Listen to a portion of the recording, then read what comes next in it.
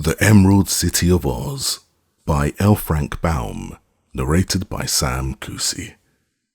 Chapter 1. How the Nome King Became Angry. The Nome King was in an angry mood, and at such times he was very disagreeable.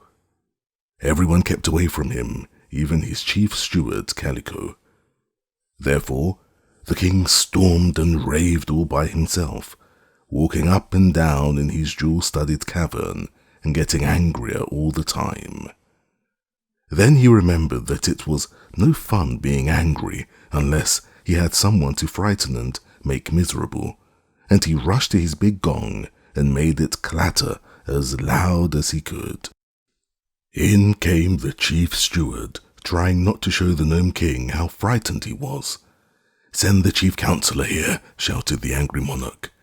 Calico ran out as fast as his spindle legs could carry his fat, round body, and soon the chief counselor entered the cavern. The king scowled and said to him, "I'm in great trouble over the loss of my magic belt. Every little while I want to do something magical, and I find I can't, because the belt is gone. That makes me angry, and when I'm angry I can't have a good time. Now, what do you advise?" "Some people," said the chief counselor, "enjoy getting angry." "But not all the time," declared the king. "To be angry once in a while is really good fun because it makes others so miserable. But to be angry morning, noon, and night, as I am, grows monotonous and prevents my gaining any pleasure in life. Now, what do you advise?" "Why, if you are angry because you want to do magical things and can't, and if you don't want to get angry at all, my advice is not to want to do magical things." Hearing this, the king glared at his counselor with a furious expression and tugged at his own long white whiskers until he pulled them so hard that he yelled with pain. "You are a fool," he exclaimed. "I share that honor with your majesty," said the chief counselor. The king roared with rage and stamped his foot. "Ho! There, my guards!" he cried. "Ho!" is a royal way of saying, "Come here." So, when the guards had hoed, the king said to them, "Take this chief counselor and throw him away." Then the guards took the chief counselor and bound him with chains to prevent his struggling and threw him away. And the king paced up and down his cavern, more angry than before. Finally, he rushed to his big gong and made it clatter like a fire alarm. Calico appeared again, trembling and white with fear. "Fetch my pipe," yelled the king. "Your pipe is already here, your majesty," replied Calico. "Then get my tobacco," roared the king. "The tobacco is in your pipe, your majesty," returned the steward. "Then bring a live coal from the furnace," commanded the king. "The tobacco is lighted and your majesty is already smoking your pipe," answered the steward. "Why, so I am," said the king, who had forgotten this fact. "But you are very rude to remind me of it." "I'm a low-born, miserable villain," declared the chief steward humbly. The Nome King could think of nothing to say next, so he puffed away at his pipe and paced up and down the room. Finally, he remembered how angry he was and cried out, "What do you mean, Calico, by being so contented when your monarch is unhappy?" "What makes you unhappy?" asked the steward. "I've lost my magic belt. A little girl named Dorothy, who was here with Ozma of Oz, stole my belt and carried it away with her," said the king, grinding his teeth with rage. "She captured it in a fair fight," Calico ventured to say. "But I want it. I must have it. Half my power is gone with that belt," roared the king. "You have to go to the land of Oz to recover it, and your majesty can't get to the land of Oz in any possible way," said the steward, yawning because he had been on duty 96 hours and was sleepy. "Why not?" asked the king. "Because there is a deadly desert all around that fairy country, which no one is able to cross. You know that fact as well as I do, your majesty. Never mind the lost belt. You have plenty of power left, for you rule this underground kingdom like a tyrant, and thousands of gnomes obey your commands. I advise you to drink a glass of melted silver to quiet your nerves and then go to bed." The king grabbed a big ruby and threw it at Calico's head. The steward ducked to escape the heavy jewel, which crashed against the door just over his left ear. "Get out of my sight! Vanish! Go away and send General Blug here!" screamed the Nome King. Calico hastily withdrew, and the Nome King stamped up and down until the general of his armies appeared. This gnome was known far and wide as a terrible fighter and a cruel, desperate commander. He had 50,000 gnome soldiers, all well drilled, who feared nothing but their stern master. Yet General Blug was a trifle uneasy when he arrived and saw how angry the Nome King was. "Ha! So you're here," cried the king. "So I am," said the general. "March your army at once to the land of Oz, capture and destroy the Emerald City, and bring back to me my magic belt," roared the king. "You're crazy," calmly remarked the general. "What's that? What's that?" And the Nome King danced around on his pointed toes. He was so enraged. "You don't know what you're talking about," continued the general, seating himself upon a large cut diamond. "I advise you to stand in a corner and count 60 before you speak again. By that time, you may be more sensible." The king looked around for something to throw at the General Blug, but as nothing was handy, he began to consider that perhaps the man was right and he had been talking foolishly. So he merely threw himself into his glittering throne and tipped his crown over his ear and curled his feet up under him and glared wickedly at Blug. "In the first place," said the general, "we cannot march across the deadly desert to the land of Oz. And if we could, the ruler of that country, Princess Ozma, has certain fairy powers that would render my army helpless. Had you not lost your magic belt, we might have some chance of defeating Ozma. But the belt is gone." "I want it," screamed the king. "I must have it." "Well, then, let us try in a sensible way to get it," replied the general. The belt was captured by a little girl named Dorothy, who lives in Kansas, in the United States of America.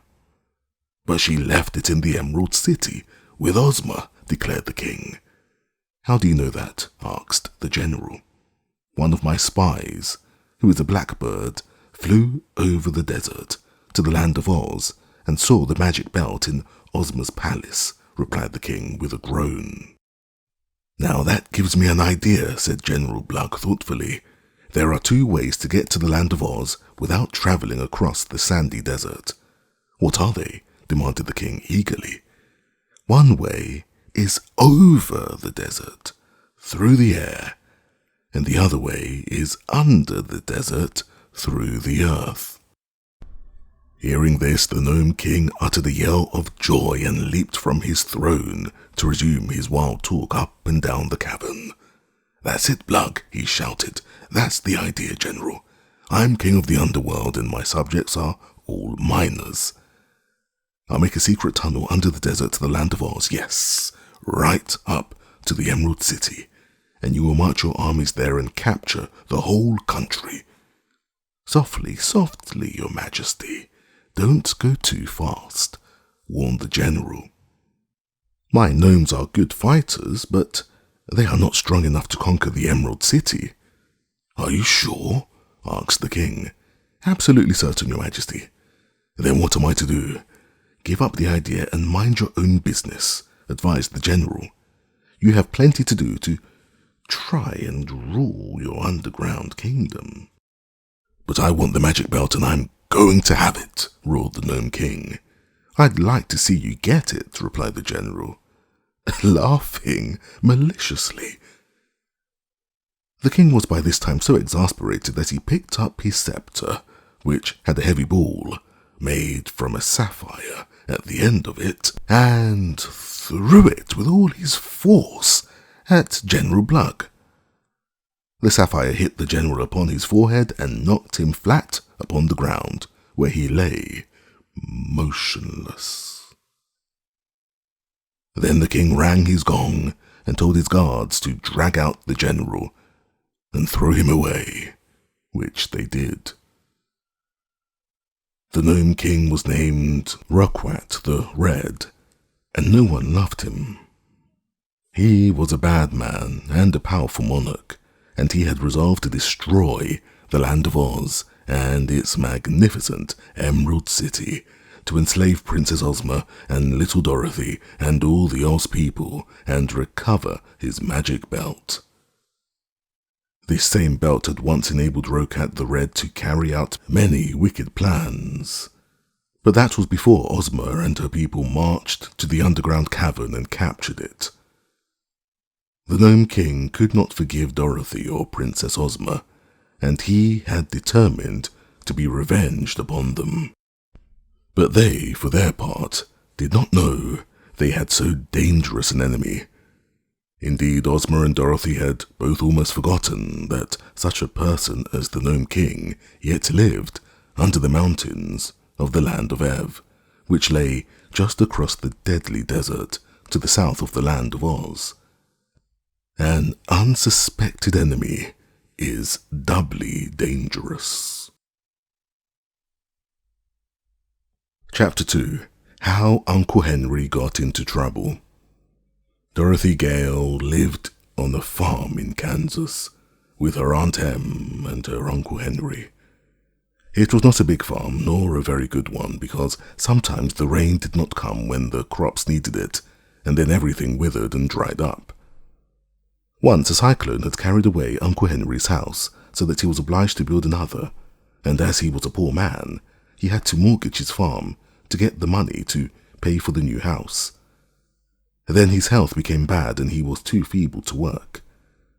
The doctor ordered him to take a sea voyage, and he went to Australia and took Dorothy with him. That cost a lot of money too. Uncle Henry grew poorer every year, and the crops raised on the farm only bought food for the family. Therefore, the mortgage could not be paid. At last, the banker who had loaned him money said that if he did not pay on a certain day, his farm would be taken away from him. This worried Uncle Henry a good deal, for without the farm, he would have no way to earn a living. He was a good man and worked in the field as hard as he could, and Aunt Em did all the housework with Dorothy's help. Yet they did not seem to get along. This little girl, Dorothy, was like dozens of little girls, you know. She was loving and usually sweet-tempered, and had a round, rosy face and earnest eyes. Life was a serious thing to Dorothy, and a wonderful thing, too, for she had encountered more strange adventures in her short life than many other girls of her age. Aunt Em once said she thought the fairies must have marked Dorothy at her birth, because she had wandered into strange places and had always been protected by some unseen power. As for Uncle Henry, he thought his little niece merely a dreamer, as her dead mother had been, for he could not quite believe all the curious stories Dorothy told them of the land of Oz, which she had several times visited. He did not think that she tried to deceive her uncle and aunt, but he imagined that she had dreamed all of those astonishing adventures, and that the dreams had been so real to her that she had come to believe them true. Whatever the explanation might be, it was certain that Dorothy had been absent from her Kansas home for several long periods, always disappearing unexpectedly, yet always coming back safe and sound, with amazing tales of where she had been and the unusual people she had met. Her uncle and aunt listened to her stories eagerly, and in spite of their doubts began to feel that the little girl had gained a lot of experience and wisdom that were unaccountable in this age, when fairies are supposed to no longer exist.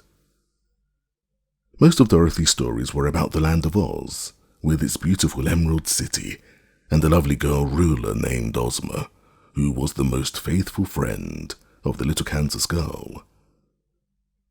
When Dorothy told about the riches of this fairy country, Uncle Henry would sigh, for he knew that a single one of the great emeralds that were so common there would pay all his debts and leave his farm free.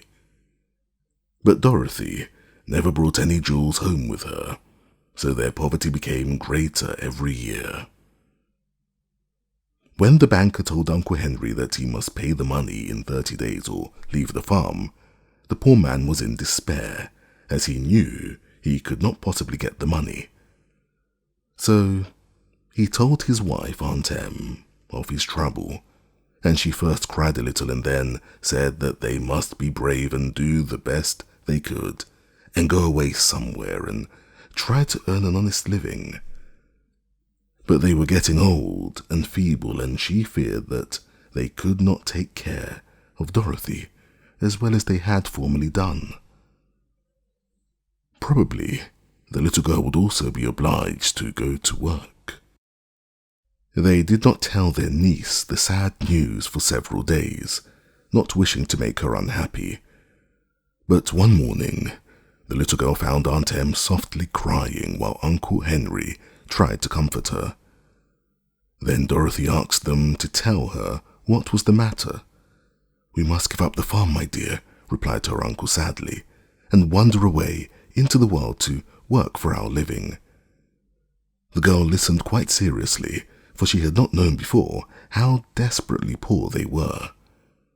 "We don't mind for ourselves," said her aunt, stroking the little girl's head tenderly, "but we love you as if you were our own child, and we are heartbroken to think that you must also endure poverty and work for a living before you have grown big and strong." "What could I do to earn money?" asked Dorothy. "You might do housework for someone, dear. You are so handy. Or perhaps you could be a nursemaid to little children. I'm sure I don't know exactly what you can do to earn money, but if your uncle and I are able to support you, we will do it willingly and send you to school. We fear, though, that we shall have much trouble in earning a living for ourselves. No one wants to employ old people who are broken down in health as we are." Dorothy smiled. "Wouldn't it be funny," she said, "for me to do housework in Kansas when I'm a princess of the land of Oz?" "A princess?" they both exclaimed, astonished. "Yes, Ozma made me a princess some time ago, and she has often begged me to come and live, always in the Emerald City," said the child. Her uncle and aunt looked at her in amazement. Then the man said, "Do you suppose you could manage to return to your fairyland, my dear?" "Oh, yes," replied Dorothy. "I could do that easily." "How?" asked Aunt Em. "Ozma sees me every day at 4 o'clock in her magic picture. She can see me wherever I am, no matter what I am doing. And at that time, if I make a certain secret sign, she will send for me by means of the magic belt, which I once captured from the Nome King. Then, in the wink of an eye, I shall be with Ozma in her palace." The elder people remained silent for some time after Dorothy had spoken. Finally, Aunt Em said with another sigh of regret, "If that is the case, Dorothy, perhaps you'd better go and live in the Emerald City. It will break our hearts to lose you from our lives, but you'll be so much better off with your fairy friends that it seems wisest and best for you to go." "I'm not so sure about that," replied Uncle Henry, shaking his grey head doubtfully. "These things often seem real to Dorothy, I know, but I'm afraid our little girl won't find her fairyland just what she had dreamed it to be. It would make me very unhappy to think that she was wandering among strangers who might be unkind to her. Dorothy laughed merrily at this speech, and then she became very sober again, for she could see how all this trouble was worrying her aunt and uncle, and knew that unless she found a way to help them, their future lives would be quite miserable and unhappy. She knew that she could help them. She had thought of a way already, yet she did not tell them at once what it was, because she must ask Ozma's consent before she would be able to carry out her plans. So she only said, "If you will promise not to worry a bit about me, I'll go to the land of Oz this very afternoon, and I'll make a promise, too, that you shall both see me again before the day comes when you must leave this farm." "The day isn't far away now," her uncle sadly replied. "I did not tell you of our trouble until I was obliged to, dear Dorothy, so the evil time is near at hand. But if you are quite sure your fairy friends will give you a home, it will be best for you to go to them, as your aunt says." That was why Dorothy went to her little room in the attic that afternoon, taking with her a small dog named Toto. The dog had curly black hair and big brown eyes, and loved Dorothy very dearly. The child had kissed her uncle and aunt affectionately before she went upstairs, and now she looked around her little room rather wistfully, gazing at the simple trinkets and worn calico and gingham dresses as if they were old friends. She was tempted at first to make a bundle of them, yet she knew very well that they would be of no use to her in her future life. She sat down upon a broken-backed chair, the only one the room contained, and, holding Toto in her arms, waited patiently until the clock struck 4. Then she made the secret signal that had been agreed upon between her and Ozma. Uncle Henry and Aunt Em waited downstairs. They were uneasy and a good deal excited, for this is a practical humdrum world, and it seemed to them quite impossible that their little niece could vanish from her home and travel instantly to fairyland. So they watched the stairs, which seemed to be the only way that Dorothy could get out of the farmhouse, and they watched them a long time. They heard the clock strike 4, but there was no sound from above. 4:30 came, and now they were too impatient to wait any longer. Softly they crept up the stairs to the door of the little girl's room. "Dorothy, Dorothy," they called. There was no answer. They opened the door and looked in. The room was empty. Chapter 3. How Ozma Granted Dorothy's Request. I suppose you have read so much about the magnificent Emerald City that there is little need for me to describe it here. It is the capital city of the land of Oz, which is justly considered the most attractive and delightful fairyland in all the world. The Emerald City is built all of beautiful marbles in which are set a profusion of emeralds, everyone exquisitely cut and of a very great size. There are other jewels used in the decorations inside the houses and palaces, such as rubies, diamonds, sapphires, amethysts, and turquoises. But in the streets and upon the outside of the buildings, only emeralds appear, from which circumstance the place is named the Emerald City, the Emerald City of Oz. It has 9,654 buildings, in which lived 57,318 people, up to the time my story opens. All the surrounding country extending to the borders of the desert, which enclosed it upon every side, was full of pretty and comfortable farmhouses, in which resided those inhabitants of Oz who preferred country to city life.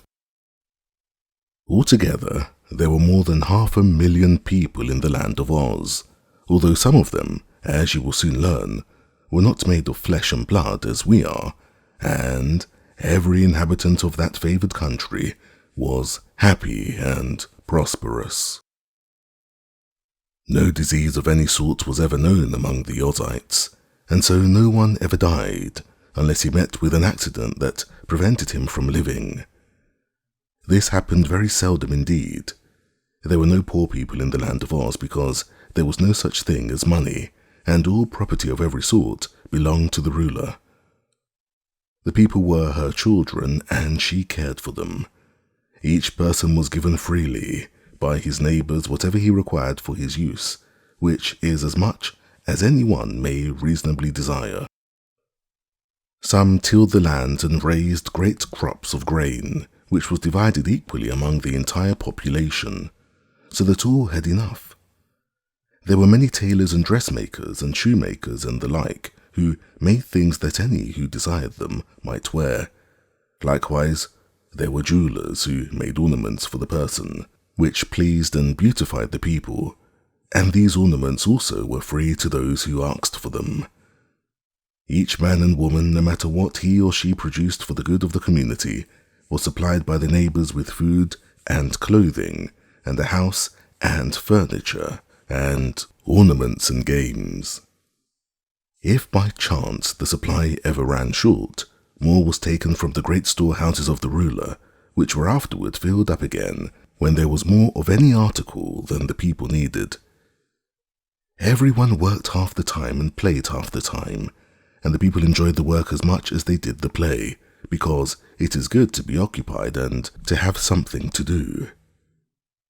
There were no cruel overseers set to watch them, and no one to rebuke them or to find fault with them. So each one was proud to do all he could for his friends and neighbours, and was glad when they would accept the things he produced. You will know by what I have here told you that the land of Oz was a remarkable country. I do not suppose such an arrangement would be practical with us, but Dorothy assures me that it works finely with the Oz people. Oz being a fairy country, the people were, of course, fairy people, but that does not mean that all of them were very unlike the people of our own world. There were all sorts of queer characters among them, but not a single one who was evil or who possessed a selfish or violent nature. They were peaceful, kind-hearted, loving and merry, and every inhabitant adored the beautiful girl who ruled them and delighted to obey her every command. In spite of all I have said in a general way, there were some parts of the land of Oz not quite so pleasant as the farming country and the Emerald City, which was its centre. Far away in the South Country, there lived in the mountains a band of strange people called hammerheads, because they had no arms and used their flat heads to pound anyone who came near them. Their necks were like rubber, so that they could shoot out their heads to quite a distance, and afterward draw them back again to their shoulders. The hammerheads were called the Wild People, but never harmed any but those who disturbed them in the mountains where they lived. In some of the dense forests there lived great beasts of every sort, yet these were for the most part harmless and even sociable, and conversed agreeably with those who visited their haunts. The Kalidahs, beasts with bodies like bears and heads like tigers, had once been fierce and bloodthirsty, and even they were now nearly all tamed, although at times one or another of them would get cross and disagreeable. Not so tame were the fighting trees, which had a forest of their own. If anyone approached them, these curious trees would bend down their branches, twine them around the intruders, and hurl them away. But these unpleasant things existed only in a few remote parts of the land of Oz. I suppose every country has some drawbacks, so even this almost perfect fairyland could not be quite perfect. Once there had been wicked witches in the land too, but now these had all been destroyed. So, as I said, only peace and happiness reigned in Oz. For some time, Ozma had ruled over this fair country, and never was ruler more popular or beloved. She is said to be the most beautiful girl the world has ever known, and her heart and mind are as lovely as her person. Dorothy Gale had several times visited the Emerald City and experienced the adventures of the land of Oz, so that she and Ozma had now become firm friends. The girl ruler had even made Dorothy a princess of Oz, and had often implored her to come to Ozma's stately palace and live there always. But Dorothy had been loyal to her Aunt Em and Onkel Henry, who had cared for her since she was a baby, and she had refused to leave them because she knew they would be lonely without her. However, Dorothy now realized that things were going to be different with her uncle and aunt from this time forth, so, after giving the matter deep thought, she decided to ask Ozma to grant her a very great favor. A few seconds after she had made the secret signal in her little bedchamber, the Kansas girl was seated in a lovely room in Ozma's palace in the Emerald City of Oz. When the first loving kisses and embraces had been exchanged, the fair ruler inquired, "What is the matter, dear? I know something unpleasant has happened to you, for your face was very sober when I saw it in my magic picture. And whenever you signal me to transport you to this safe place, where you are always welcome, I know you are in danger or in trouble." Dorothy sighed. "This time, Ozma, it isn't I," she replied. "But it's worse, I guess, for Uncle Henry and Aunt Em are in a heap of trouble, and there seems no way for them to get out of it. Anyhow, not while they live in Kansas." "Tell me about it, Dorothy," said Ozma, and she was ready with sympathy. "Why, you see, Uncle Henry is poor, for the farm in Kansas doesn't mount to much as farms go. So, one day, Uncle Henry borrowed some money and wrote a letter saying that if he didn't pay the money back, they could take his farm for pay. Of course, he's expected to pay by making money from the farm, but he just couldn't. And so they're going to take the farm, and Uncle Henry and Aunt Em won't have a place to live. They're pretty old to do much hard work, Ozma, so I'll have to work for them, unless—" Ozma had been thoughtful during the story, but she now smiled and pressed her little friend's hand. "Unless what, dear?" she asked. Dorothy hesitated, because her request meant so much to them all. "Well," said she, "I'd like to live here, in the land of Oz, where you've often invited me to live. But I can't, you know, unless Uncle Henry and Aunt Em could live here too." "Of course not," exclaimed the ruler of Oz, laughing gaily. "So, in order to get you, little friend, we must invite your uncle and aunt to live in Oz also." "Oh, will you, Ozma?" cried Dorothy, clasping her chubby little hands eagerly. "Will you bring them here with the magic belt and give them a nice little farm in the Munchkin Country, or the Winky Country, or some other place?" "To be sure," answered Ozma, full of joy at the chance to please her little friend.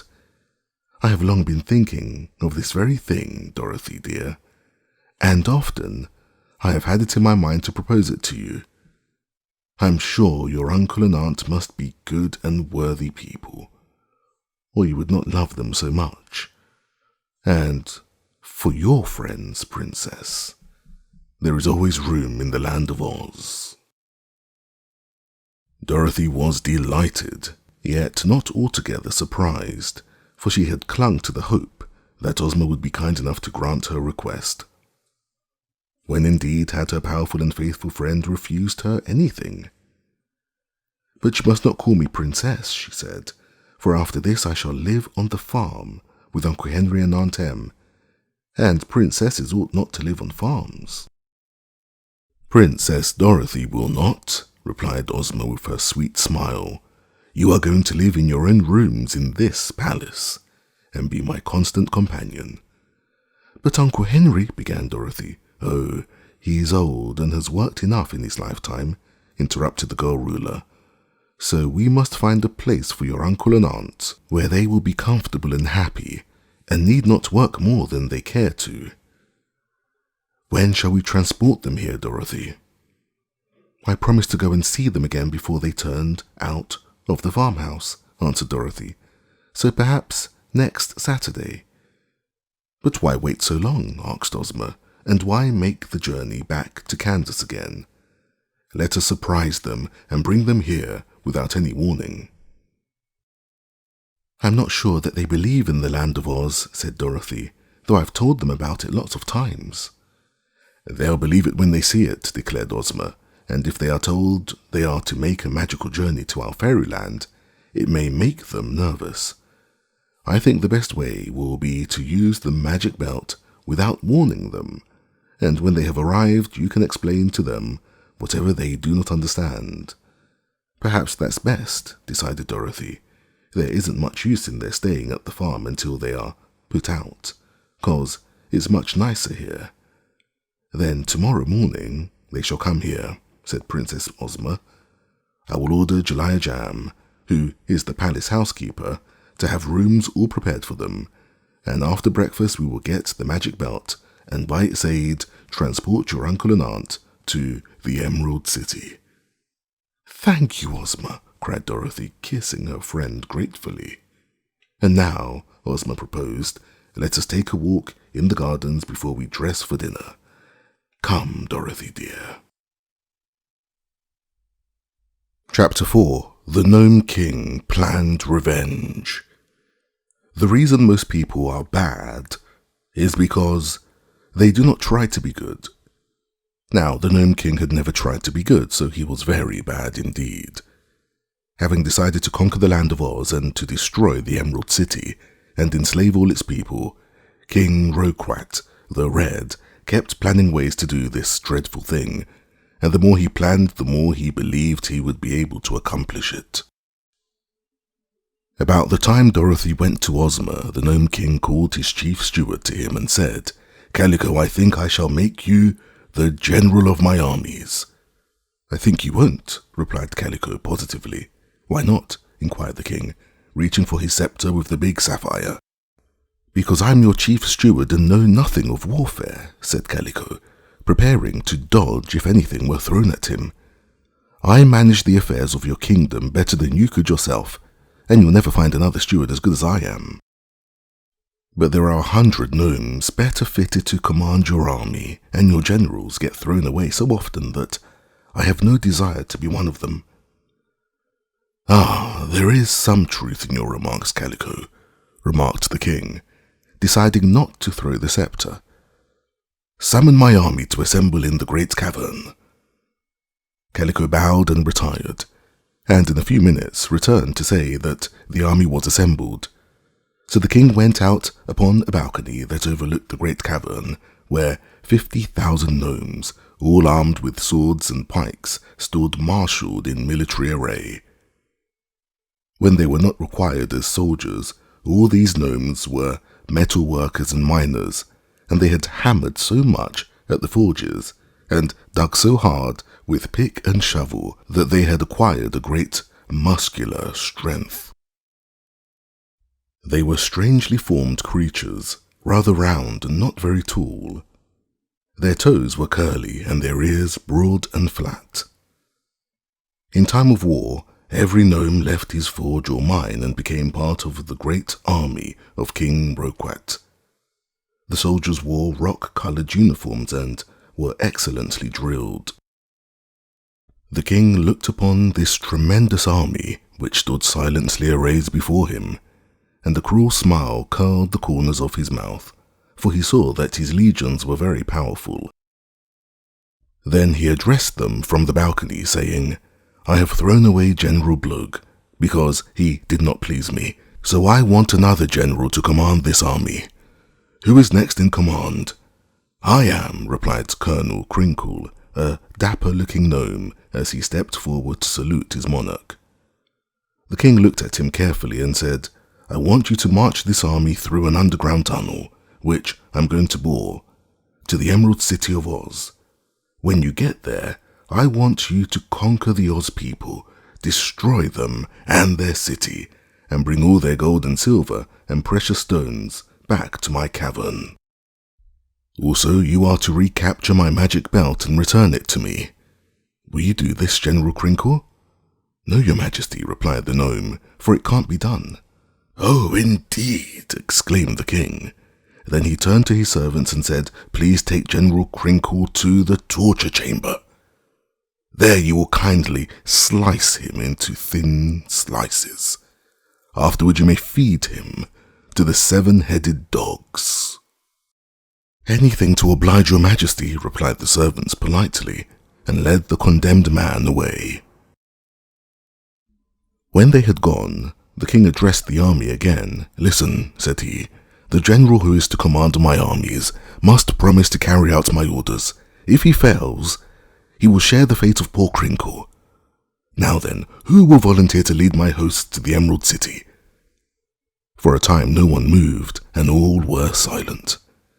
Then an old gnome with white whiskers so long that they were tied around his waist to prevent their tripping him up, stepped out of the ranks and saluted the king. "I'd like to ask a few questions, Your Majesty," he said. "Go ahead," replied the king. "These Oz people are quite good, are they not?" "As good as apple pie," said the king. "And they are happy, I suppose," continued the old gnome. "Happy as the day is long," said the king. "And contented and prosperous?" inquired the gnome. "Very much so," said the king. "Well, Your Majesty," remarked he of the white whiskers, "I think I should like to undertake the job, so I'll be your general. I hate good people, I detest happy people, I'm opposed to anyone who is contented and prosperous. That is why I am so fond of Your Majesty. Make me your general and I'll promise to conquer and destroy the Oz people. If I fail, I'm ready to be sliced thin and fed to the 7-headed dogs." very good indeed. That's the way to talk," cried Roquat the Red, who was greatly pleased. "What is your name, General?" "I'm called Guff, Your Majesty." "Well, Guff, come with me to my private cave and we'll talk it over." Then he turned to the army. "Gnomes and soldiers," said he, "you are to obey the commands of General Guff until he becomes dog-feed. Any man who fails to obey his new general will be promptly thrown away. You are now dismissed." Guff went to the king's private cave and sat down upon the amethyst chair and put his feet on the arm of the king's ruby throne. Then he lighted his pipe and threw the live coal he had taken from his pocket upon the king's left foot and puffed the smoke into the king's eyes and made himself comfortable. For he was a wise old gnome, and he knew that the best way to get along with Roquat the Red was to show that he was not afraid of him. "I'm ready for the talk, Your Majesty," he said. The king coughed and looked at his new general fiercely. "Do you not tremble to take such liberties with your monarch?" he asked. "Oh no," replied Guff calmly, and he blew a wreath of smoke that curled around the king's nose and made him sneeze. "You want to conquer the Emerald City, and I'm the only gnome in all your dominions who can conquer it. So you will be very careful not to hurt me until I have carried out your wishes. After that—" "Well, what then?" inquired the king. "Then you will be so grateful to me that you won't care to hurt me," replied the general. "That is a very good argument," said Roquat, "but suppose you fail?" "Then it's the slicing machine." "I agree to that," announced Guff. "But if you do as I tell you, there will be no failure." "The trouble with you, Roquat, is that you don't think carefully enough. I do. You would go ahead and march through your tunnel into Oz and get defeated and driven back. I won't. And the reason I won't is because when I march I'll have all my plans made, and a host of allies to assist my gnomes." "What do you mean by that?" asked the king. I'll explain, King Roquat. You're going to attack a fairy country, and a mighty fairy country too. They haven't much of an army in Oz, but the princess who ruled them has a fairy wand, and the little girl Dorothy has your magic belt. And at the north of the Emerald City lives a clever sorceress called Glinda the Good, who commands the spirits of the air. Also, I have heard that there is a wonderful wizard in Ozma's palace, who is so skillful that people used to pay him money in America to see him perform. So you see, it will be no easy thing to overcome all this magic. We have 50,000 soldiers, cried the king proudly. Yes, but they are gnomes, remarked Guff, taking a silk handkerchief from the king's pocket and wiping his own pointed shoes with it. Gnomes are immortals, but they are not strong on magic. When you lost your famous belt, the greater part of your own power was gone from you. Against Ozma, you and your gnomes will have no show at all. Roquat's eyes flashed angrily. Then away you go to the slicing machine, he cried. Not yet, said the general, filling his pipe from the king's private tobacco pouch. What do you propose to do? Asked the monarch. I propose to obtain the power we need, answered Guff. There are a good many evil creatures who have magic powers sufficient to destroy and conquer the land of Oz. We will get them on our side, band them all together, and then take Ozma and her people by surprise. It's all very simple and easy when you know how. Alone, we should be helpless to injure the ruler of Oz, but with the aid of the evil powers that we can summon, we shall easily succeed. King Roquat was delighted with this idea, for he realized how clever it was. Surely, Guff, you are the greatest general I have ever had, he exclaimed with his eyes sparkling with joy. You must go at once and make arrangements with the evil powers to assist us, and meantime I'll begin to dig the tunnel. I thought you'd agree with me, Roquat, replied the new general. I'll start this very afternoon to visit the chief of the Whimsies. Chapter 5. How Dorothy Became a Princess.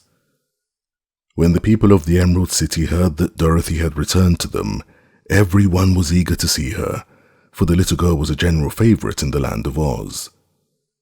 From time to time, some of that folk from the great outside world had found their way into this fairyland, but all except one had been companions of Dorothy and had turned out to be very agreeable people. The exception I speak of was the wonderful Wizard of Oz, a sleight-of-hand performer from Omaha, who went up in a balloon and was carried by a current of air to the Emerald City. His queer and puzzling tricks made the people of Oz believe him a great wizard for a time, and he ruled over them until Dorothy arrived on her first visit and showed the wizard to be a mere humbug. He was a gentle, kind-hearted little man, and Dorothy grew to like him afterward.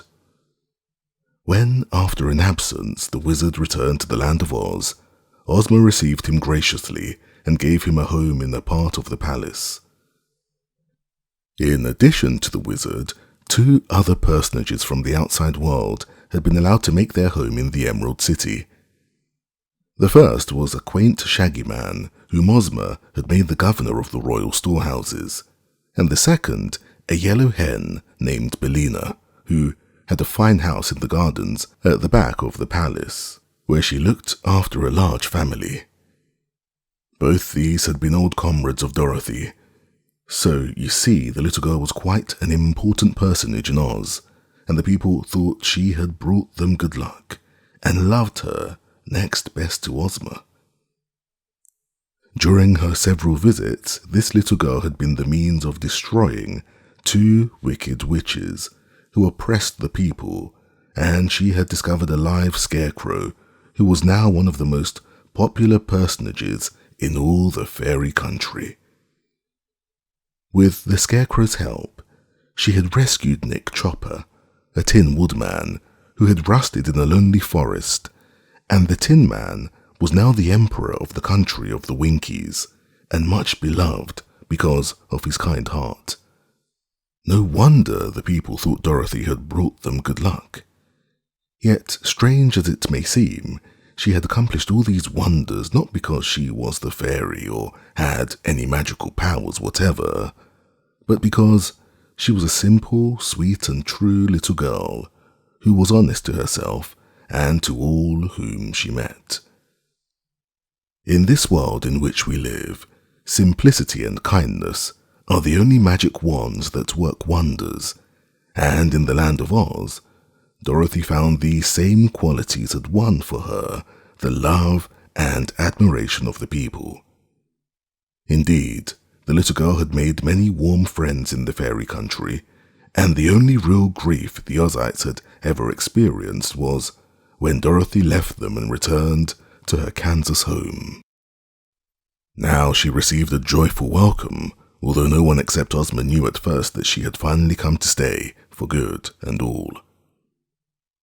That evening, Dorothy had many callers, and among them were such important people as Tick-Tock, a machine man who thought and spoke and moved by clockwork, her old companion, the genial Shaggy Man, Jack Pumpkinhead, whose body was brushwood and whose head was a ripe pumpkin with a face carved upon it, the Cowardly Lion and the Hungry Tiger, two great beasts from the forest who served Princess Ozma and Professor H.M. Wogglebug, T.E.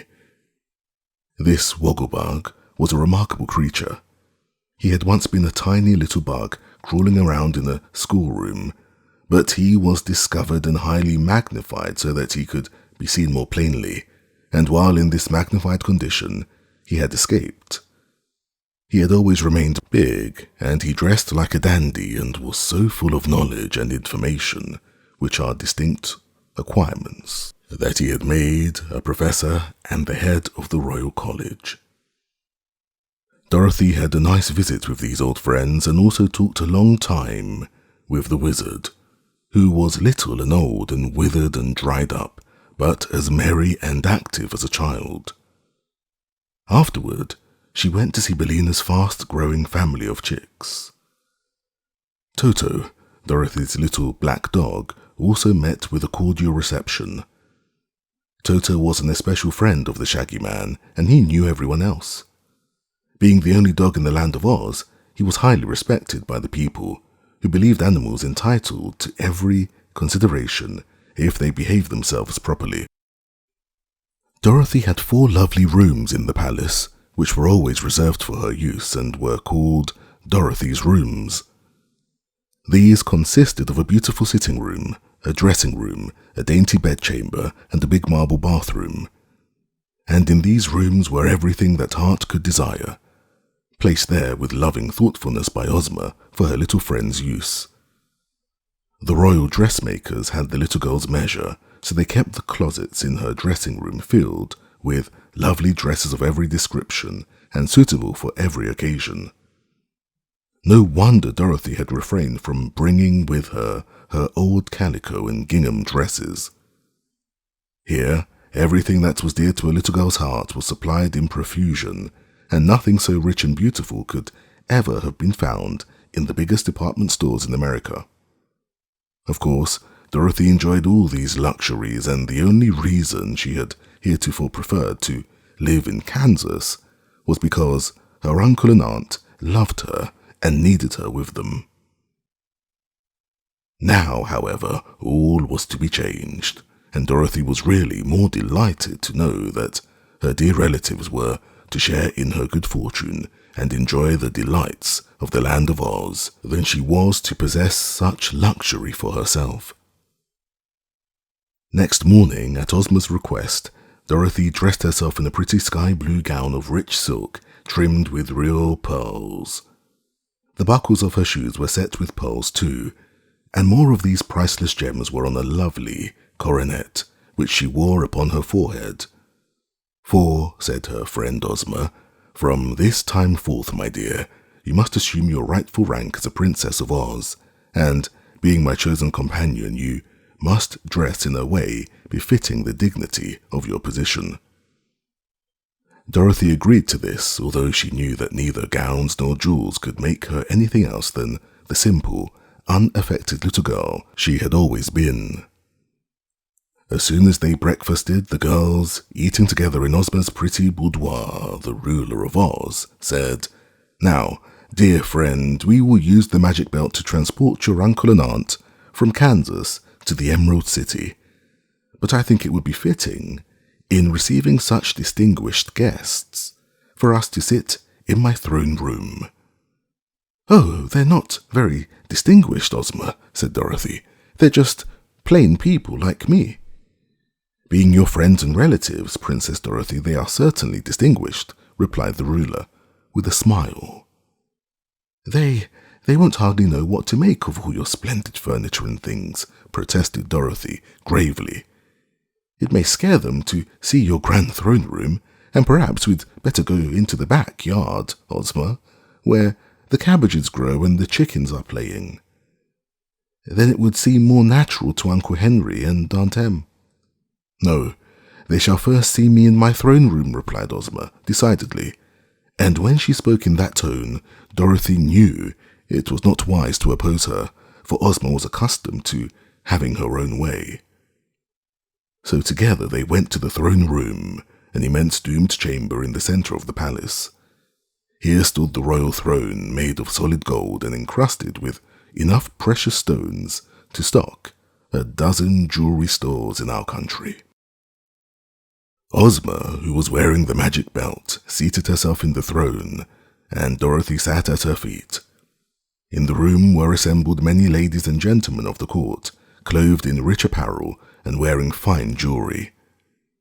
2 immense animals squatted, one on each side of the throne, the cowardly lion and the hungry tiger. In a balcony high up in the dome, an orchestra played sweet music, and beneath the dome, 2 electric fountains sent sprays of colored perfumed water shooting up nearly as high as the arched ceiling. "Are you ready, Dorothy?" asked the ruler. "I am," replied Dorothy, "but I don't know whether Aunt Em and Uncle Henry are ready." "That won't matter," declared Ozma. "The old life can have very little to interest them, and the sooner they begin the new life here, the happier they will be. Here they come, my dear." As she spoke, there before the throne appeared Uncle Henry and Aunt Em, who for a moment stood motionless, glaring with white and startled faces at the scene that confronted them. If the ladies and gentlemen present had not been so polite, I'm sure they would have laughed at the 2 strangers. Aunt Em had her calico dress skirt tucked up, and she wore a faded, blue checked apron. Her hair was rather straggly, and she had on a pair of Uncle Henry's old slippers. In one hand she held a dish towel, and in the other a cracked earthenware plate, which she had been engaged in wiping when so suddenly transported to the land of Oz. Uncle Henry, when the summons came, had been out in the barn doing chores. He wore a ragged and much soiled straw hat, a checked shirt without any collar, and blue overalls tucked into the tops of his old cowhide boots. "By gum!" gasped Uncle Henry, looking around as if bewildered. "Well, I swan!" gurgled Aunt Em in a hoarse, frightened voice. Then her eyes fell upon Dorothy, and she said, "Don't that look like our little girl, our Dorothy, Henry?" "Hi, there, look out, Em!" exclaimed the old man, as Aunt Em advanced a step. "Take care of the wild beasts, or you're a goner." But now Dorothy sprang forward and embraced and kissed her aunt and uncle affectionately, afterward taking their hands in her own. "Don't be afraid," she said to them. "You are now in the land of Oz, where you are to live always and be comfortable and happy. You'll never have to worry over anything again, 'cause there won't be anything to worry about, and you owe it all to the kindness of my friend, Princess Ozma." Here she led them before the throne and continued, "Your Highness, this is Uncle Henry, and this is Aunt Em. They want to thank you for bringing them here from Kansas." Aunt Em tried to slick her hair, and she hid the dish towel and dish under her apron while she bowed to the lovely Ozma. Uncle Henry took off his straw hat and held it awkwardly in his hands, but the ruler of Oz rose and came from her throne to greet her newly arrived guests, and she smiled as sweetly upon them as if they had been a king and queen. "You are very welcome here, where I have brought you from Princess Dorothy's sake," she said graciously, "and I hope you will be quite happy in your new home."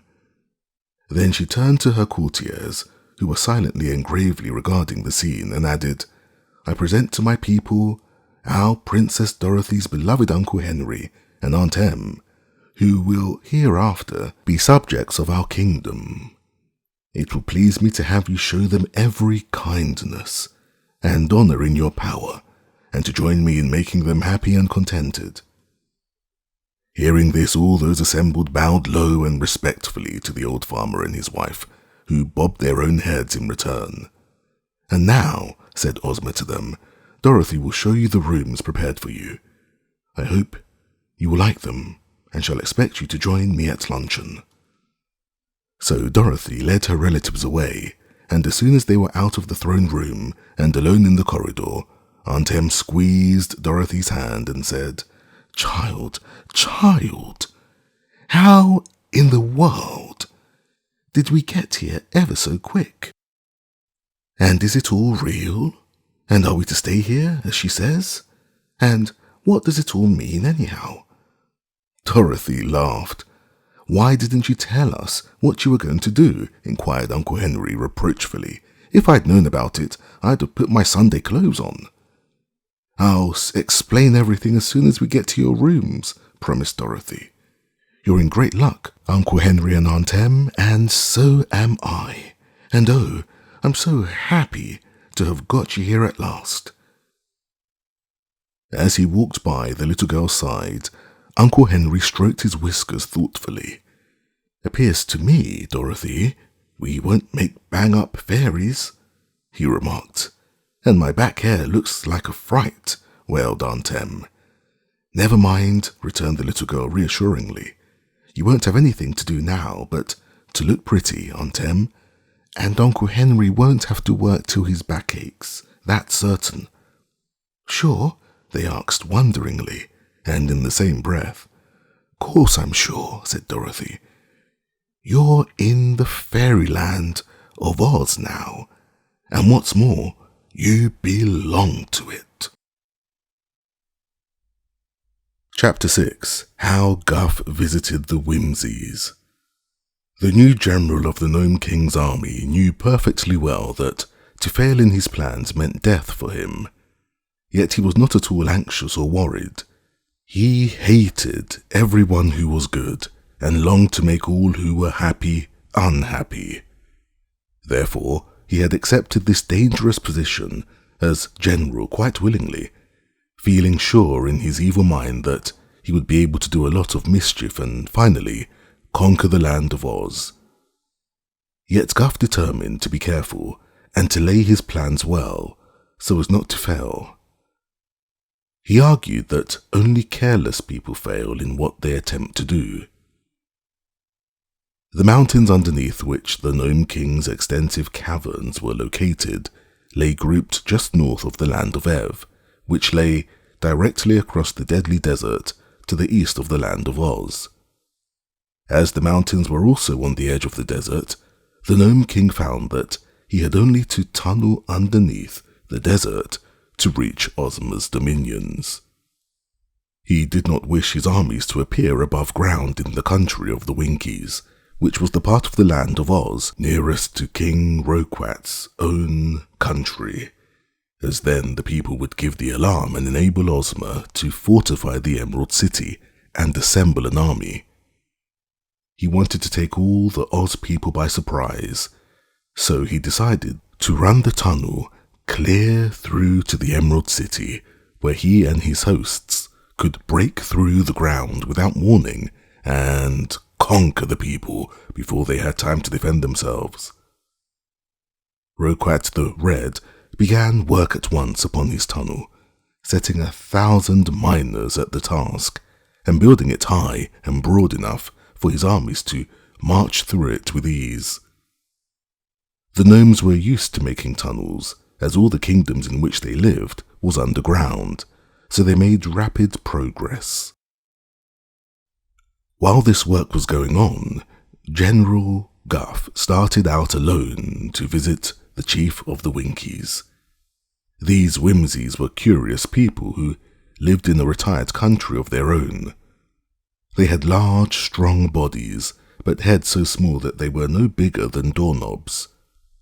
Of course, such tiny heads could not contain any great amount of brains, and the whimsies were so ashamed of their personal appearance and lack of common sense that they wore big heads made of pasteboard, which they fastened over their own little heads. On these pasteboard heads they sewed sheep's wool for hair, and the wool was coloured many tints, pink, green, and lavender being the favourite colours. The faces of these false heads were painted in many ridiculous ways, according to the whims of the owners, and these big burly creatures looked so whimsical and absurd in their queer masks that they were called whimsies. They foolishly imagined that no one would suspect the little heads that were inside the imitation ones, not knowing that it is folly to try to appear otherwise than as nature had made us. The chief of the whimsies had as little wisdom as the others, and had been chosen chief merely because none among them was any wiser or more capable of ruling. The whimsies were evil spirits and could not be killed. They were hated and feared by everyone and were known as terrible fighters because they were so strong and muscular and had not sense enough to know when they were defeated. General Guff thought the whimsies would be a great help to the gnomes in the conquest of Oz, for under his leadership they could be induced to fight as long as they could stand up.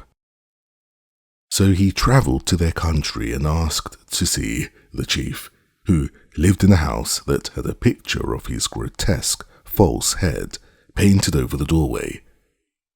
The chief's false head had blue hair, a turned-up nose, and a mouth that stretched half across the face. Big green eyes had been painted upon it. Put in the centre of the chin were 2 small holes made in the pasteboard so that the chief could see through them with his own tiny eyes, for when the big head was fastened upon his shoulders, the eyes in his own natural head were on a level with the false chin. Said General Guff to the chief of the whimsies, "We gnomes are going to conquer the land of Oz and capture our king's magic belt, which the Oz people stole from him. Then we are going to plunder and destroy the whole country, and we want the whimsies to help us." "Will there be any fighting?" asked the chief. "Plenty," replied Guff. That must have pleased the chief, for he got up and danced around the room 3 times. Then he seated himself again, adjusting his false head, and said, "We have no quarrel with Ozma of Oz, but you whimsies love to fight, and here is a splendid chance to do so," urged Guff. "Wait till I sing a song," said the chief. Then he lay back in his chair and sang a foolish song that did not seem to the general to mean anything, although he listened carefully. When he had finished, the chief whimsy looked at him through the holes in his chin and asked, "What reward will you give us if we help you?" The general was prepared for this question, for he had been thinking the matter over on his journey. People often do a good deed without hope of reward, but for an evil deed they always demand payment. "When we get our magic belt," he made reply, "our king, Roquat the Red, will use its power to give every whimsy a natural head as big and fine as the false head he now wears. Then you will no longer be ashamed because your big strong bodies have such teeny-weeny heads." "Oh, will you do that?" asked the chief, eagerly. "We surely will," promised the general. "I'll talk to my people," said the chief. So he called a meeting of all the whimsies and told them of the offer made by the gnomes. The creatures were delighted with the bargain and at once agreed to fight for the Nome King and help him to conquer Oz. One whimsy alone seemed to have a glimmer of sense, for he asked, "Suppose we fail to capture the magic belt? What will happen then? And what good will all our fighting do?" But they threw him into the river for asking foolish questions, and laughed when the water ruined his pasteboard head before he could swim out again. So the compact was made, and General Guff was delighted with his success in gaining such powerful allies. But there were other people too, just as important as the whimsies, whom the clever old gnome had determined to win to his side. Chapter 7. How Aunt Em Conquered the Lion. "These are your rooms," said Dorothy, opening a door. Aunt Em drew back at the sight of the splendid furniture and draperies. "Ain't there any place to wipe my feet?" she asked. "You will soon change your slippers for new shoes," replied Dorothy. "Don't be afraid, Aunt Em. Here is where you are to live, so walk right in and make yourself at home." Aunt Em advanced hesitatingly. "It beats the Topeka Hotel," she cried admiringly. "But this place is too grand for us, child. Can't we have some back room in the attic? That's more in our class?" "No," said Dorothy. "You've got to live here, 'cause Ozma says so, and all the rooms in this palace are just as fine as these, and some are better. It won't do any good to fuss, Aunt Em. You've got to be swell and high-toned in the land of Oz, whether you want to or not, so you may as well make up your mind to it." "It's hard luck," replied her aunt, looking around with an awed expression, "but folks can get used to anything, I suppose, if they try, eh, Henry?" "Why, as to that," said Uncle Henry slowly, "I believe in taking what's provided for us and asking no questions. I've travelled some, Em, in my time. You ain't, and that makes a difference between us." Then Dorothy showed them through the rooms. The first was a handsome sitting room with windows opening upon the rose gardens. Then came separate bedrooms for Aunt Em and Uncle Henry, with a fine bathroom between them. Aunt Em had a pretty dressing room besides, and Dorothy opened the closets and showed several exquisite costumes that had been provided for her aunt by the royal dressmakers, who had worked all night to get them ready. Everything that Aunt Em could possibly need was in the drawers and closets, and her dressing table was covered with engraved gold toilette articles. Uncle Henry had 9 suits of clothes, cut in the popular Munchkin fashion, with knee breeches, silk stockings, and low shoes with jeweled buckles. The hats to match these costumes had pointed tops and wide brims, with small gold bells around the edges. His shirts were of fine linen, with frilled bosoms, and his vests were richly embroidered with coloured silks. Uncle Henry decided that he would first take a bath and then dress himself in a blue satin suit that had caught his fancy.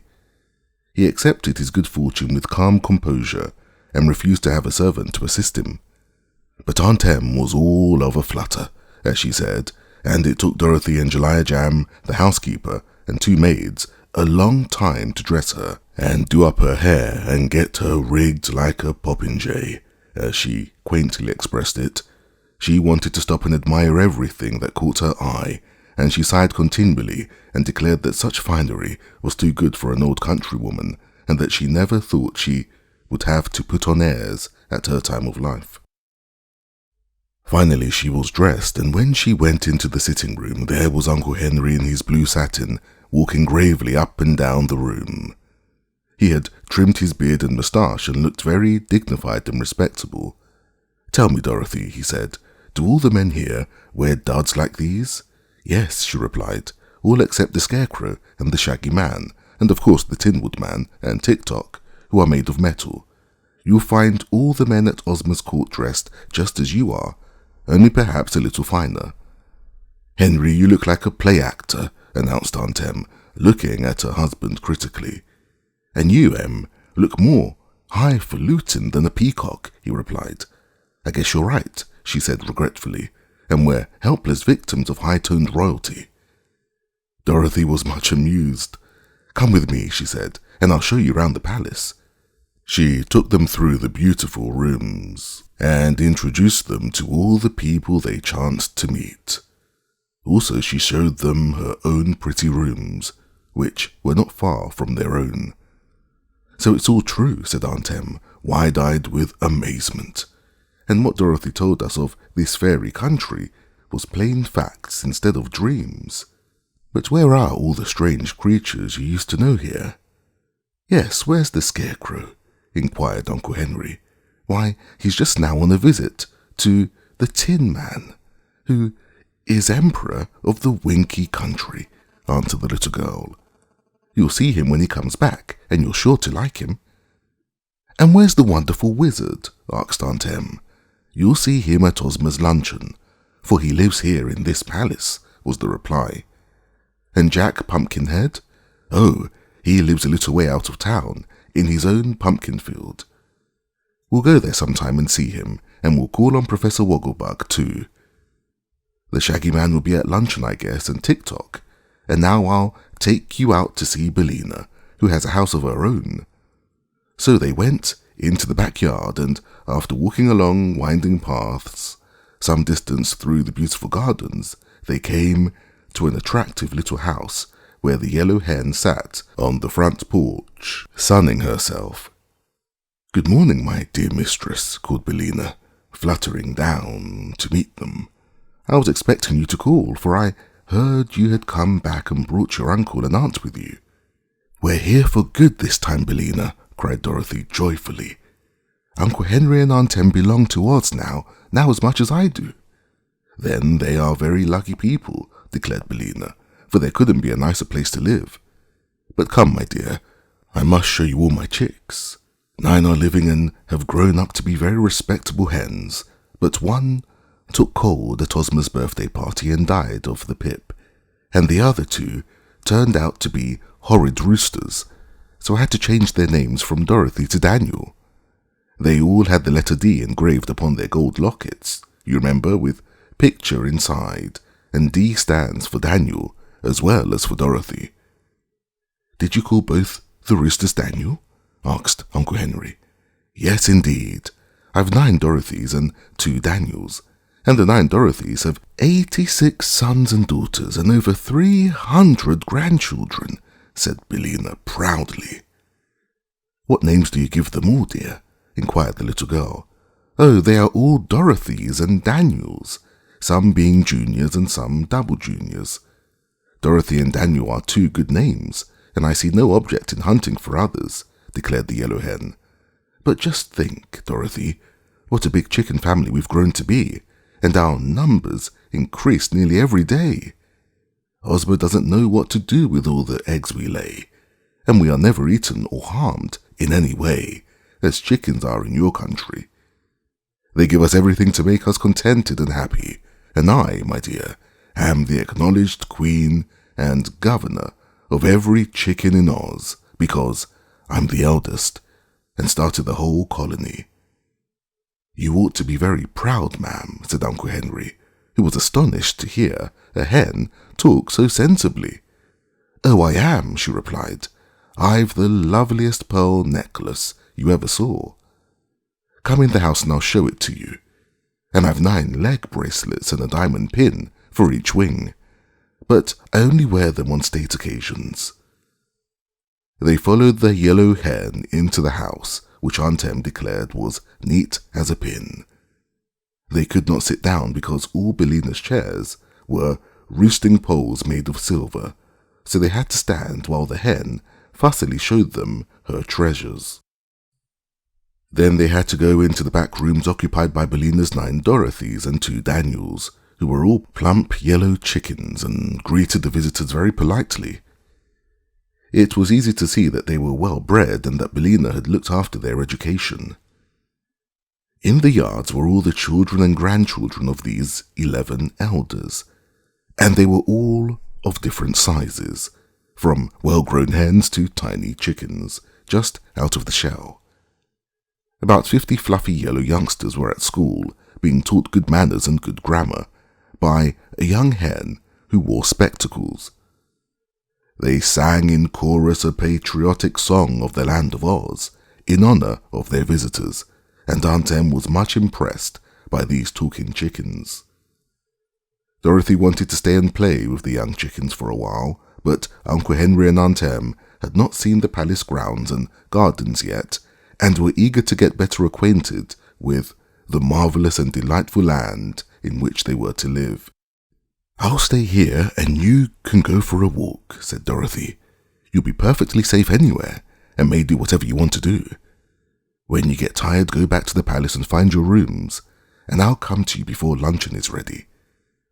So, Onkel Henry and Tante Em started out alone to explore the grounds, and Dorothy knew that they couldn't get lost because all the palace grounds were enclosed by a high wall of green marble set with emeralds.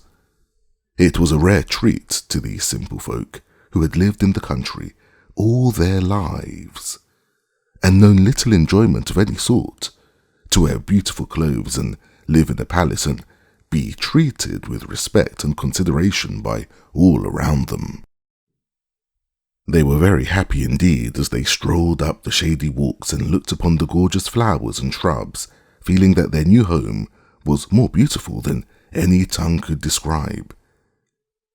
Suddenly, as they turned a corner and walked through a gap in a high hedge, they came face to face with an enormous lion, which crouched upon the green lawn and seemed surprised by their appearance. They stopped short, Onkel Henry trembling with horror, and Tante Em too terrified to scream. Next moment the poor woman clasped her husband around the neck and cried, "Save me, Henry, save me!"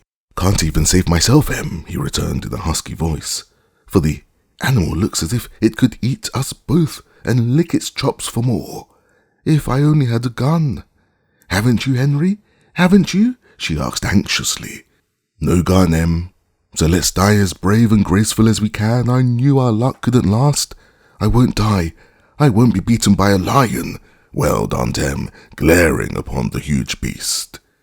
Then a thought struck her, and she whispered, "Henry, I've heard the savage beasts can be conquered by the human eye. I'll eye that iron out of countenance and save our lives." "Try it, Em," he returned, also in a whisper. "Look at him as you do at me when I'm late to dinner." Aunt Em turned upon the lion a determined countenance and a wild, dilated eye. She glared at the immense beast steadily, and the lion, who had been quietly blinking at them, began to appear uneasy and disturbed. "Is anything the matter, ma'am?" he asked in a mild voice. At this speech from the terrible beast, Aunt Em and Onkel Henry both were startled, and then Onkel Henry remembered that this must be the lion they had seen in Ozma's throne room. "Hold on, Em," he exclaimed. "Quit the eagle-eye contest and take courage. I guess this is the same cowardly lion Dorothy has told us about." "Oh, is it?" she cried, much relieved. "When he spoke, I got the idea, and when I looked, he looked so ashamed-like. I was sure of it," Henry continued. Aunt Em regarded the animal with new interest. "Are you the cowardly lion?" she inquired. "Are you Dorothy's friend?" "Yes, ma'am," answered the lion meekly.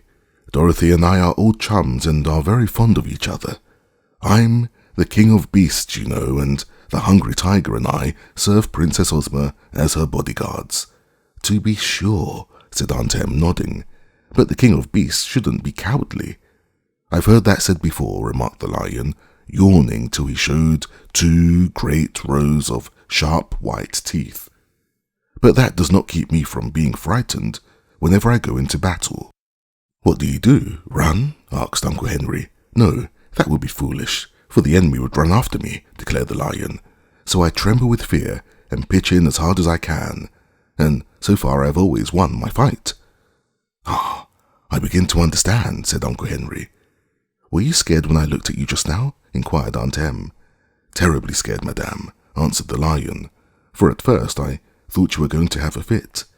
Then I noticed you were trying to overcome me by the power of your eye, and your glance was so fierce and penetrating that I shook with fear. This greatly pleased the lady, and she said quite cheerfully, "Well, I won't hurt you, so don't be scared anymore. I just wanted to see what the human eye was good for." "The human eye is a fearful weapon," remarked the lion, scratching his nose softly with his paw to hide a smile. "Had I not known you were Dorothy's friends, I might have torn you both into shreds in order to escape your terrible gaze." Tante Em shuddered at hearing this, and Uncle Henry said hastily, "I'm glad you knew us. Good morning, Mr. Lion. We'll hope to see you again by and by, sometime in the future." "Good morning," replied the lion, squatting down upon the lawn again. "You are likely to see a good deal of me if you live in the land of Oz." Chapter 8. How the Grand Gallipoot Joined the Gnomes. After leaving the Whimsies, Guff continued on his journey and penetrated far into the northwest. He wanted to get to the country of the Growlywogs, and in order to do that he must cross the Ripple Land, which was a hard thing to do. For the Ripple Land was a succession of hills and valleys, all very steep and rocky, and they changed places constantly by rippling. While Guff was climbing a hill, it sank down under him and became a valley, and while he was descending into a valley, it rose up and carried him to the top of a hill. This was very perplexing to the traveller, and a stranger might have thought he could never cross the Ripple Land at all. But Guff knew that if he kept steadily on, he would get to the end at last, so he paid no attention to the changing hills and valleys and plodded along as calmly as if walking upon the level ground. The result of this wise persistence was that the general finally reached firmer soil, and after penetrating a dense forest, came to the dominion of the Growlywogs. No sooner had he crossed the border of this domain when 2 guards seized him and carried him before the Grand Gallipoot of the Growlywogs, who scowled upon him ferociously and asked him why he dared intrude upon his territory. "I'm the Lord High General of the Invincible Army of the Gnomes, and my name is Guff," was the reply. "All the world trembles when that name is mentioned." The Growlywogs gave a shout of jeering laughter at this, and one of them caught the gnome in his strong arms and tossed him high into the air. Guff was considerably shaken when he fell upon the hard ground, but he appeared to take no notice of the impertinence and composed himself to speak again to the Grand Gallipoot. "My master, King Rokrat the Red, has sent me here to confer with you. He wishes your assistance to conquer the land of Oz." Here the general paused, and the Grand Gallipoot scowled upon him more terribly than ever, and said, "Go on." The voice of the Grand Gallipoot was partly a roar and partly a growl. He mumbled his words badly, and Guff had to listen carefully in order to understand him. These Growlywogs were certainly remarkable creatures. They were of gigantic size, yet were all bone and skin and muscle, there being no meat or fat upon their bodies at all. Their powerful muscles lay just underneath their skins, like bunches of tough rope, and the weakest Growlywog was so strong that he could pick up an elephant and toss it 7 miles away. It seems unfortunate that strong people are usually so disagreeable and overbearing that no one cares for them. In fact, to be different from your fellow creatures is always a misfortune. The Growlywogs knew that they were disliked and avoided by everyone, so they had become surly and unsociable, even among themselves. Guff knew that they had hated all the people, including the gnomes, but he hoped to win them over, nevertheless, and knew that if he succeeded, they would afford him very powerful assistance. The land of Oz is ruled by a namey, bamey girl, who is disgustingly kind and good, he continued. Her people are all happy and contented and have no care or worries whatever. "Go on," growled the Grand Gallipoot. Once the Nome King enslaved the royal family of Ev, another goody-goody lot that we detest, said the general. But Ozma interfered, although it was none of her business, and marched her army against us. With her was a Kansas girl named Dorothy and a yellow hen, and they marched directly into the Nome King's cavern. There they liberated our slaves from Ev and stole King Roquat's magic belt, which they carried away with them. So now our king is making a tunnel under the deadly desert so we can march through it to the Emerald City. When we get there, we mean to conquer and destroy all the land and recapture the magic belt. Again he paused, and again the Grand Gallipoot growled. Go on. Guff tried to think what to say next, and a happy thought soon occurred to him. We want you to help us in this conquest, he announced, for we need the mighty aid of the Growlywogs in order to make sure that we shall not be defeated. You are the strongest people in all the world, and you hate good and happy creatures as much as we gnomes do. I am sure it will be a real pleasure to you to tear down the beautiful Emerald City, and in return for your valuable assistance, we will allow you to bring back to your country 10,000 people of Oz to be your slaves. 20,000, growled the Grand Gallipoot. All right, we promise you 20,000, agreed the general. The Gallipoot made a signal, and at once his attendants picked up General Guff and carried him away to a prison, where the jailer amused himself by sticking pins in the round, fat body of the old gnome, to see him jump and hear him yell. But while this was going on, the Grand Gallipoot was talking with his counselors, who were the most important officials of the Growlywogs. When he had stated to them the proposition of the Nome King, he said, My advice is to offer to help them. Then, when we have conquered the land of Oz, we will take not only our 20,000 prisoners, but all the golden jewels we want. Let us take the magic belt too, suggested one counselor, and rob the Nome King and make him our slave, said another. That's a good idea, declared the Grand Gallipoot. I'd like King Roquat for my own slave. He could black my boots and bring me back my porridge every morning while I'm in bed. There is a famous scarecrow in Oz. I'll take him for my slave, said the counselor. I'll take Tick-Tock the Machine Man, said another. Give me the Tin Woodman, said a third. They went on for some time, dividing up the people and the treasure of Oz in advance of the conquest, for they had no doubt at all that they would be able to destroy Ozma's domain. Were they not the strongest people in all the world? The deadly desert has kept us out of Oz before, remarked the Grand Gallipoot, but now that the Nome King is building a tunnel, we shall get into the Emerald City very easily. So let us send the little fat general back to his king with our promise to assist him. We will not say that we intend to conquer the gnomes after we have conquered Oz, but we will do so just the same. This plan being agreed upon, they all went home to dinner, leaving General Guff still in prison. The gnome had no idea that he had succeeded in his mission, for, finding himself in prison, he feared the Growlywogs intended to put him to death. By this time the jailer had tired of sticking pins in the general, and was amusing himself by carefully pulling the gnome's whiskers out by the roots, one at a time. This enjoyment was interrupted by the Grand Gallipoot sending for the prisoner. Wait a few hours, begged the jailer. I haven't pulled out a quarter of his whiskers yet. If you keep the Grand Gallipoot waiting, he'll break your back, declared the messenger. Perhaps you're right, sighed the jailer.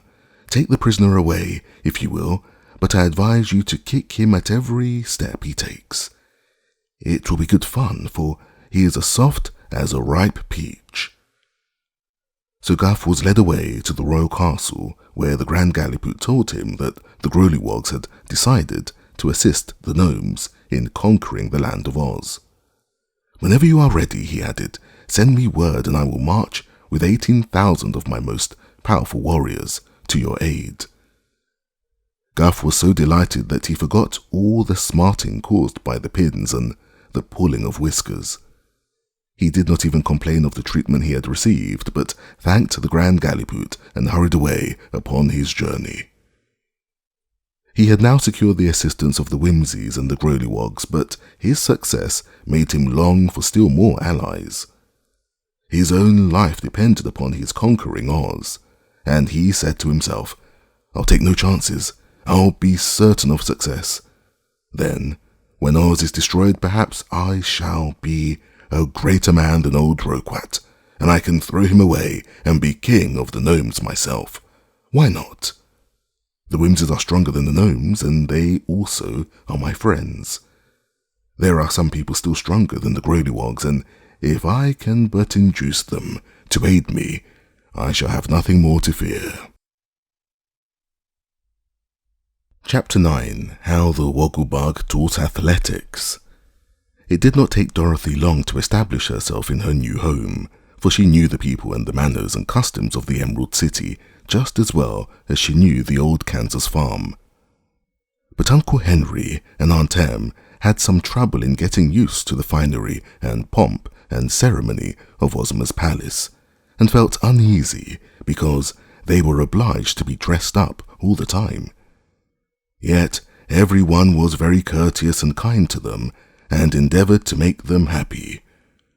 Ozma especially made much of Dorothy's relatives for her little friend's sake, and she well knew that the awkwardness and strangeness of their new mode of life would all wear off in time. The old people were chiefly troubled by the fact that there was no work for them to do. "Every day is like Sunday now," declared Aunt Em solemnly, "and I can't say I like it. If they'd only let me do up the dishes after meals, or even sweep and dust my own rooms, I'd be a deal happier. Henry don't know what to do with himself either, and once when he stole out and fed the chickens, Billina scolded him for letting him eat between meals. I never knew before what a hardship it is to be rich and have everything you want." These complaints began to worry Dorothy, so she had a long talk with Ozma upon the subject. "I see I must find them something to do," said the girlish ruler of Oz seriously. "I have been watching your uncle and aunt, and I believe they will be more contented if occupied with some light tasks. While I am considering the matter, Dorothy, you might make a trip with them through the land of Oz, visiting some of the old, odd corners and introducing your relatives to some of our curious people." "Oh, that would be fine," exclaimed Dorothy eagerly. "I will give you an escort befitting your rank as a princess," continued Ozma, "and you may go to some of the places you have not yet visited yourself, as well as some others that you know. I will mark out a plan of the trip for you and have everything in readiness for you to start tomorrow morning. Take your time, dear, and be gone as long as you wish.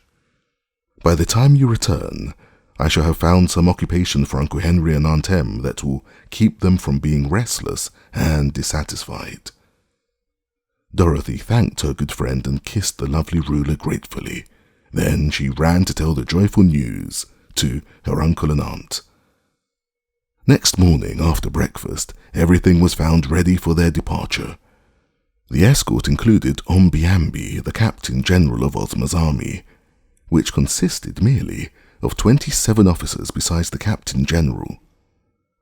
Once Omby-Amby had been a private soldier, the only private in the army, but as there was never any fighting to do, Ozma saw no need of a private, so she made Omby-Amby the highest officer of them all.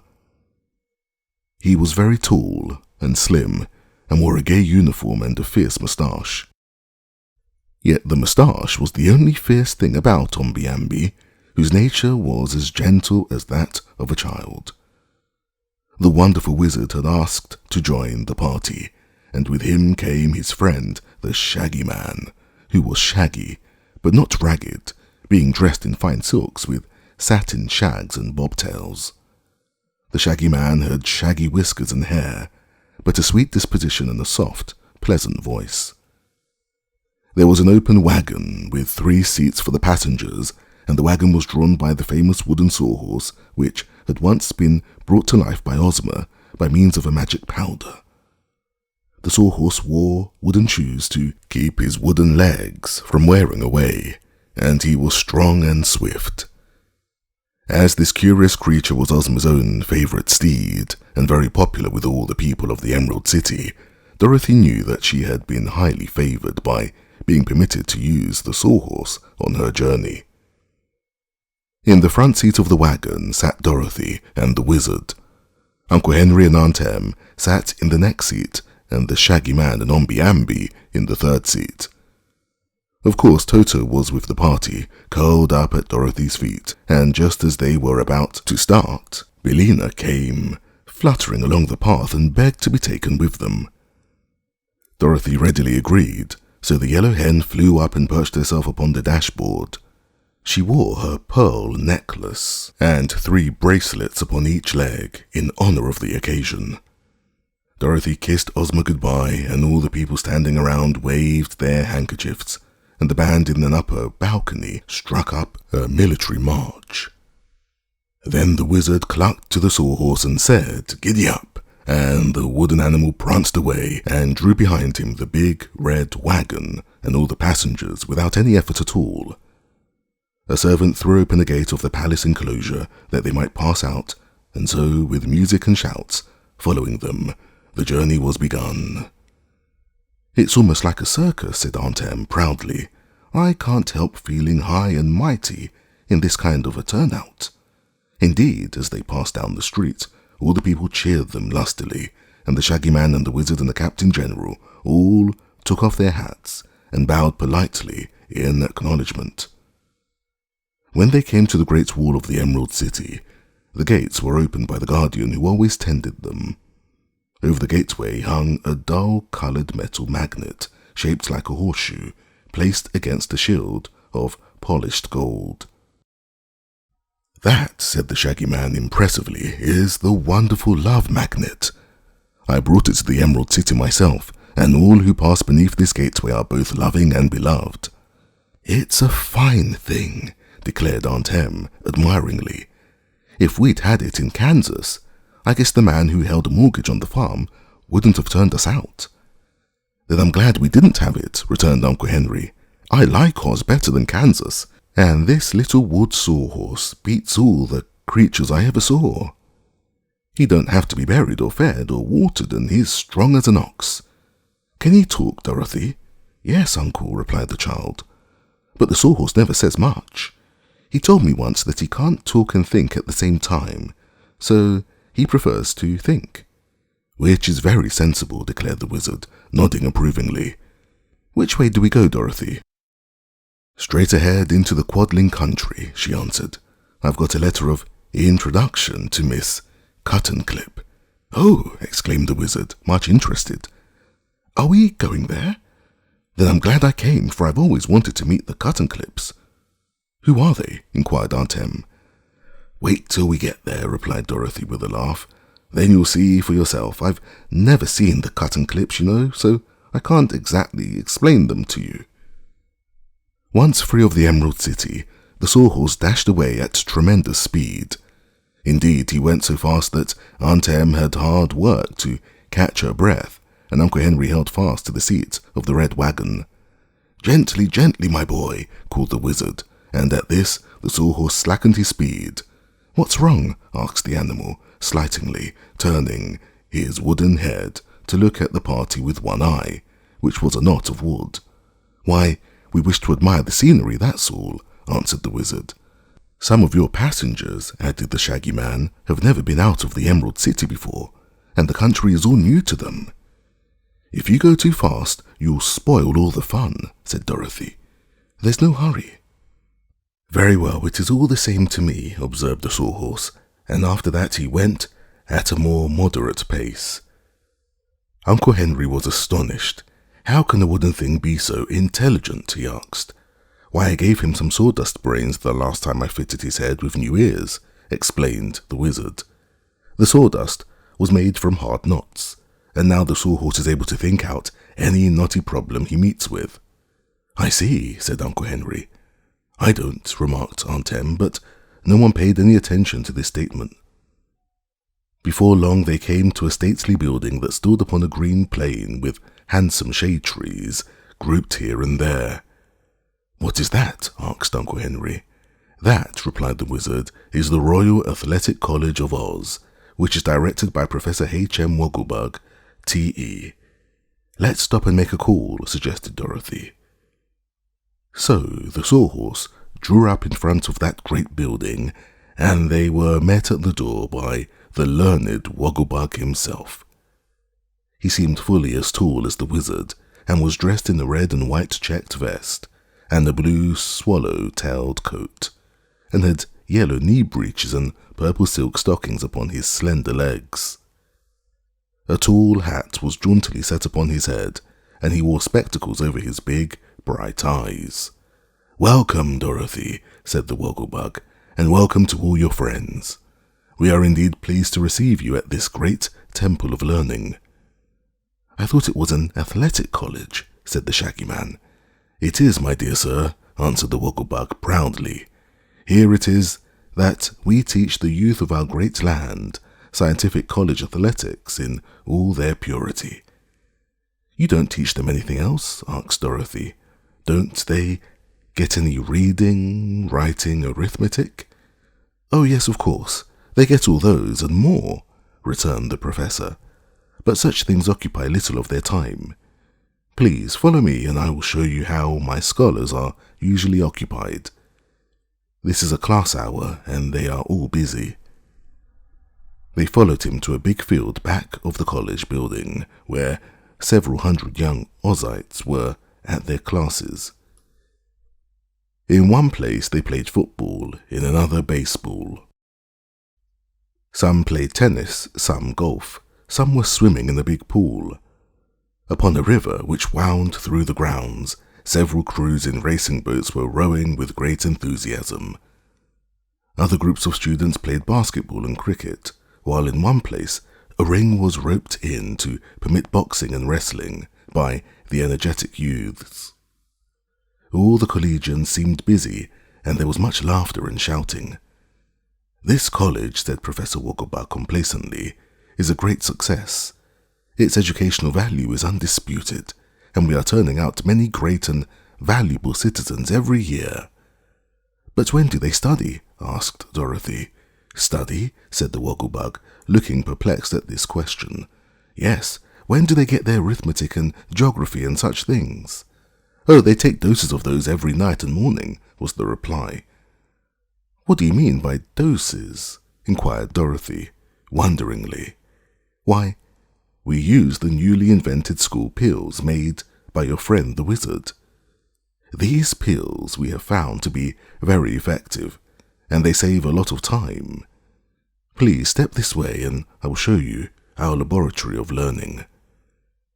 He led them to a room in the building where many large bottles were standing in rows upon shelves. "These are algebra pills," said the professor, taking down one of the bottles. "One at night on retiring is equal to 4 hours of study. Here are geography pills, one at night and one in the morning. In this next bottle are the Latin pills, one 3 times a day. Then we have the grammar pills, one before each meal, and the spelling pills, which are taken whenever needed." "Your scholars must have to take a lot of pills," remarked Dorothy, thoughtfully. "How do they take them? In applesauce?" "No, my dear. They are sugar-coated and are quickly and easily swallowed. I believe the students would rather take the pills than study, and certainly the pills are more effective a method. You see, until these school pills were invented, we wasted a lot of time in study that may now be better employed in practicing athletics." "Seems to me the pills are a good thing," said Omby-Amby, who remembered how it used to make his head ache, as a boy, to study arithmetic. "They are, sir," declared the Wogglebug earnestly. "They give us an advantage over all other colleges, because at no loss of time our boys become thoroughly conversant with Greek and Latin, mathematics and geography, grammar and literature. You see, they are never obliged to interrupt their games to acquire the lesser branches of learning. "It's a great invention, I'm sure," said Dorothy, looking admiringly at the wizard, who blushed modestly at this praise. "We live in an age of progress," announced Professor Wogglebug pompously. "It is easier to swallow knowledge than to acquire it laboriously from books. Is it not so, my friends?" "Some folks can swallow anything," said Tante Em, "but to me this seems too much like taking medicine." "Young men in college always have to take their medicine one way or another," observed the wizard with a smile. "And as our professor says, these school pills have proved to be a great success. One day, while I was making them, I happened to drop one of them, and one of Bellina's chickens gobbled it up. A few minutes afterward, this chick got upon a roost and recited, 'The boy stood at the burning deck,' without making a single mistake. Then it recited the charge of the Light Brigade, and afterwards, 'Excelsior.' You see, the chickens had eaten an elocution pill." They now bade goodbye to the professor, and thanking him for his kind reception, mounted again into the red wagon and continued their journey. Chapter 10. How the Cotton Clips Lived. The travellers had taken no provisions with them because they knew that they would be welcomed wherever they might go in the land of Oz, and that the people would feed and lodge them with genuine hospitality. So about noon they stopped at a farmhouse and were given a delicious luncheon of bread and milk, fruits and wheat cakes, and maple syrup. After resting a while and strolling through the orchards with their host around Jolly Farmer, they got into the wagon and again started the sawhorse along the pretty, winding road. There were signposts at all the corners, and finally they came to one which read, "Take this road to the cotton clips." There was also a hand pointing in the right direction, so they turned the sawhorse that way and found it a very good road, but seemingly little travelled. "I've never seen the cotton clips before," remarked Dorothy. "Nor I," said the Captain General. "Nor I," said the wizard, and "nor I," said Bellina. "I've hardly been out of the Emerald City since I've arrived in this country," added the Shaggy Man. "Why, none of us has been there," exclaimed the little girl. "I wonder what the cotton clips are like." "We shall soon find out," said the wizard, with a sly laugh. "I've heard they are rather flimsy things." The farmhouses became fewer as they proceeded, and the path was at times so faint that the sawhorse had hard work to keep in the road. The wagon began to jounce, too, so they were obliged to go slowly. After a somewhat wearisome journey, they came in sight of a high wall painted blue with pink ornaments. This wall was circular and seemed to enclose a large space. It was so high that only the tops of the trees could be seen above it. The path led to a small door in the wall, which was closed and latched. Upon the door was a sign in gold letters reading as follows: "Visitors are requested to move slowly and carefully, and to avoid coughing or making any breeze or draught." "That's strange," said the Shaggy Man, reading the sign aloud. "Who are the cotton clips, anyhow?" "Why, they're paper dolls," answered Dorothy. "Didn't you know that? Paper dolls? Then let's go somewhere else," said Uncle Henry. "We're all too old to play with dolls, Dorothy." "But these are different," declared the girl. "They're alive." "Alive?" gasped Aunt Em in amazement. "Yes. Let's go in," said Dorothy. So they all got out of the wagon, since the door in the wall was not big enough for them to drive the sawhorse and wagon through it. "You stay here, Toto," commanded Dorothy, shaking her finger at the little dog. "You're so careless that you might make a breeze if I let you inside." Toto wagged his tail as if disappointed at being left behind, but he made no effort to follow them. The wizard unlatched the door, which opened outward, and they all looked eagerly inside. Just before the entrance was drawn up a line of tiny soldiers, with uniforms brightly painted and paper guns upon their shoulders. They were exactly alike, from one end of the line to the other, and all were cut out of paper and joined together in the centers of their bodies. As the visitors entered the enclosure, the wizard let the door swing back into place, and at once the line of soldiers tumbled over, fell flat upon their backs, and lay fluttering upon the ground. "Hi there," called one of them. "What do you mean by slamming the door and blowing us over?" "I beg your pardon, I'm sure," said the wizard regretfully. "I didn't know you were so delicate." "We're not delicate," retorted another soldier, raising his head from the ground. "We are strong and healthy, but we can't stand draughts." "May I help you up?" asked Dorothy. "If you please," replied the end soldier. "But do it gently, little girl."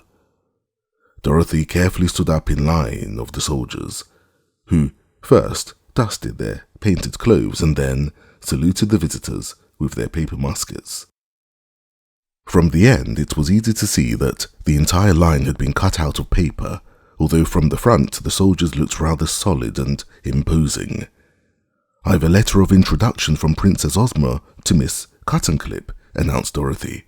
"Very well," said the end soldier, and blew upon a paper whistle that hung around his neck.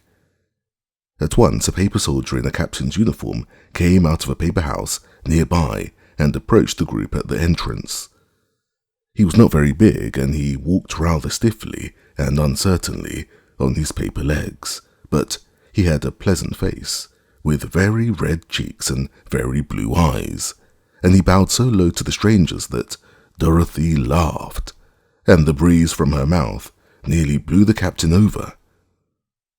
He wavered and struggled and finally managed to remain upon his feet.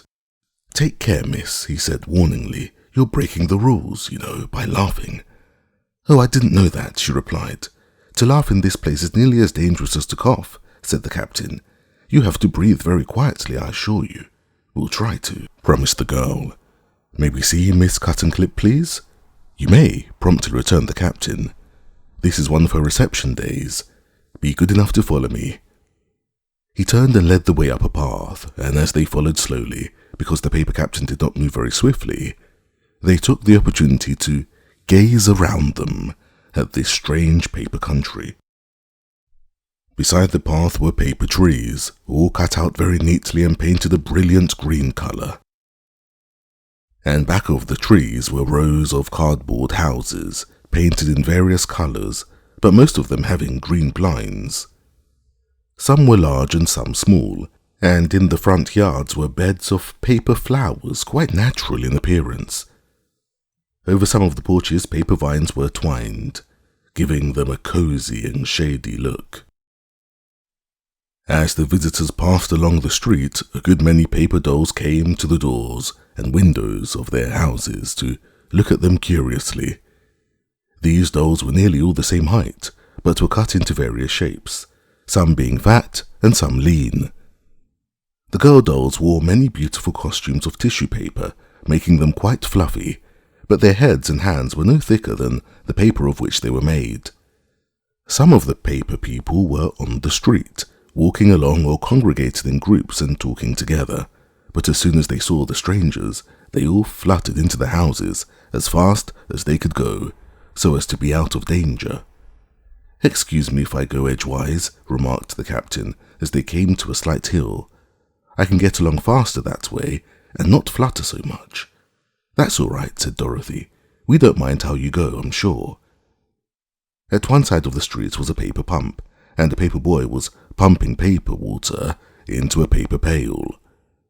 The yellow hen happened to brush against this boy with her wing, and he flew into the air and fell into a paper tree, where he stuck until the wizard gently pulled him out.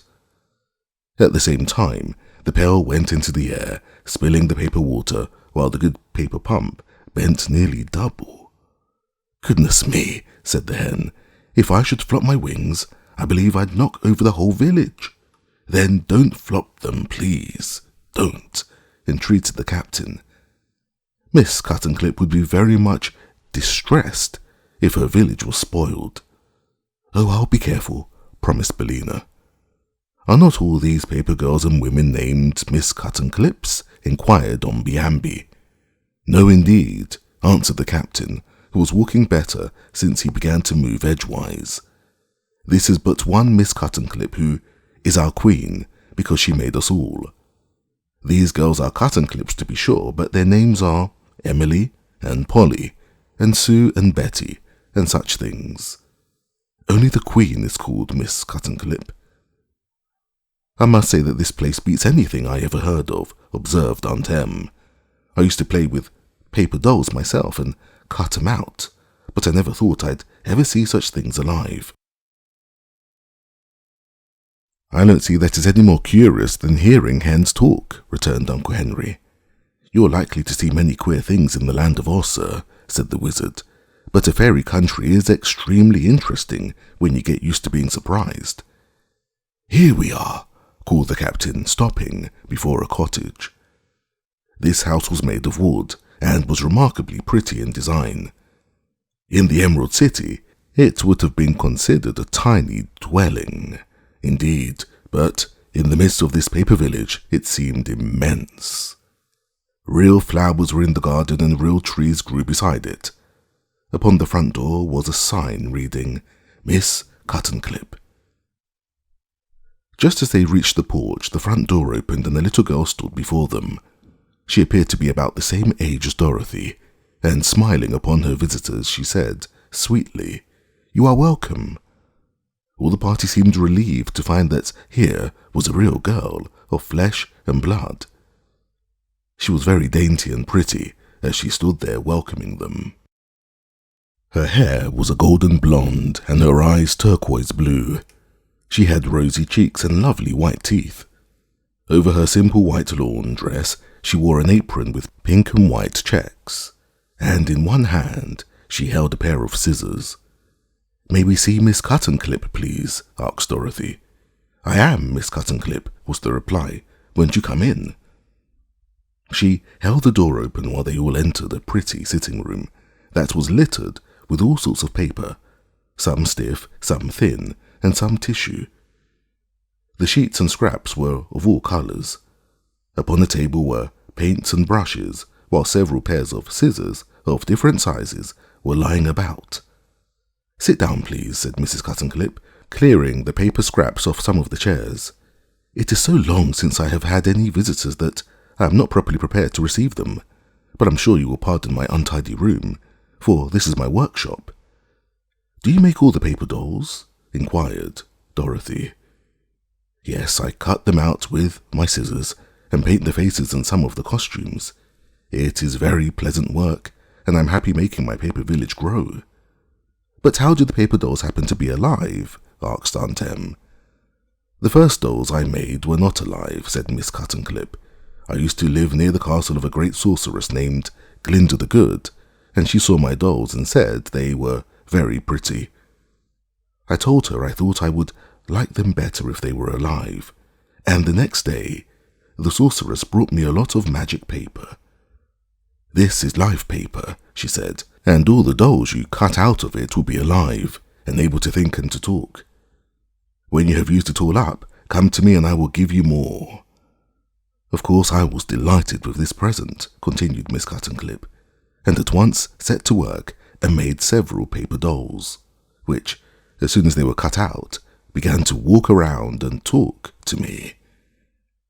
But they were so thin that I found that any breeze would blow them over and scatter them dreadfully. So Glinda found this lonely place for me, where a few people ever come. She built the wall to keep any wind from blowing away my people, and told me I could build a paper village here and be its queen. That is why I came here and settled down to work and started the village you see now. It was many years ago that I built the first houses, and I've kept pretty busy and made my village grow finely, and I need not tell you that I am very happy in my work." "Many years ago!" exclaimed Aunt Em. "Why, how old are you, child?" "I never keep track of the years," said Miss Cuttenclip, laughing. "You see, I don't grow up at all, but stay just the same as I was when first I came here. Perhaps I'm older even than you, madame, but I couldn't say for sure." They looked at the lovely little girl wonderingly, and the wizard asked, "What happens to your paper village when it rains?" "It does not rain here," replied Miss Cuttenclip. "Glinda keeps all the rainstorms away, so I never worry about my dolls getting wet. But now, if you will come with me, it will give me pleasure to show you over my paper kingdom. Of course, you must go slowly and carefully, and avoid making any breeze." They left the cottage and followed their guide through the various streets of the village. It was indeed an amazing place, when one considered that it was all made with scissors, and the visitors were not only greatly interested, but full of admiration for the skill of little Miss Cuttenclip. In one place, a large group of especially nice paper dolls assembled to greet their queen, whom it was easy to see they loved dearly. These dolls marched and danced before the visitors, and then they all waved their paper handkerchiefs and sang in a sweet chorus a song called "The Flag of Our Native Land."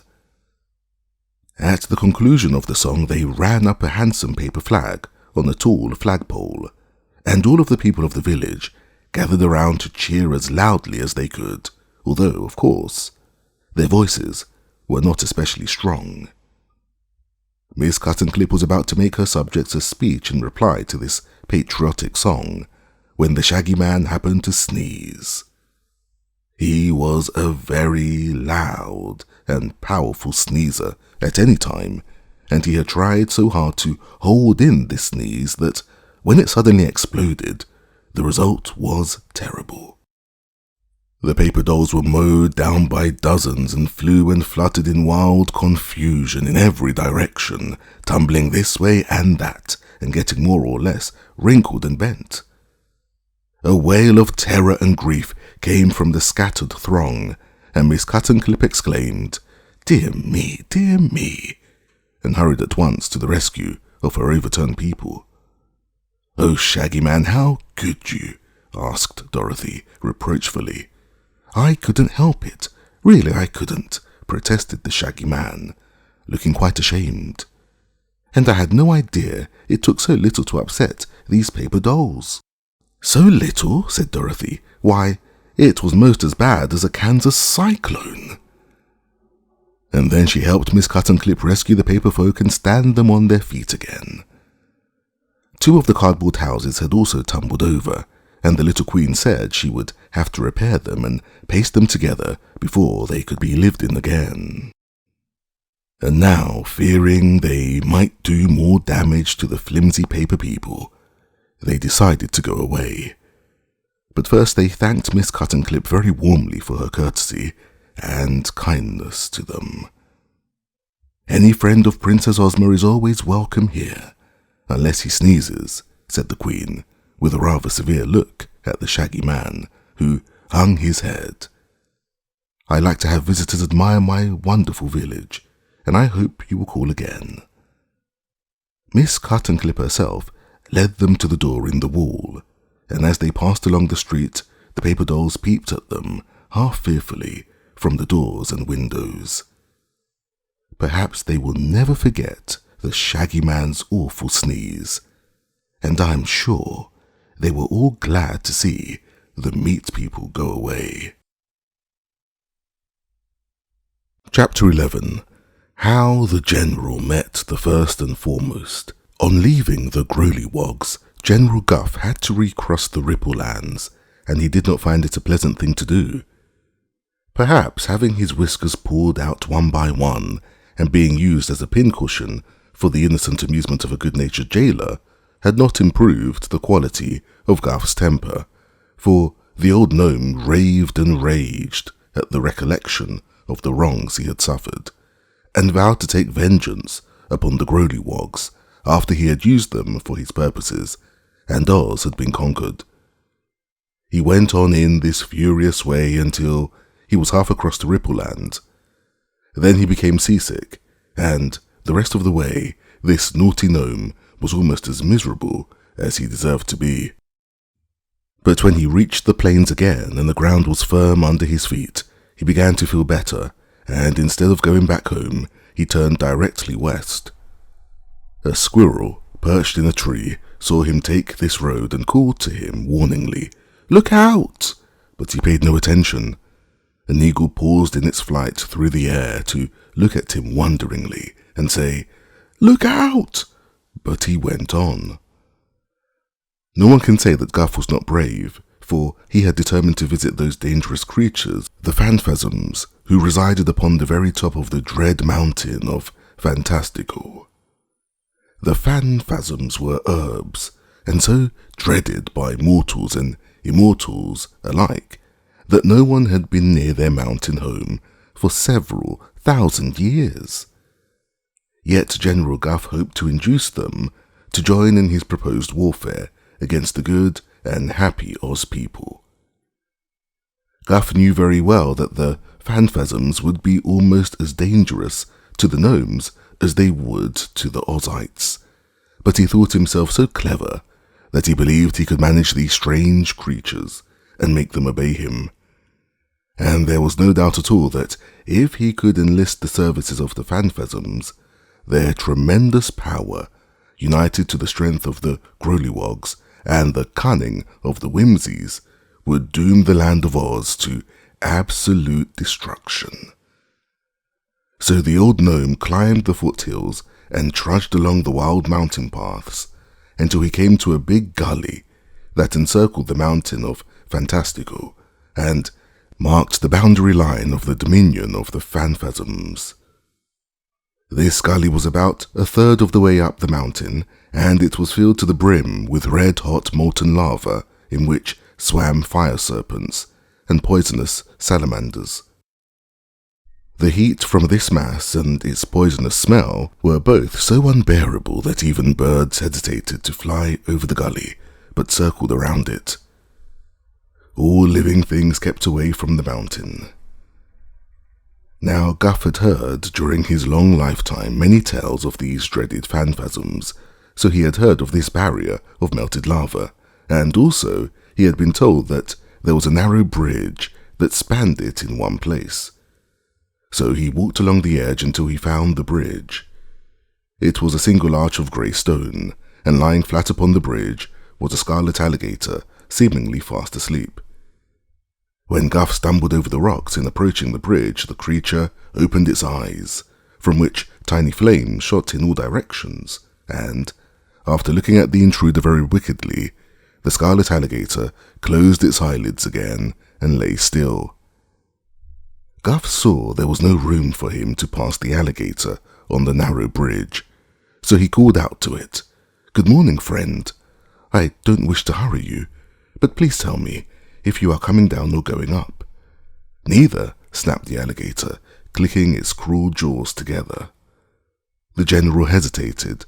"Are you likely to stay there long?" he asked. "A few 100 years or so," said the alligator.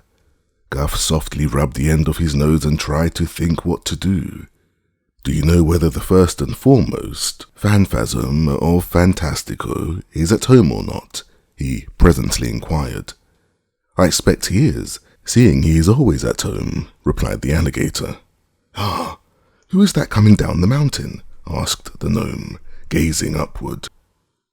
The alligator turned to look over its shoulder, and at once Guff ran to the bridge and leaped over the sentinel's back before it could turn back again. The scarlet monster made a snap at the gnome's left foot, but missed it by fully an inch. "Ha!" laughed the general, who was now on the mountain path.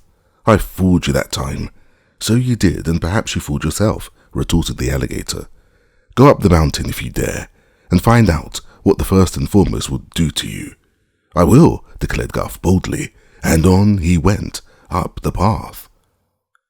At first, the scene was wild enough, but gradually it grew more and more awful in appearance. All the rocks had the shapes of frightful beings, and even the tree trunks were gnarled and twisted like serpents. Suddenly, there appeared before the gnome a man with the head of an owl. His body was hairy like that of an ape, and his only clothing was a scarlet scarf twisted around his waist. He bore a huge club in his hand, and his round owl eyes blinked fiercely upon the intruder. "What are you doing here?" he demanded, threatening Guff with his club. "I've come to see the first and foremost phantasm of Fantastico," replied the general, who did not like the way this creature looked at him, but still was not afraid. "Ah, you shall see him," the man said, with a sneering laugh. "The first and foremost shall decide upon the best way to punish you." "He will not punish me," returned Guff, "for I have come here to do him and his people a rare favour. Lead on, fellow, and take me directly to your master." The Owlman raised his club with a threatening gesture. "If you try to escape," he said, "beware." But here the general interrupted him.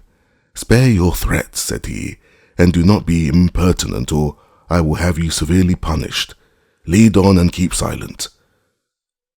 This Guff was really a clever rascal, and it seems a pity he was so bad, for in a good cause he might have accomplished much. He realized that he had put himself into a dangerous position by coming to this dreadful mountain, but he also knew that if he showed fear, he was lost, so he adopted a bold manner as his best defense. The wisdom of this plan was soon evident, for the phantasm with the owl's head turned and led the way up the mountain. At the very top was a level plain upon which were heaps of rock that at first glance seemed solid. But on looking closer, Guff discovered that these rock heaps were dwellings, for each had an opening. Not a person was to be seen outside the rock huts. All was silent. The Owlman led the way among the groups of dwellings to one standing in the centre. It seemed no better and no worse than any of the others. Outside the entrance to this rock heap, the guide gave a low wail that sounded like "Leo!" Suddenly, there bounded from an opening another hairy man. This one wore the head of a bear.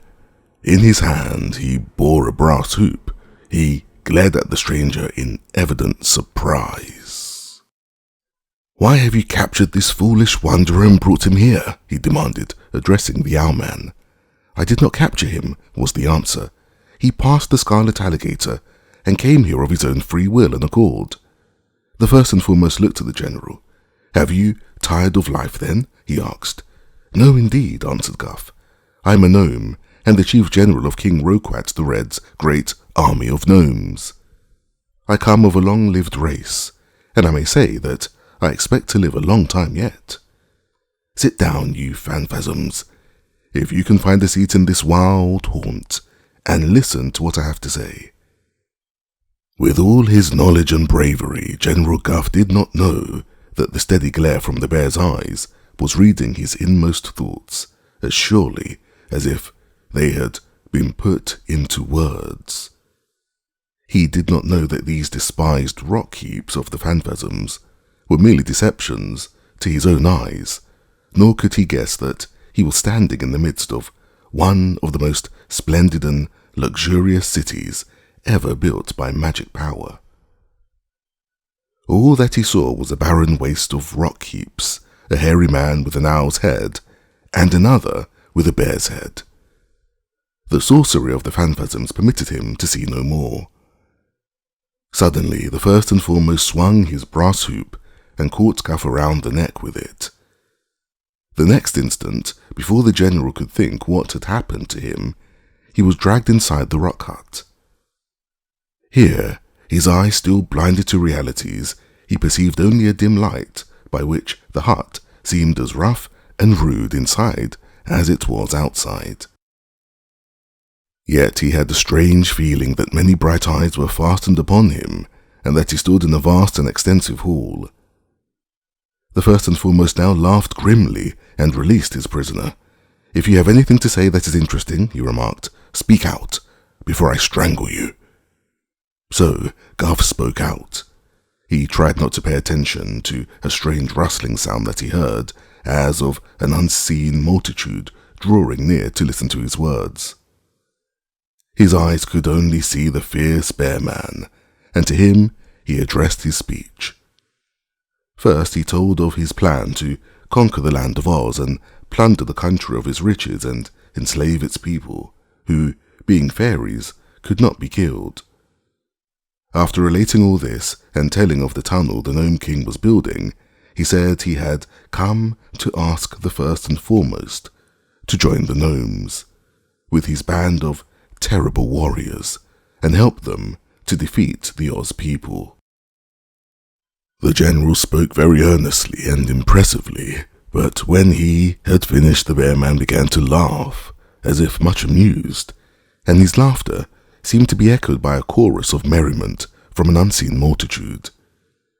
Then, for the first time, Guff began to feel a trifle worried. "Who else has promised to help you?" finally asked the first and foremost. "The Whimsies," replied the general. Again the bare-headed phantasm laughed. "Any others?" he inquired. "Only the Growlywogs," said Guff. This answer set the first and foremost laughing anew. "What share of the spoils am I to have?" was the next question. "Anything you like, except King Roquat's magic belt," replied Guff. At this, the phantasm set up a roar of laughter, which had its echo in the unseen chorus, and the bear man seemed so amused that he actually rolled upon the ground and shouted with merriment. "Oh, these blind and foolish gnomes," he said. "How big they seem to themselves and how small they really are."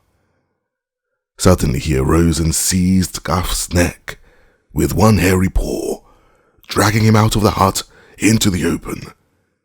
Here he gave a curious wailing cry, and, as if in answer, from all the rocky huts on the mountain top came flocking a horde of phantasms, all with hairy bodies, but wearing heads of various animals, birds and reptiles. All were ferocious and repulsive-looking to the deceived eyes of the gnome, and Guff could not repress a shudder of disgust as he looked upon them. The first and foremost slowly raised his arms, and in a twinkling his hairy skin fell from him, and he appeared before the astonished gnome as a beautiful woman, clothed in a flowing gown of pink gauze. In her dark hair flowers were entwined, and her face was noble and calm. At the same instant, the entire band of phantasms was transformed into a pack of howling wolves, running here and there as they snarled and showed their ugly yellow fangs. The woman now raised her arms, even as the man-bear had done, and in a twinkling the wolves became crawling lizards, while she herself changed into a huge butterfly. Guff had only time to cry out in fear and take a step backward to avoid the lizards when another transformation occurred, and all returned instantly to the forms they had originally worn. Then the first and foremost, who had resumed his hairy body and bare head, turned to the gnome and asked, "Do you still demand our assistance?" "More than ever," answered the general firmly. "Then tell me, what can you offer the phantasms that they have not already?" inquired the first and foremost. Guff hesitated. He really did not know what to say. The Nome King's vaunted magic belt seemed a poor thing compared to the astonishing magical powers of these people. Gold, jewels, and slaves they might secure in any quantity without a special effort. He felt that he was dealing with powers greatly beyond him. There was but one argument that might influence the phantasms, who were creatures of evil. "Permit me to call your attention to the exquisite joy of making the happy unhappy," said he at last. "Consider the pleasure of destroying innocent and harmless people." "Ah, you have answered me," cried the first and foremost. "For that reason alone we will aid you. Go home and tell your bandy-legged king that as soon as his tunnel is finished, the phantasms will be with him and lead his legions to the conquest of Oz. The deadly desert alone has kept us from destroying Oz long ago, and your underground tunnel is a clever thought. Go home and prepare for our coming." Guff was very glad to be permitted to go with this promise. The owl man led him back down the mountain path and ordered the scarlet alligator to crawl away and allow the gnome to cross the bridge in safety.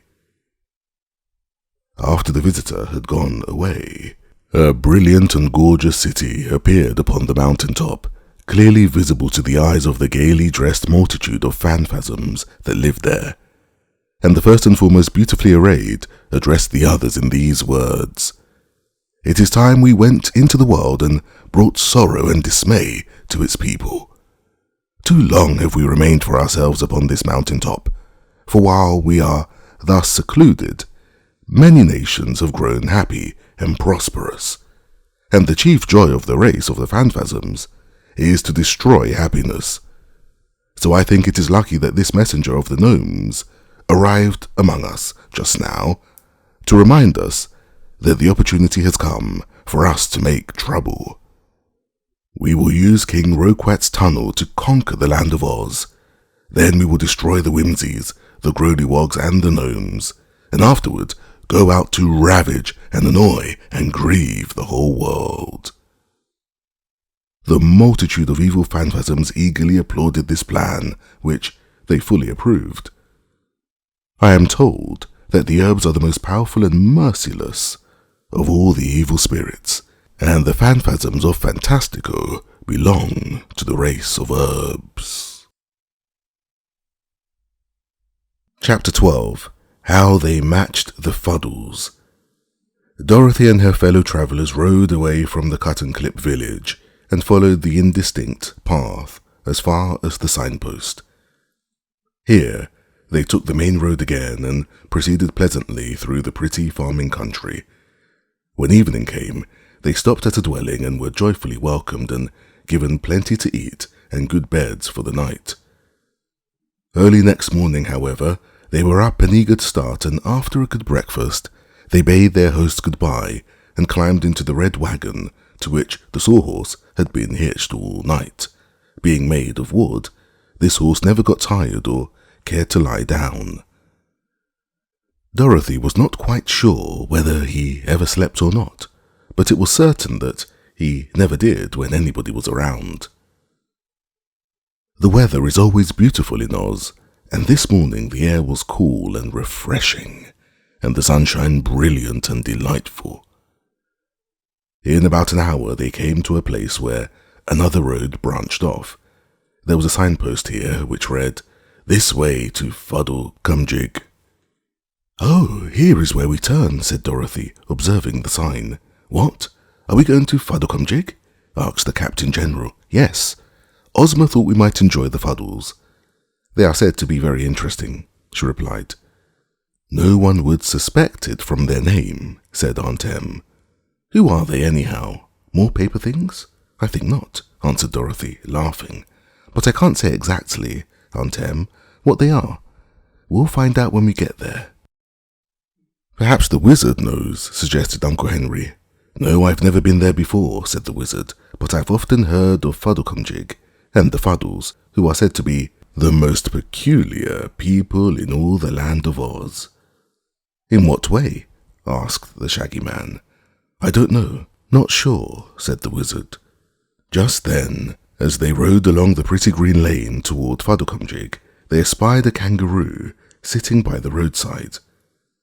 The poor animal had its face covered with both its front paws and was crying so bitterly that the tears coursed down its cheek in two tiny streams and trickled across the road, where they formed a pool in a small hollow.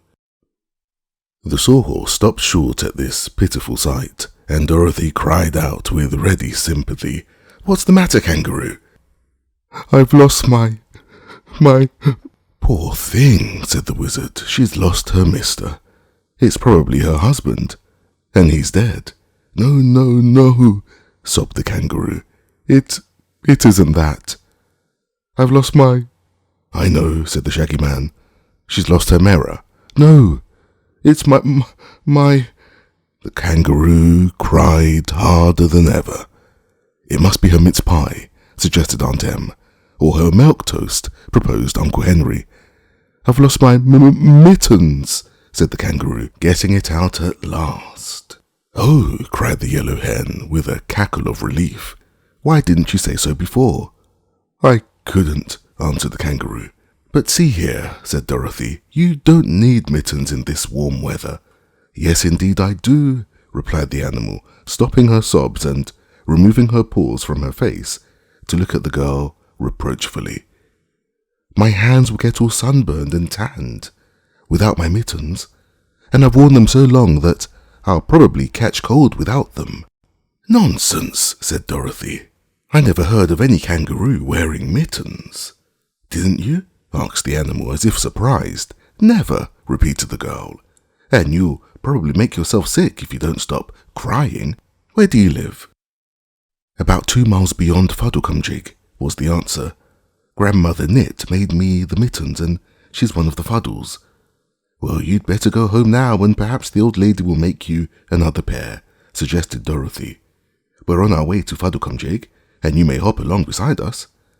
So they rode on, and the kangaroo hopped beside the red wagon and seemed quickly to have forgotten her loss. By and by, the wizard said to the animal, "Are the Fuddles nice people?" "Oh, very nice," answered the kangaroo. "That is, when they're properly put together. But they get dreadfully scattered and mixed up at times, and then you can't do anything with them." "What do you mean by their getting scattered?" inquired Dorothy. "Why, they're made in a good many small pieces," explained the kangaroo, "and whenever any stranger comes near them, they have a habit of falling apart and scattering themselves around. That's when they get so dreadfully mixed, and it's a hard puzzle to put them together again." "Who usually puts them together?" asked Ambi. "Anyone who is able to match the pieces. I sometimes put Grandmother Knit together myself because I know her so well, and I can tell every piece that belongs to her. Then, when she's all matched, she knits for me, and that's how she made my mittens. But it took a good many days hard knitting, and I had to put Grandmother together a good many times, because every time I came near, she'd scatter herself." "I should think she would get used to your coming and not be afraid," said Dorothy. "It isn't that," replied the kangaroo. "They're not a bit afraid when they're put together, and usually they're very jolly and pleasant. It's just a habit they have to scatter themselves, and if they didn't do it, they wouldn't be Fuddles." The travellers thought upon this quite seriously for a time, while the sawhorse continued to carry them rapidly forward. Then Aunt Em remarked, "I don't see much use our visiting these Fuddles. If we find them scattered, all we can do is to sweep them up, and then go about our business." "Oh, I believe we'd better go on," said Dorothy. "I'm getting hungry, and we must try to get some luncheon at Fuddlecumjig. Perhaps the food won't be scattered as badly as the people." "You'll find plenty to eat there," declared the kangaroo, hopping along in big bounds because the sawhorse was going so fast. "And they have a fine cook too, if you can manage to put him together. There's the town now, just ahead of us." They looked ahead and saw a group of very pretty houses standing in a green field a little apart from the main road. "Some munchkins came here a few days ago and matched a lot of people together," said the kangaroo. "I think they are together yet, and if you go softly, without making any noise, perhaps they won't scatter." "Let's try it," suggested the wizard. So they stopped the sawhorse and got out of the wagon, and after bidding goodbye to the kangaroo, who hopped away home, they entered the field and very cautiously approached the group of houses. So silently did they move that soon they saw through the windows of the houses people moving around, while others were passing to and fro in the yards between the buildings.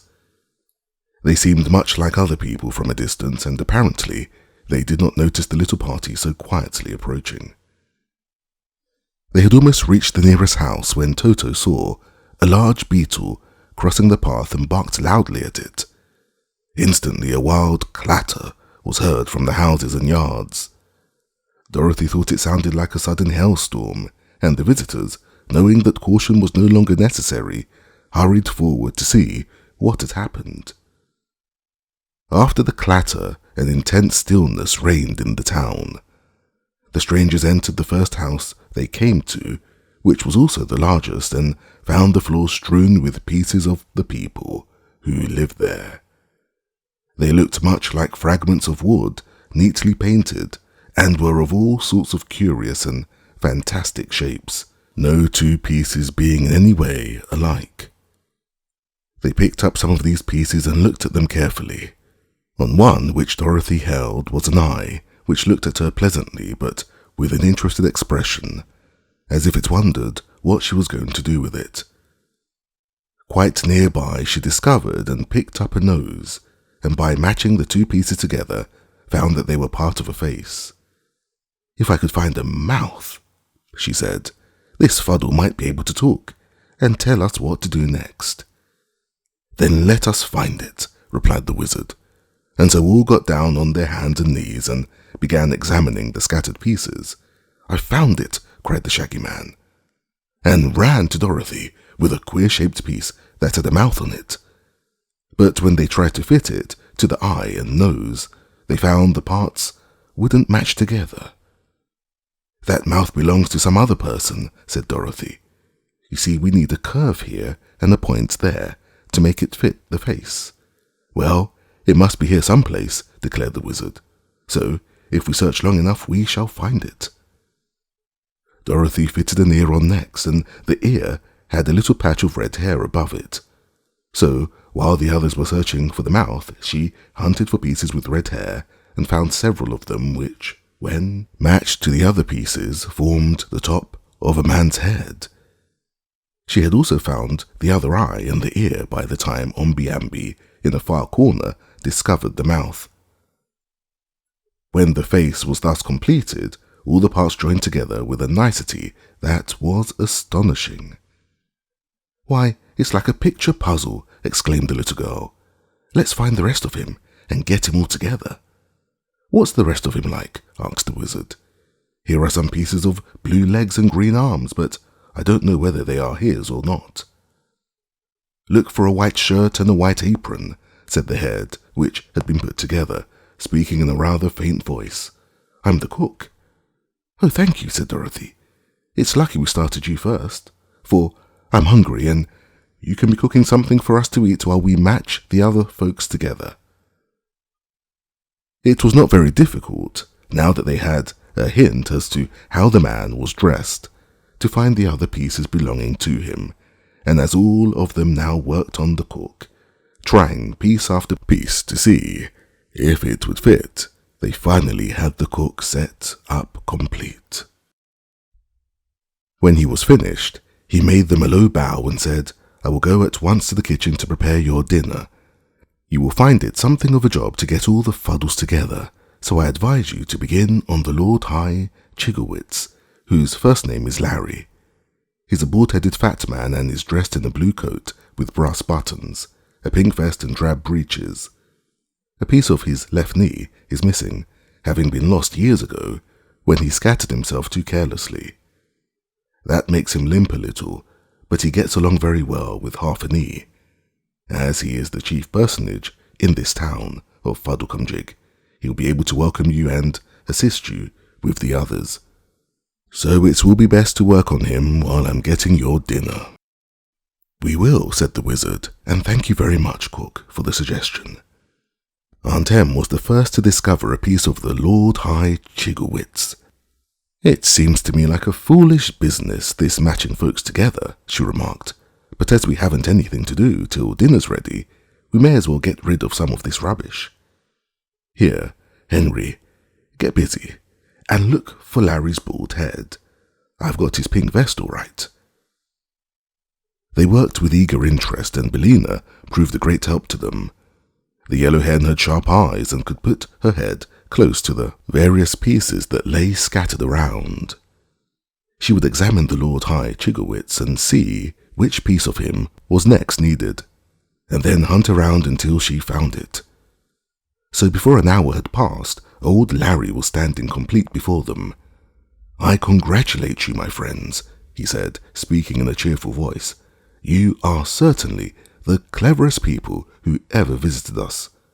I was never matched together so quickly in my life. I'm considered a great puzzle usually." "Well," said Dorothy, "there used to be a picture puzzle craze in Kansas, and so I've had some experience matching puzzles. But the pictures were flat while you are around, and that makes you harder to figure out." "Thank you, my dear," replied old Larry greatly pleased. I feel highly complimented. Were I not a really good puzzle, there would be no object in my scattering myself. Why do you do it? Asked Tante Em severely. Why don't you behave and stay put together? The Lord High Chigglewitz seemed annoyed by this speech, but he replied politely, Madame, you have perhaps noticed that every person has some peculiarity. Mine is to scatter myself. What your own peculiarity is, I will not venture to say, but I shall never find fault with you, whatever you do. Now you've got your diploma, Em, said Onkel Henry, with a laugh, and I'm glad of it. This is a queer country, and we may as well take people as we find them. If we did, we'd leave these folks scattered, she returned, and this retort made everybody laugh good-naturedly. Just then, Omby-Amby found a hand with a knitting needle in it, and they decided to put Grandmother Knit together. She proved an easier puzzle than old Larry, and when she was completed, they found her a pleasant old lady who welcomed them cordially. Dorothy told her how the kangaroo had lost her mittens, and Grandmother Knit promised to set to work at once and make the poor animal another pair. Then the cook came to call them to dinner, and they found an inviting meal prepared for them. The Lord High Chigglewitz sat at the head of the table, and Grandmother Knit at the foot, and the guests had a merry time and thoroughly enjoyed themselves. After dinner, they went out into the yard and matched several other people together, and this work was so interesting that they might have spent the entire day at Fuddlecumjig had not the wizard suggested that they resume their journey. But I don't like to leave all these poor people scattered, said Dorothy, undecided what to do. Oh, don't mind us, my dear, returned old Larry. Every day or so some of the Gillikins, or Munchkins, or Winkies come here to assume themselves by matching us together. So there will be no harm in leaving these pieces where they are for a time.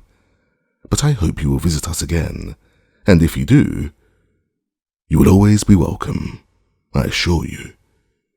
Don't you ever match each other? She inquired.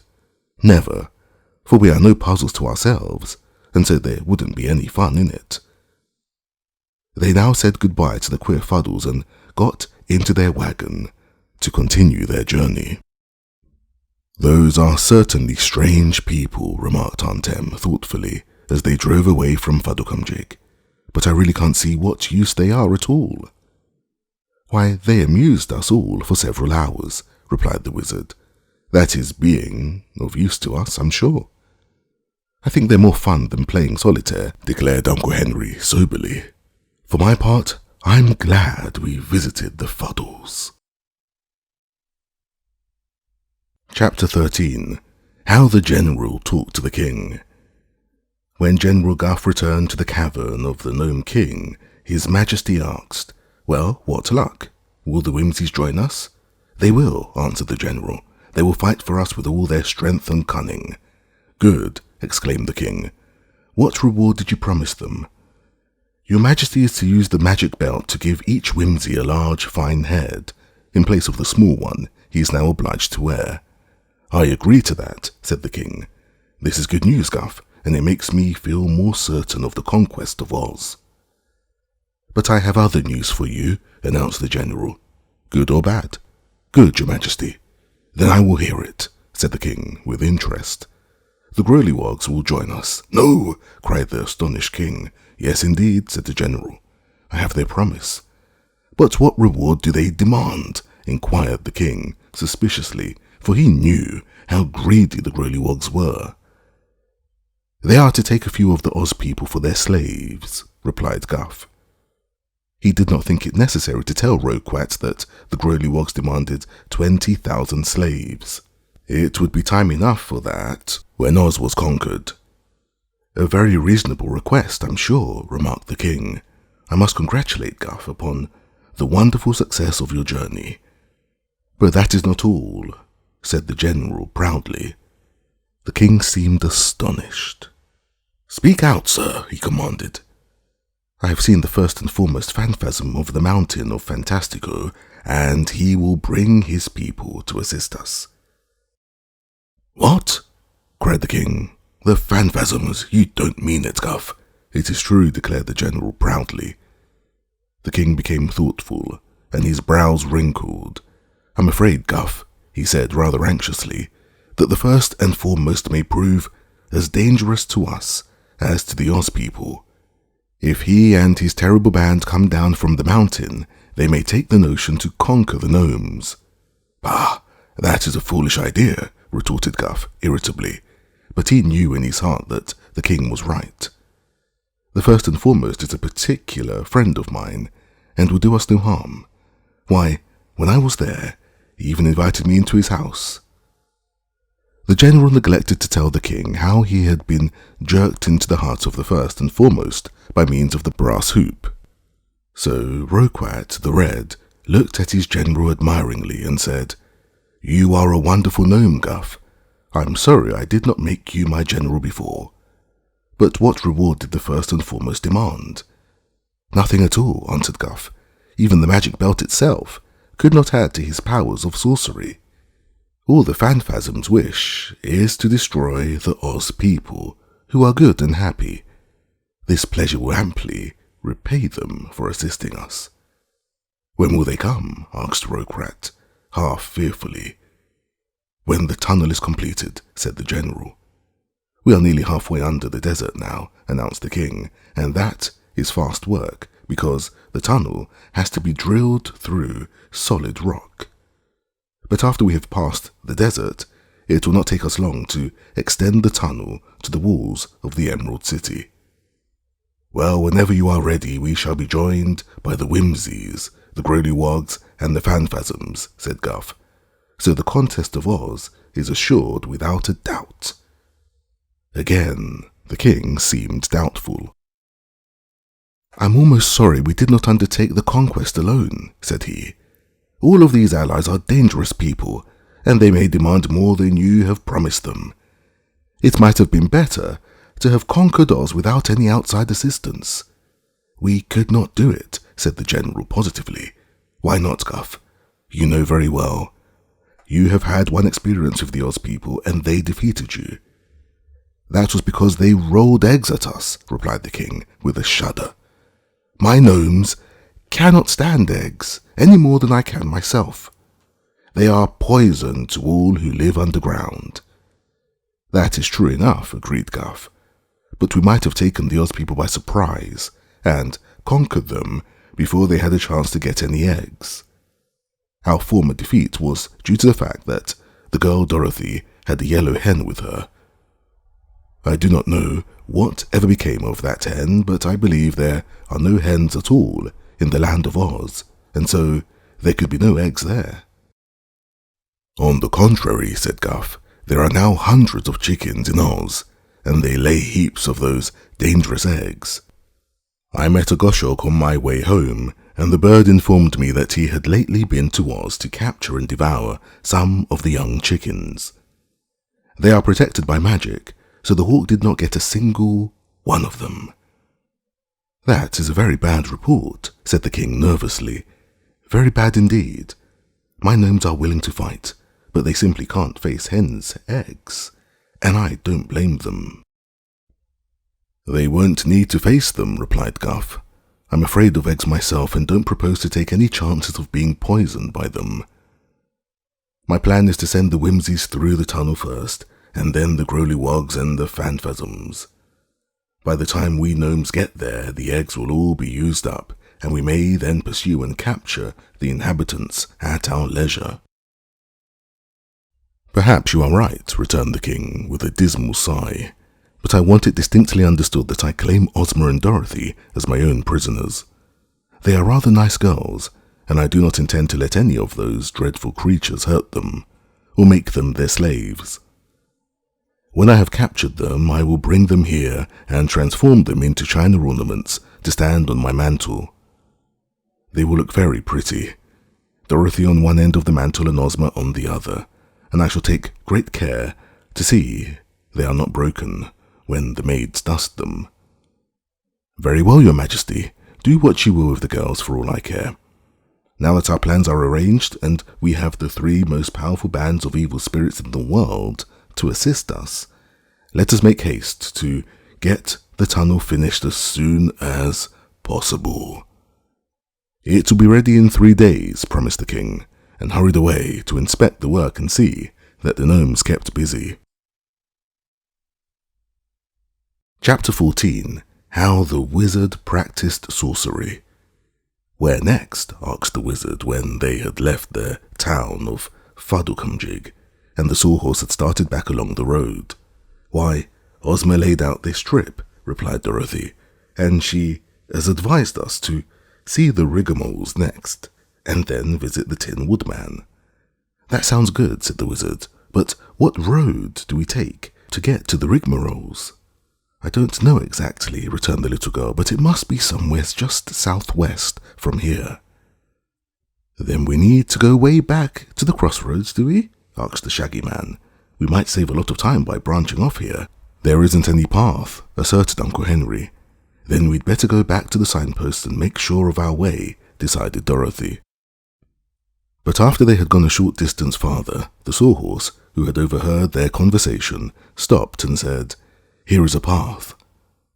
Sure enough, a dim path seemed to branch off from the road they were on, and it led across pretty green meadows and past leafy groves straight toward the southwest. "That looks like a good path," said Omby-Amby. "Why not try it?" "All right," answered Dorothy. "I am anxious to see what the rigmaroles are like, and this path ought to take us there the quickest way." No one made any objection to this plan, so the sawhorse turned into the path, which proved to be nearly as good as the one they had taken to get to the Fuddles. As first they passed a few retired farmhouses, but soon these scattered dwellings were left behind and only the meadows and the trees were before them. But they rode along in cheerful contentment, and Aunt Em got into an argument with Billina about the proper way to raise chickens. "I do not care to contradict you," said the yellow hen with dignity, "but I have an idea I know more about chickens than human beings do." replied Aunt Em. "I've raised chickens for nearly 40 years, Billina, and I know you've got to starve 'em and make 'em lay lots of eggs, and stuff 'em if you want good broilers." "Broilers?" exclaimed Billina, in horror. "Broil my chickens? Why, that's what they're for, ain't it?" asked Aunt Em, astonished. "No, Aunt, not in Oz," said Dorothy. "People do not eat chickens here. You see, Billina was the first hen that was ever seen in this country, and I brought her here myself. Everybody liked her and respected her, so the Oz people wouldn't any more eat her chickens than they would eat Billina."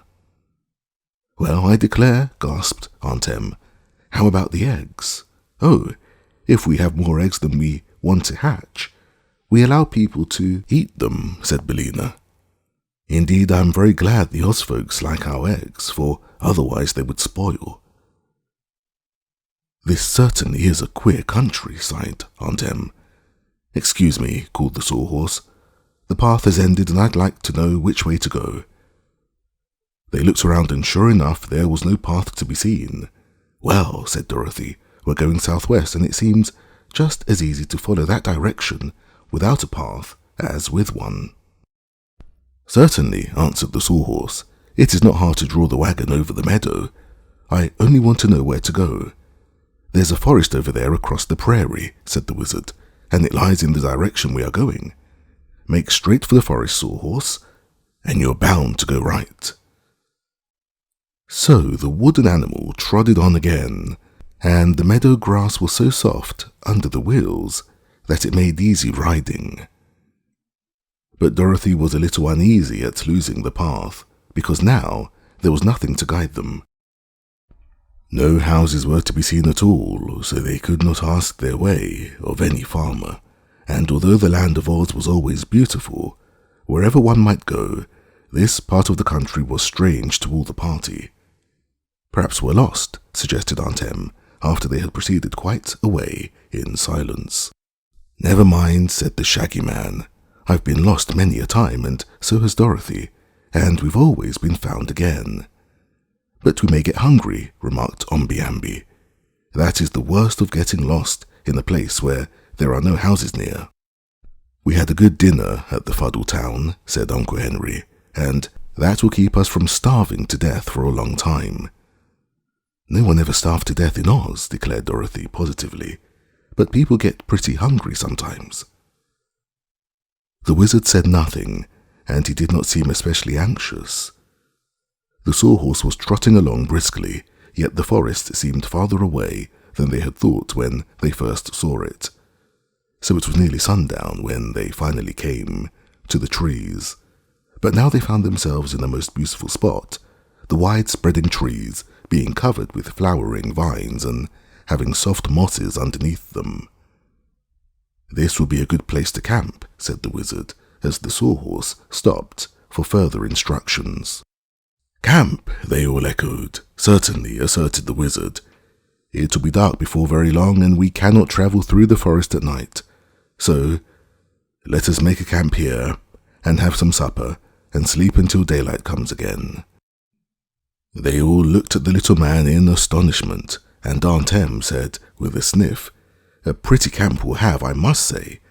I suppose you intend us to sleep under the wagon, and chew grass for our supper," added the shaggy man, laughing. But Dorothy seemed to have no doubts and was quite cheerful.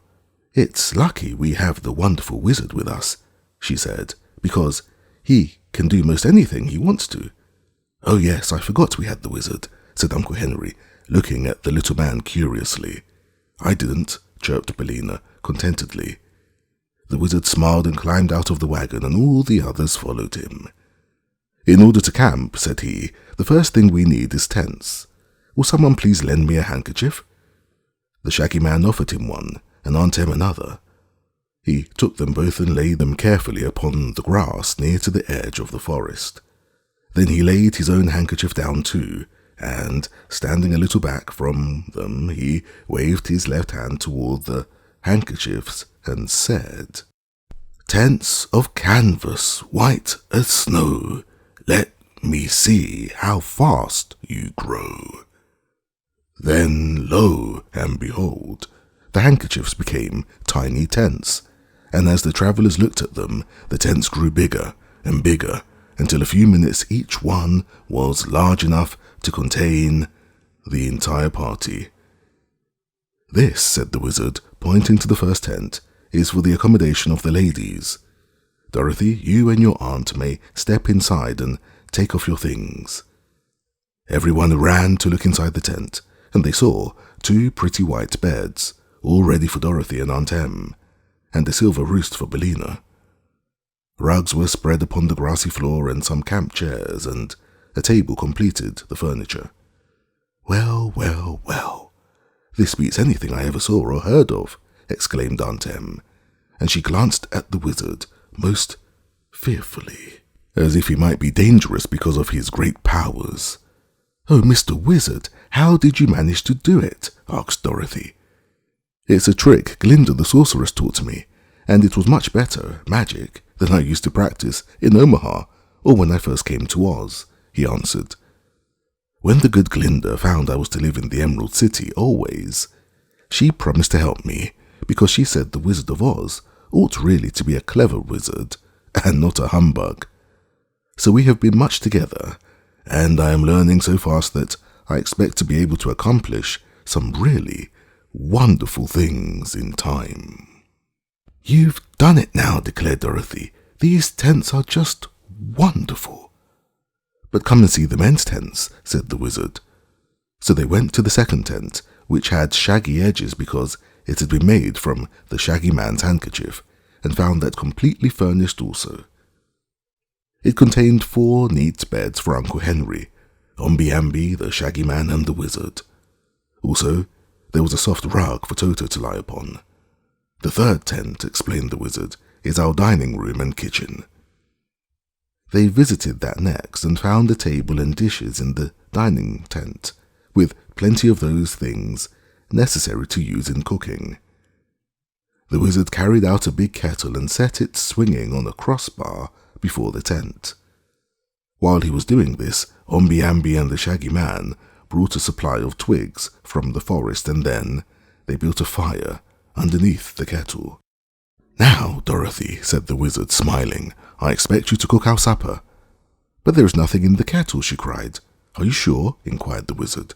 "I didn't see anything put in, and I'm almost sure it was empty when you brought it out," she replied. "Nevertheless," said the little man, winking slyly at Onkel Henry, "you will do well to watch our supper, my dear, and see that it doesn't boil over." Then the men took some pails and went into the forest to search for a spring of water, and while they were gone, Aunt Em said to Dorothy, "I believe the wizard is fooling us. I saw the kettle myself, and when he hung it over the fire, there wasn't a thing in it but air." "Don't worry," remarked Bellina confidently as she nestled in the grass before the fire. "You'll find something in the kettle when it's taken off, and it won't be poor, innocent chickens either." "Your hen has very bad manners, Dorothy," said Aunt Em, looking somewhat disdainfully at Bellina. "It seems too bad she ever learned how to talk." There might have been another unpleasant quarrel between Aunt Em and Bellina, had not the men returned just when their pails filled with clear, sparkling water. The wizard told Dorothy that she was a good cook, and he believed their supper was ready. So Uncle Henry lifted the kettle from the fire and poured its contents into a big platter, which the wizard held for him. The platter was fairly heaped with a fine stew, smoking hot, with many kinds of vegetables and dumplings and a rich, delicious gravy. The wizard triumphantly placed the platter upon the table in the dining tent, and then they all sat down in camp chairs to the feast. There were several other dishes on the table, all carefully covered, and when the time came to remove these covers, they found bread and butter, cakes, cheese, pickles, and fruits, including some of the luscious strawberries of Oz. No one ventured to ask a question as to how these things came there. They contented themselves by eating heartily the good things provided, and Toto and Bellina had their full share, you may be sure. After the meal was over, Aunt Em whispered to Dorothy, "That may have been magic food, my dear. And for that reason, perhaps it won't be very nourishing. But I'm willing to say it tasted as good as anything I've ever ate." Then she added, in a louder voice, "Who's going to do the dishes?" "No one, madame," answered the wizard. "The dishes have done themselves."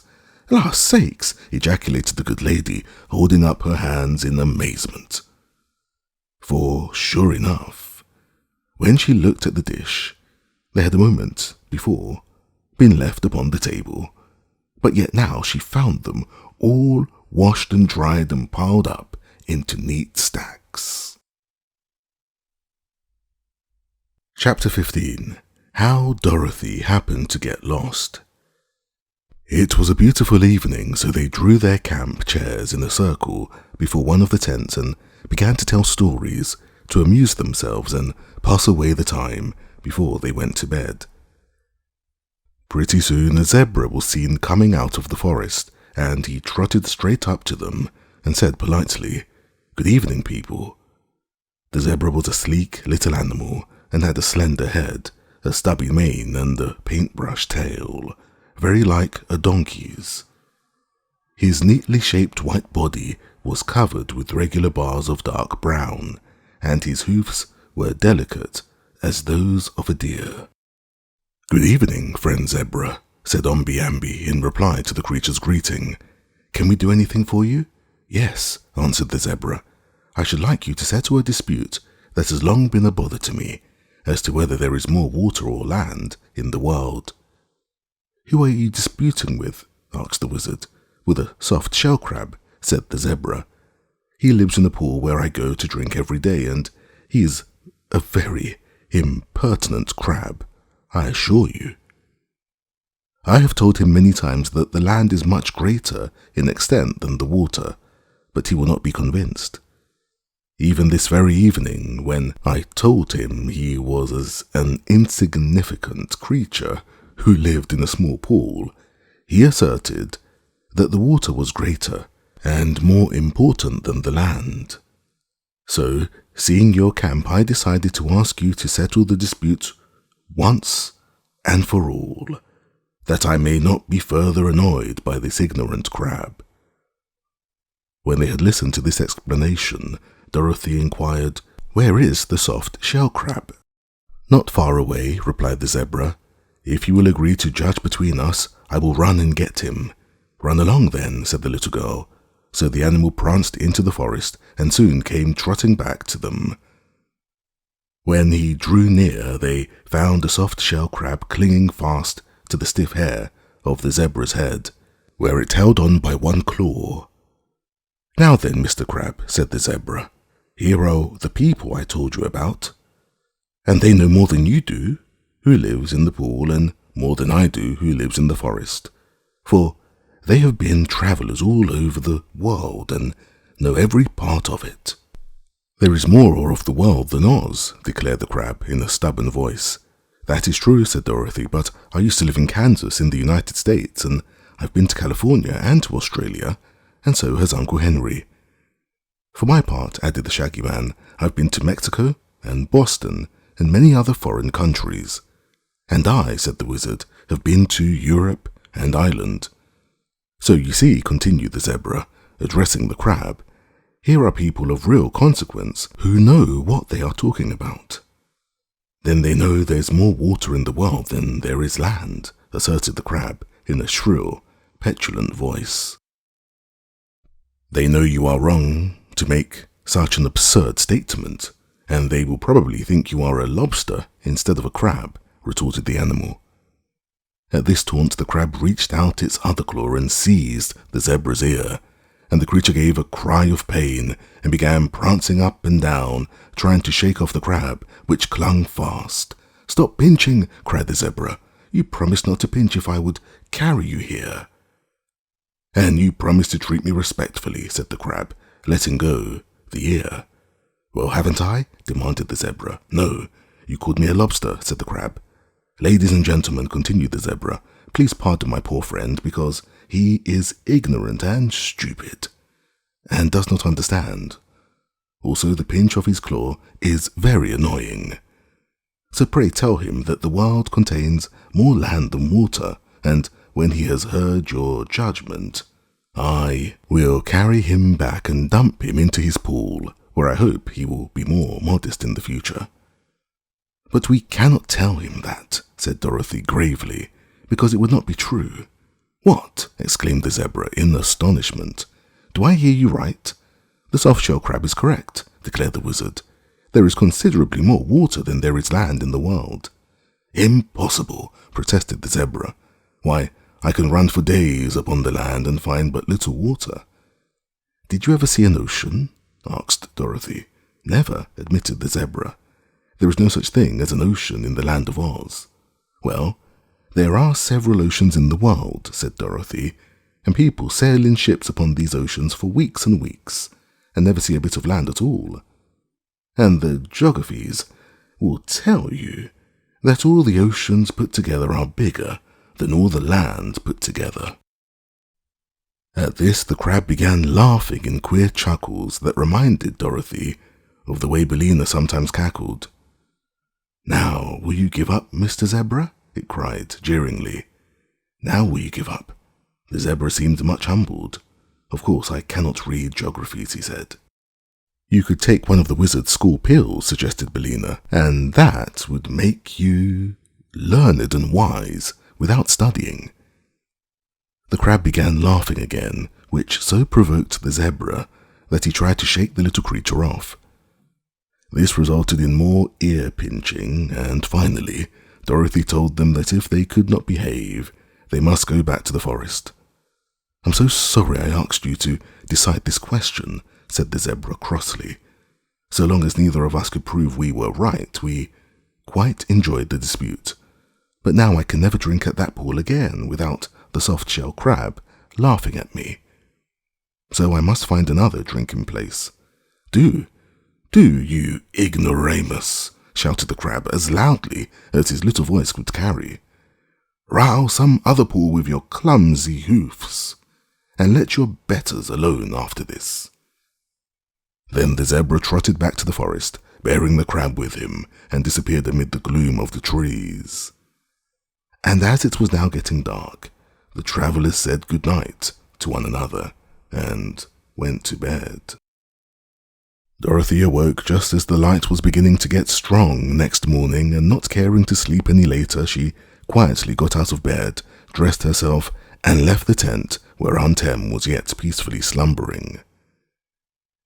Outside, she noticed Billina busily pecking around to secure bugs or other food for breakfast, but none of the men in the other tent seemed awake. So the little girl decided to take a walk in the woods and try to discover some path or road that they might follow when they again started upon their journey. She had reached the edge of the forest when the yellow hen came fluttering along and asked where she was going. "Just to take a walk, Billina, and maybe I'll find some path," said Dorothy. "Then I'll go along," decided Billina, and scarcely had she spoken when Toto ran up and joined them. Toto and the yellow hen had become quite friendly by this time, although they, at first, did not get along well. Billina had been rather suspicious of dogs, and Toto had had an idea that it was every dog's duty to chase a hen on sight. But Dorothy had talked to them and scolded them for not being agreeable to one another until they grew better acquainted and became friends. I won't say they loved each other dearly, but at least they had stopped quarrelling and now managed to get on together very well. The day was growing lighter every minute and driving the black shadows out of the forest, so Dorothy found it very pleasant walking under the trees. She went some distance in one direction, but not finding a path, presently turned in a different direction. There was no path here either, although she advanced quite a way into the forest, winding here and there among the trees and peering through the bushes in an endeavour to find some beaten track. "I think we'd better go back," suggested the yellow hen. After a time, "the people will all be up by this time, and breakfast will be ready." "Very well," agreed Dorothy. "Let's see. The camp must be over this way." She had probably made a mistake about that, for after they had gone far enough to have reached the camp, they still found themselves in the thick of the woods. So the little girl stopped short and looked around her, and Toto glanced up into her face with his bright little eyes and wagged his tail as if he knew something was wrong. He couldn't tell much about direction himself because he had spent his time prowling among the bushes and running here and there, nor had Billina paid much attention to where they were going, being interested in picking bugs from the moss as they passed along. The yellow hen now turned one eye up toward the little girl and asked, "Have you forgotten where the camp is, Dorothy?" "Yes," she admitted. "Have you, Billina?" "I didn't try to remember," returned Billina. "I'd no idea you would get lost, Dorothy." "It's the thing we don't expect, Billina, that usually happens," observed the girl thoughtfully. "But it's no use standing here. Let's go in that direction," pointing a finger at random. "It may be we'll get out of the forest over there." So on they went again, but this way the trees were closer together, and the vines were so tangled that often they tripped Dorothy up. Suddenly a voice cried sharply, "Halt!" At first Dorothy could see nothing, although she looked round very carefully, but Billina exclaimed, "Well, I declare!" "What is it?" asked the little girl, for Toto began barking at something, and following his gaze she discovered what it was. A row of spoons had surrounded the three, and these spoons stood straight up on their handles and carried swords and muskets. Their faces were outlined in the polished bowls, and they looked very stern and severe. Dorothy laughed at the queer things. "Who are you?" she asked. "We're the Spoon Brigade," said one. "In the service of His Majesty King Cleaver," said another. "And you are our prisoners," said a third. Dorothy sat down on an old stump and looked at them, her eyes twinkling with amusement. "What would happen," she inquired, "if I should set my dog on your brigade?" "He would die," replied one of the spoons sharply. "One shot from our deadly muskets would kill him, big as he is." "Don't risk it, Dorothy," advised the yellow hen. "Remember, this is a fairy country, yet none of us three happens to be a fairy." Dorothy grew sober at this, "Perhaps you're right, Bellina," she answered. "But how funny it is to be captured by a lot of spoons." "I do not see anything very funny about it," declared the spoon. "We're the regular military brigade in the kingdom." "What kingdom?" she asked. "Utensia," said he. "I never heard of it before," asserted Dorothy. Then she added thoughtfully, "I don't believe Ozma ever heard of Utensia either." "Tell me, are you not subjects of Ozma of Oz?" "We have never heard of her," retorted the spoon. "We are the subjects of King Cleaver, and obey only his orders, which are to bring all prisoners to him as soon as they are captured. So step lively, my girl, and march with us, or we may be tempted to cut off a few of your toes with our swords." This threat made Dorothy laugh again. She did not believe she was in any danger, but here was a new and interesting adventure, so she was willing to be taken to Utensia, that she might see what King Cleaver's kingdom was like. Chapter 16. Dorothy visited Utensia. There must have been from 6 to 8 dozen spoons in the brigade, and they marched away in the shape of a hollow square with Dorothy, Bellina, and Toto in the center of the square. Before they had gone very far, Toto knocked over one of the spoons by wagging his tail, and then the captain of the spoons told the little dog to be more careful, or he would be punished. So Toto was careful, and the spoon brigades moved along with astonishing swiftness, while Dorothy really had to walk fast to keep up with it. By and by they left the woods and entered a big clearing in which was the kingdom of Utensia. Standing all around the clearing were a good many cook stoves, ranges, and grills of all sizes and shapes, and beside these were several kitchen cabinets and cupboards and a few kitchen tables.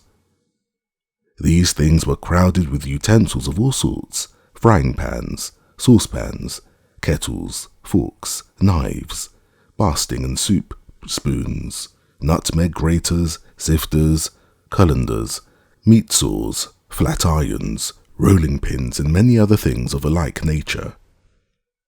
When the spoon brigade appeared with the prisoners, a wild shout arose, and many of the utensils hopped off their stoves or their benches and ran crowding around Dorothy and the hen and the dog. "Stand back!" cried the captain sternly, and he led his captives through the curious throng until they came before a big range that stood in the center of the clearing. Beside this range was a butcher block upon which lay a great cleaver with a keen edge. It rested upon the flat of its back. Its legs were crossed, and it was smoking a long pipe. "Wake up, your majesty," said the captain. "Here are prisoners." Hearing this, King Cleaver sat up and looked at Dorothy sharply. "Gristle and fat," he cried. "Where did this girl come from?" "I found her in the forest and brought her here a prisoner," replied the captain. "Why did you do that?" inquired the king, puffing his pipe lazily. "To create some excitement," the captain answered. "It is so quiet here that we are all getting rusty for want of amusement. For my part, I prefer to see stirring times." "Naturally," returned the cleaver, with a nod. "I have always said, Captain, without a bit of irony, that you are a sterling officer and a solid citizen, bold and polished to a degree. But what do you expect me to do with these prisoners?" "That is for you to decide," declared the captain. "You are the king." To be sure," muttered the cleaver musingly. "As you say, we have had dull times since the steel and grindstone eloped and left us. Command my counselors and the royal courtiers to attend me, as well as the high priest and the judge. We'll then decide what can be done."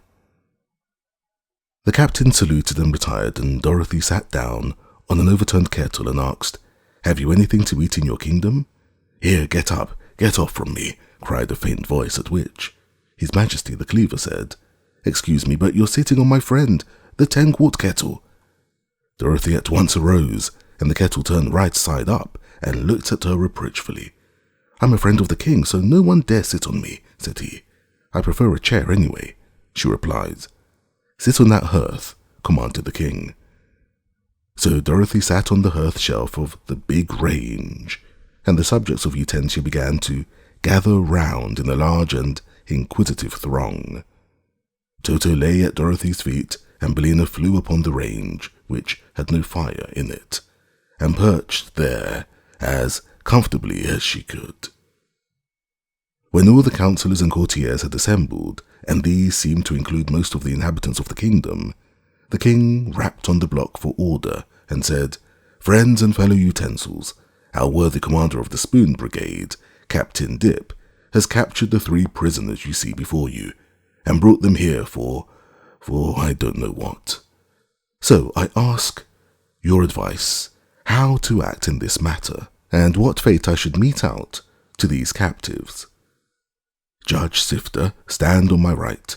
It is your business to sift this affair to the bottom.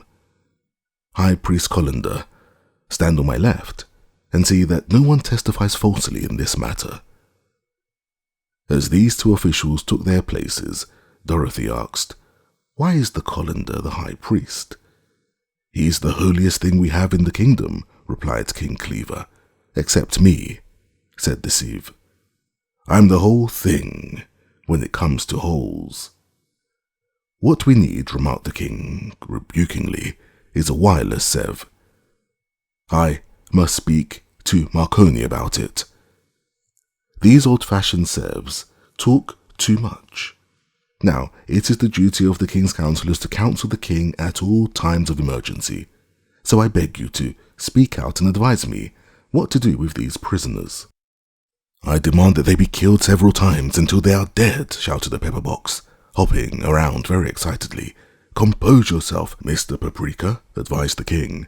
"Your remarks are piquant and highly seasoned, but you need a scattering of common sense. It is only necessary to kill a person once to make him dead, but I do not see that it is necessary to kill this little girl at all." "I don't either," said Dorothy. "Pardon me, but you are not expected to advise me in this matter," replied the King Cleaver. "Why not?" asked Dorothy. "You might be prejudiced in your own favour, and so mislead us," he said. "Now then, good subjects, who speaks next?" "I'd like to smooth this thing over in some way," said a Flatiron earnestly. "We are supposed to be useful to mankind, you know. But the girl isn't mankind. She is womankind," yelled a corkscrew. "What do you know about it?" inquired the king. "I'm a lawyer," said the corkscrew proudly. "I am accustomed to appear at the bar." "But you're crooked," retorted the king, "and that debars you. You may be a corking good lawyer, Mr. Pop, but I must ask you to withdraw your remarks." "Very well," said the corkscrew sadly. "I see I haven't any pull in this court." "Permit me," continued the Flatiron, "to press my suit, your majesty. I do not wish to gloss over any fault the prisoner may have committed, if such a fault exists, but we owe her some consideration, and that's flat." "I'd like to hear from Prince Carver," said the king. At this, a stately carving knife stepped forward and bowed. "The captain was wrong to bring this girl here, and she was wrong to come," he said. "But now that the foolish deed is done, let us all prove our mettle and have a slashing good time." That's it, screamed the fat, chopping knife. "We'll make mincemeat of the girl and hash of the chicken and sausage of the dog." There was a shout of approval at this, and the king had to rap again for order. "Gentlemen, gentlemen," he said, "your remarks are somewhat cutting and rather disjointed, as might be expected from such acute intellects. But you give me no reason for your demands. See here, Cleaver, you make me tired," said the saucepan, strutting before the king very impudently. "You're about the worst king that ever reigned in Utensia, and that's saying a good deal. Why don't you run things yourself, instead of asking everybody's advice, like a big, clumsy idiot you are?" The king sighed. "I wish there wasn't a saucepan in my kingdom," he said. "You fellows are always stewing over something, and every once in a while you slop over and make a mess of it. Go hang yourself, sir, by the handle, and don't let me hear from you again." Dorothy was much shocked by the dreadful language the utensils employed, and she thought that they must have had very little proper training. So she said, addressing the king, who seemed very unfit to rule his turbulent subjects, "I wish you'd decide my fate right away. I can't stay here all day, trying to find out what you're going to do with me. The thing is becoming a regular broil, and it's time I took part in it," observed a big gridiron, coming forward. "What I'd like to know," said the can opener in a shrill voice, "is why the little girl came to our forest anyhow, and why she intruded upon Captain Dip, who ought to be called Dippy, and who she is, and where she came from, and where she's going, and why and wherefore, and therefore, and when." "I'm sorry to see, Sir Jabber," remarked the king to the can opener, "that you have such a prying disposition. As a matter of fact, all the things you mention are none of our business." Having said this, the king relighted his pipe, which had gone out. "Tell me, please, what is our business?" inquired the potato masher, winking at Dorothy somewhat impertinently. "I'm fond of little girls myself, and it seems to me she has as much right to wander in the forest as we have." "Who accuses the little girl anyway?" inquired the rolling pin. "What has she done?" "I don't know," said the king. "What has she done, Captain Dip?" "That's the trouble, your majesty, she hasn't done anything," replied the captain. "What do you want me to do?" asked Dorothy. This question seemed to puzzle them all. Finally, a chafing dish exclaimed irritably, "If no one can throw any light on this subject, you must excuse me if I go out." At this, a big kitchen fork pricked up his ears and said in a tiny voice, "Let's hear from Judge Sifter." "That's proper," returned the king. So, Judge Sifter turned around slowly several times and then said, "We have nothing against the girl except the stove hearth upon which she sits. Therefore, I order her instantly discharged." "Discharged?" cried Dorothy. "Why, I never was discharged in my life, and I don't intend to be. If it's all the same to you, I'll resign." "It's all the same," declared the king. "You are free, you and your companions, and may go wherever you like." "Thank you," said the little girl, "but haven't you anything to eat in your kingdom? I'm hungry." "Go to the woods and pick blackberries," advised the king, lying down upon his back again and preparing to go to sleep. "There isn't a morsel to eat in all Utensia that I know of."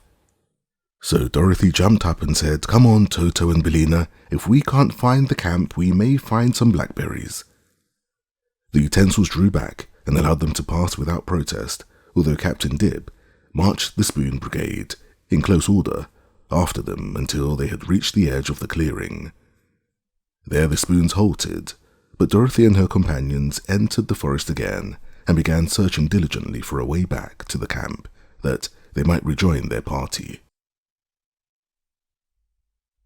Chapter 17.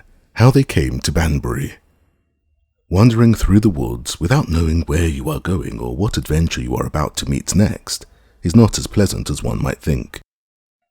The woods are always beautiful and impressive, and if you are not worried or hungry, you may enjoy them immensely.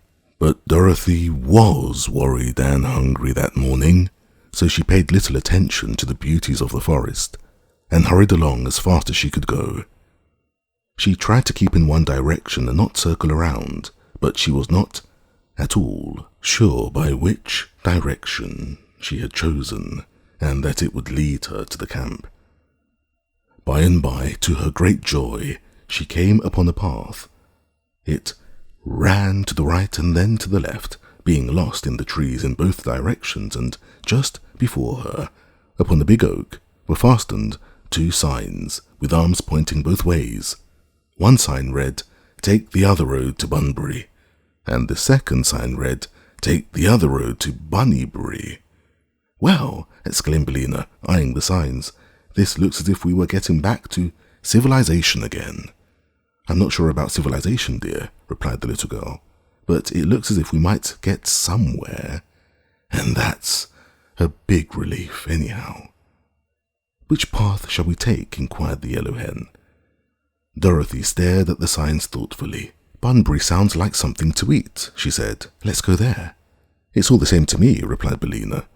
She had picked up enough bugs and insects from the moss as she went along to satisfy her own hunger. But the hen knew Dorothy could not eat bugs, nor could Toto.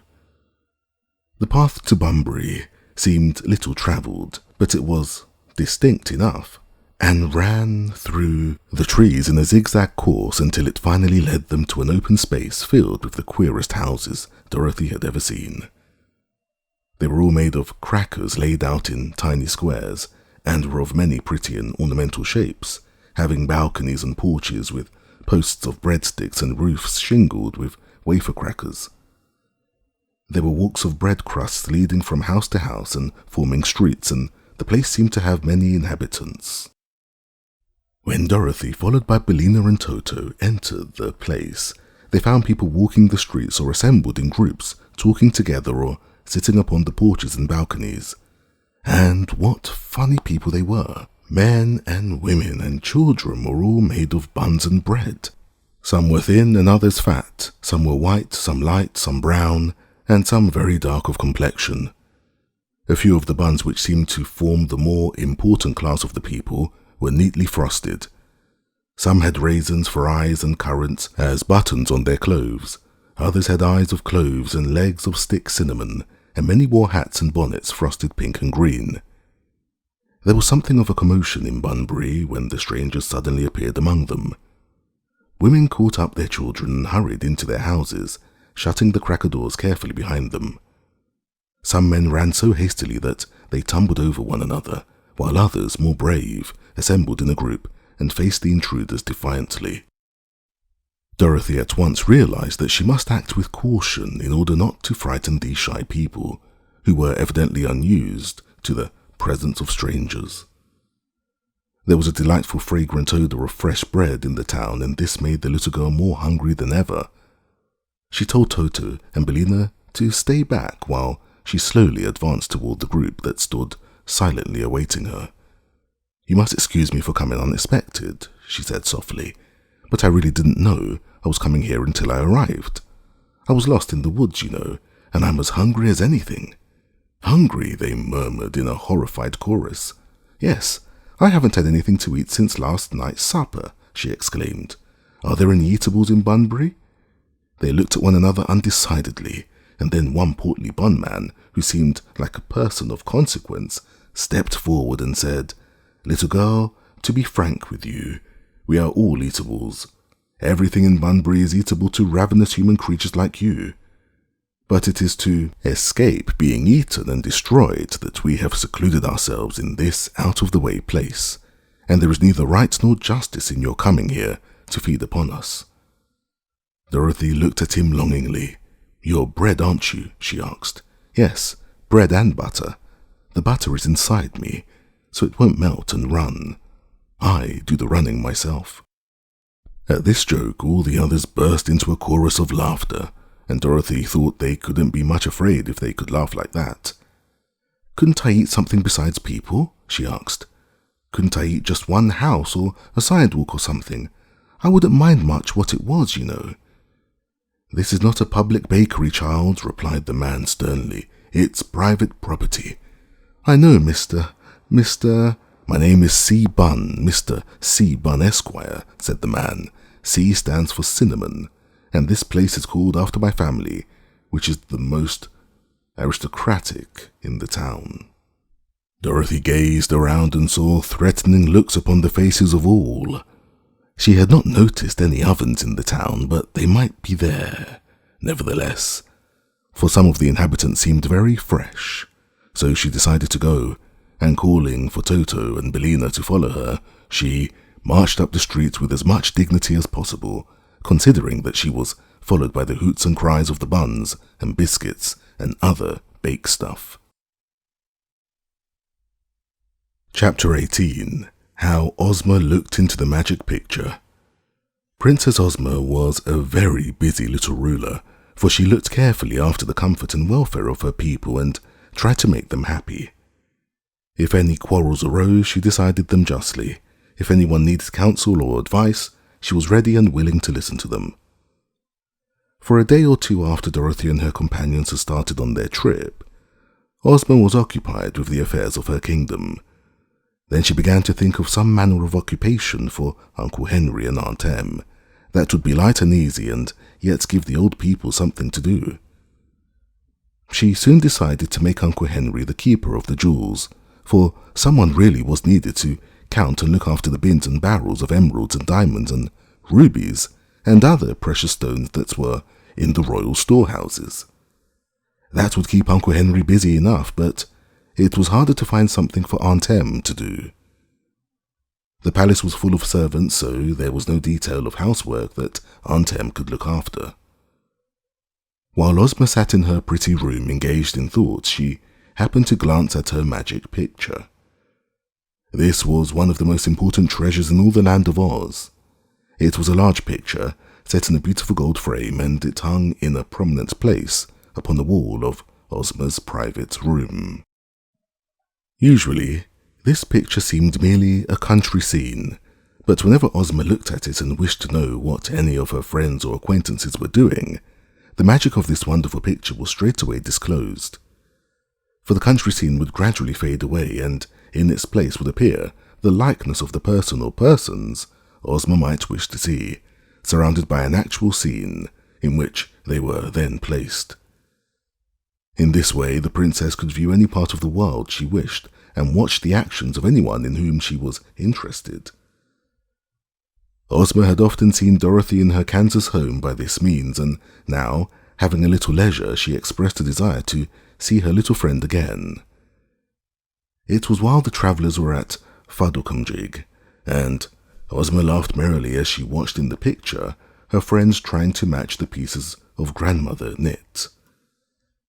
"They seem happy and are doubtless having a good time," the ruler girl said to herself, and then she began to think of the many adventures she herself had encountered with Dorothy. The image of her friends now faded from the magic picture, and the old landscape slowly reappeared. Ozma was thinking of the time when, with Dorothy and her army, she marched to the Nome King's underground cavern, beyond the land of Ev, and forced the old monarch to liberate his captives, who belonged to the royal family of Ev.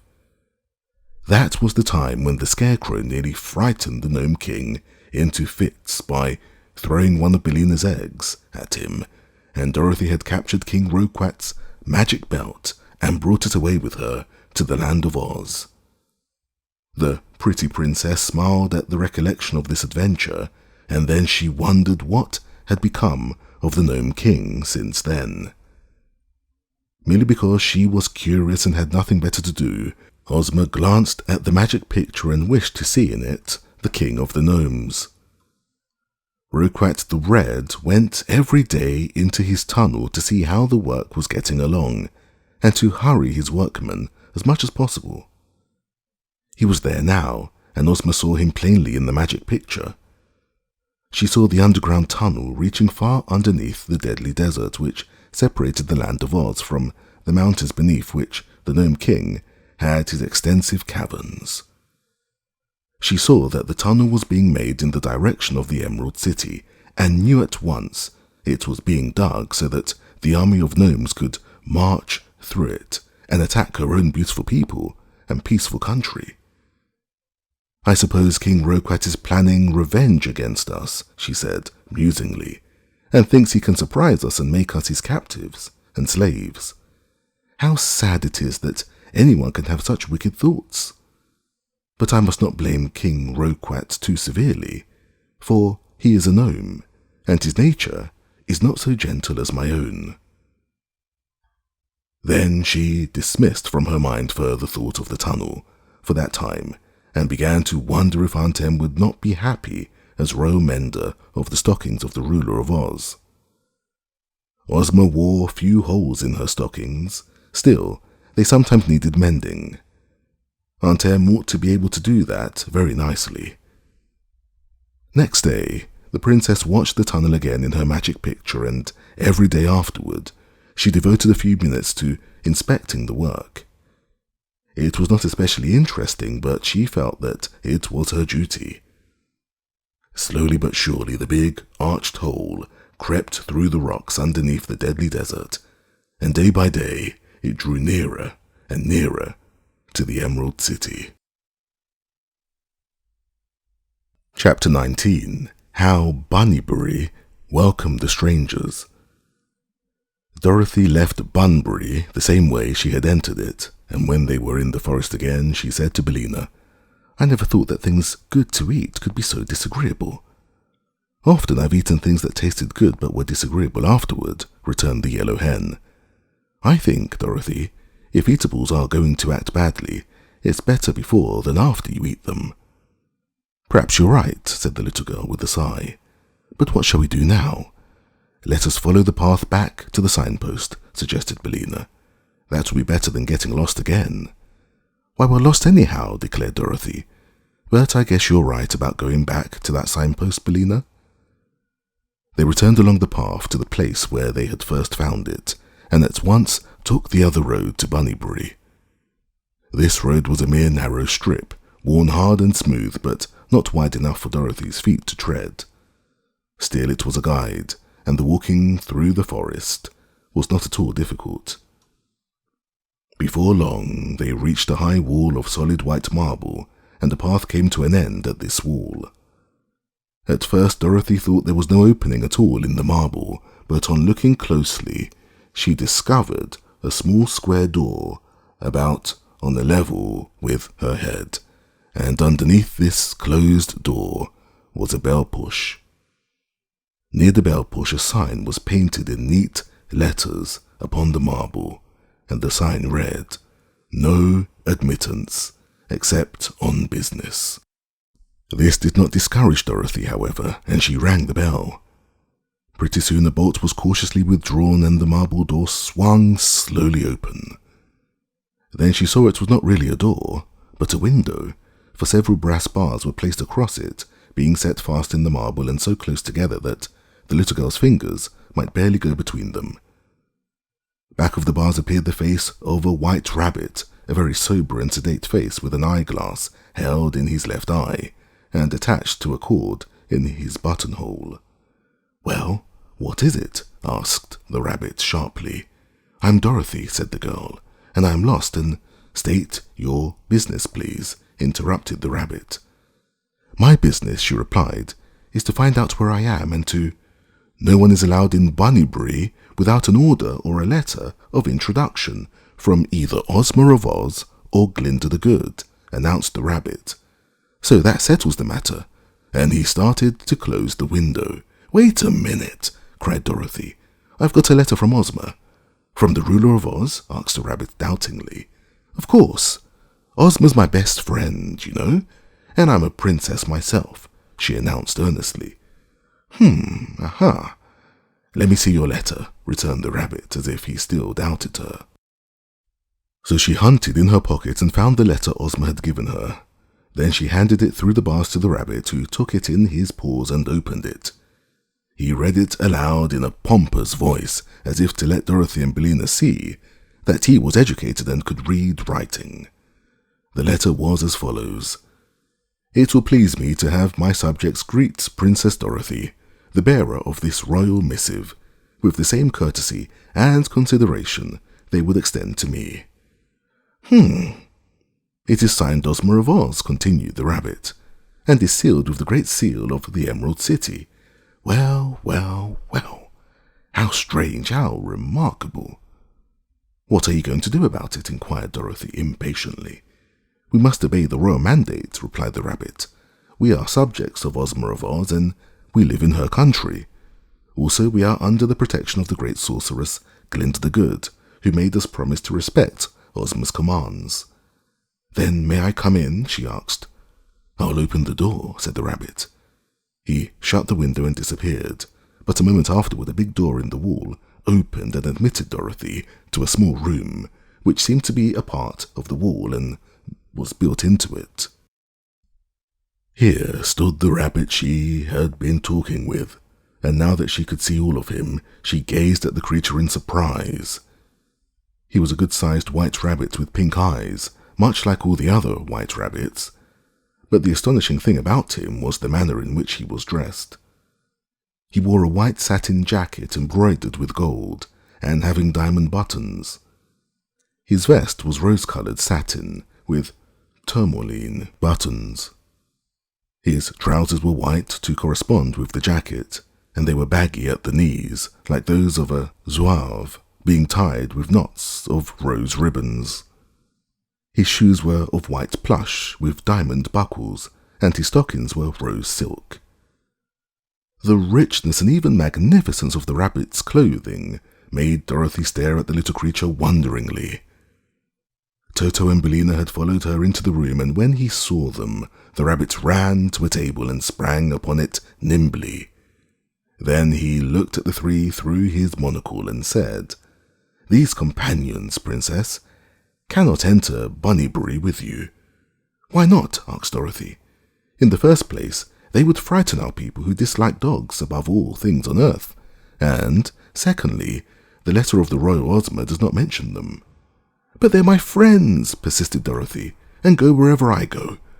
"Not this time," said the rabbit decidedly. "You yourself, Princess, are a welcome visitor, since you come so highly recommended, but unless you consent to leave the dog and the hen in this room, I cannot permit you to enter the town." "Never mind us, Dorothy," said Bellina. "Go inside and see what the place is like. You can tell us about it afterward, and Toto and I will rest comfortably here until you return."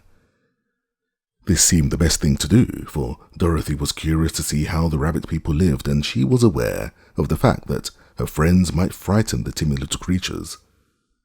She had not forgotten how Toto and Bellina had misbehaved at Bunbury, and perhaps the rabbit was wise to insist on their staying outside the town. As Dorothy passed along, they all bowed their heads respectfully. Walking thus through several handsome streets, they came to a square in the center of the city. In this square were some pretty trees and a statue in bronze of Glinda the Good, while beyond it were the portals of the royal palace, an extensive and imposing building of white marble covered with filigree of frosted gold. Chapter 20. How Dorothy Lunched with a King. A line of rabbit soldiers was drawn up before the palace entrance, and they wore green and gold uniforms with high shakos upon their heads, and held tiny spears in their hands. The captain had a sword and a white plume in his shako. "Salute," called the keeper of the wicket. "Salute Princess Dorothy, who comes from Ozma of Oz." "Salute," yelled the captain, and all the soldiers promptly saluted. They now entered the great hall of the palace, where they met a gaily dressed attendant, from whom the keeper of the wicket inquired if the king were at leisure. "I think so," was the reply. "I heard His Majesty blubbering and wailing as usual only a few minutes ago. If he doesn't stop acting like a crybaby, I'm going to resign my position here and go to work." "What's the matter with your king?" asked Dorothy, surprised to hear the rabbit attendant speak so disrespectfully of his monarch. "Oh, he doesn't want to be king, that's all. He simply has to," was the reply. "Come," said the keeper of the wicket sternly, "lead us to His Majesty, and do not air our troubles before strangers, I beg of you." "Why, if this girl is going to see the king, he'll air his own troubles," returned the attendant. "That is his royal privilege," declared the keeper. So the attendant led them into a room all draped with cloth of gold and furnished with satin-covered gold furniture. There was a throne in this room set on a dais and having a big cushioned seat, and on this seat reclined the Rabbit King. He was lying on his back with his paws in the air and whining very like a puppy dog. "Your Majesty, your Majesty, get up, here's a visitor," called out the attendant. The king rolled over and looked at Dorothy with one watery pink eye. Then he sat up and wiped his eyes carefully with a silk handkerchief and put on his jewelled crown, which had fallen off. "Excuse my grief, fair stranger," he said in a sad voice. "You behold in me the most miserable monarch in all the world. What time is it, Blinkum?" "1 o'clock, your Majesty," replied the attendant to whom the question was addressed. "Serve luncheon at once," commanded the king. "Luncheon for 2. That's for my visitor and me, and see that the human has some sort of food she's accustomed to." "Yes, your Majesty," answered the attendant, and went away. "Tie my shoe, Bristol, said the king to the keeper of the wicket. "Ah me, how unhappy I am." "What seems to be worrying your majesty?" asked Dorothy. "Why, it's this king business, of course," he returned, while the keeper tied his shoe. "I didn't want to be king in Bunnybury at all, and the rabbits all knew it, so they elected me to save themselves from such a dreadful fate, I suppose, and here I am shut up in the palace, when I might be free and happy." "Seems to me," said Dorothy, "it's a great thing to be king." "Were you ever a king?" inquired the monarch. "No," she answered, laughing. "Then you know nothing about it," he said. "I haven't inquired who you are, but it doesn't matter. While we're at luncheon, I'll tell you all my troubles. They're a great deal more interesting than anything you can say about yourself." "Perhaps they are to you," replied Dorothy.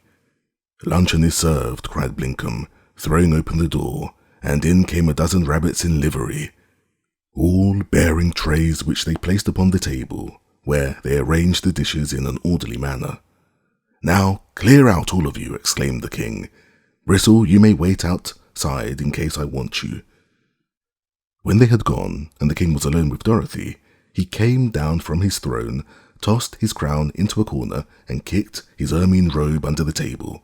"Sit down," he said, "and try to be happy. It's useless for me to try, because I'm always wretched and miserable, but I'm hungry, and I hope you are."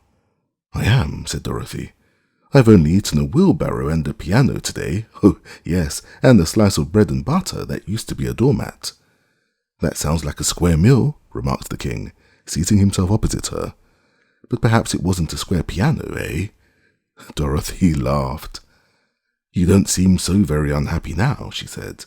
"But I am," protested the king, fresh tears gathering in his eyes. "Even my jokes are miserable. I'm wretched, woeful, afflicted, distressed, and as dismal as an individual can be. Are you not sorry for me?"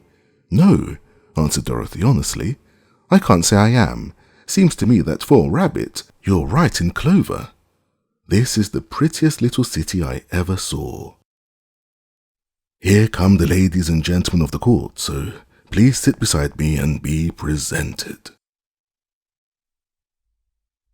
Chapter 21. How the King Changed His Mind. Just then a rabbit band of nearly 50 pieces marched in, playing upon golden instruments and dressed in neat uniforms. Following the band came the nobility of Bunnybury, all richly dressed and hopping along on their rear legs. Both the ladies and the gentlemen wore white gloves upon their paws, with their rings on the outside of the gloves, as this seemed to be the fashion here. Some of the lady rabbits carried lorgnettes, while many of the gentlemen rabbits wore monocles in their left eyes. The courtiers and their ladies paraded past the king, who introduced Dorothy, Princess Dorothy, to each couple in a very graceful manner. Then the company seated themselves in chairs and on sofas and looked expectantly at their monarch. "It is our royal duty as well as our royal pleasure," he said, "to provide fitting entertainment for our distinguished guest. We will now present the royal band of whiskered friskers." As he spoke, the musicians who had arranged themselves in a corner struck up a dance melody while into the room pranced the whiskered friskers. They were 8 pretty rabbits dressed only in gauzy purple skirts, fastened around their waists with diamond bands. Their whiskers were coloured a rich purple, but otherwise they were pure white. After bowing before the king and Dorothy, the friskers began their pranks, and these were so comical that Dorothy laughed with real enjoyment. They not only danced together, whirling and gyrating around the room, but they leaped over one another, stood upon their heads, and hopped and skipped here and there so nimbly that it was hard work to keep track of them. Finally, they all made double somersaults and turned handsprings out of the room. The nobility enthusiastically applauded, and Dorothy applauded with them. "They're fine," she said to the king. "Yes, the whiskered friskers are really very clever," he replied. "I shall hate to part with them when I go away, for they have often amused me when I was very miserable. I wonder if you would ask Glinda."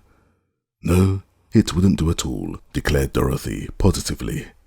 "There wouldn't be room in your hole in the ground for so many rabbits, especially when you get the lily chair and your clothes there. Don't think of such a thing, Your Majesty." The king sighed. Then he stood up and announced to the company, "We will now hold a military drill by my picked bodyguard of royal pikemen." Now the band played a march, and a company of rabbit soldiers came in. They wore green and gold uniforms and marched very stiffly, but in perfect time. Their spears or pikes had slender shafts of polished silver, with golden heads, and during the drill, they handled these weapons with wonderful dexterity. "I should think you'd feel pretty safe with such a fine bodyguard," remarked Dorothy. "I do," said the king. "They protect me from every harm." "I suppose Glinda wouldn't—" "No," interrupted the girl. "I'm sure she wouldn't.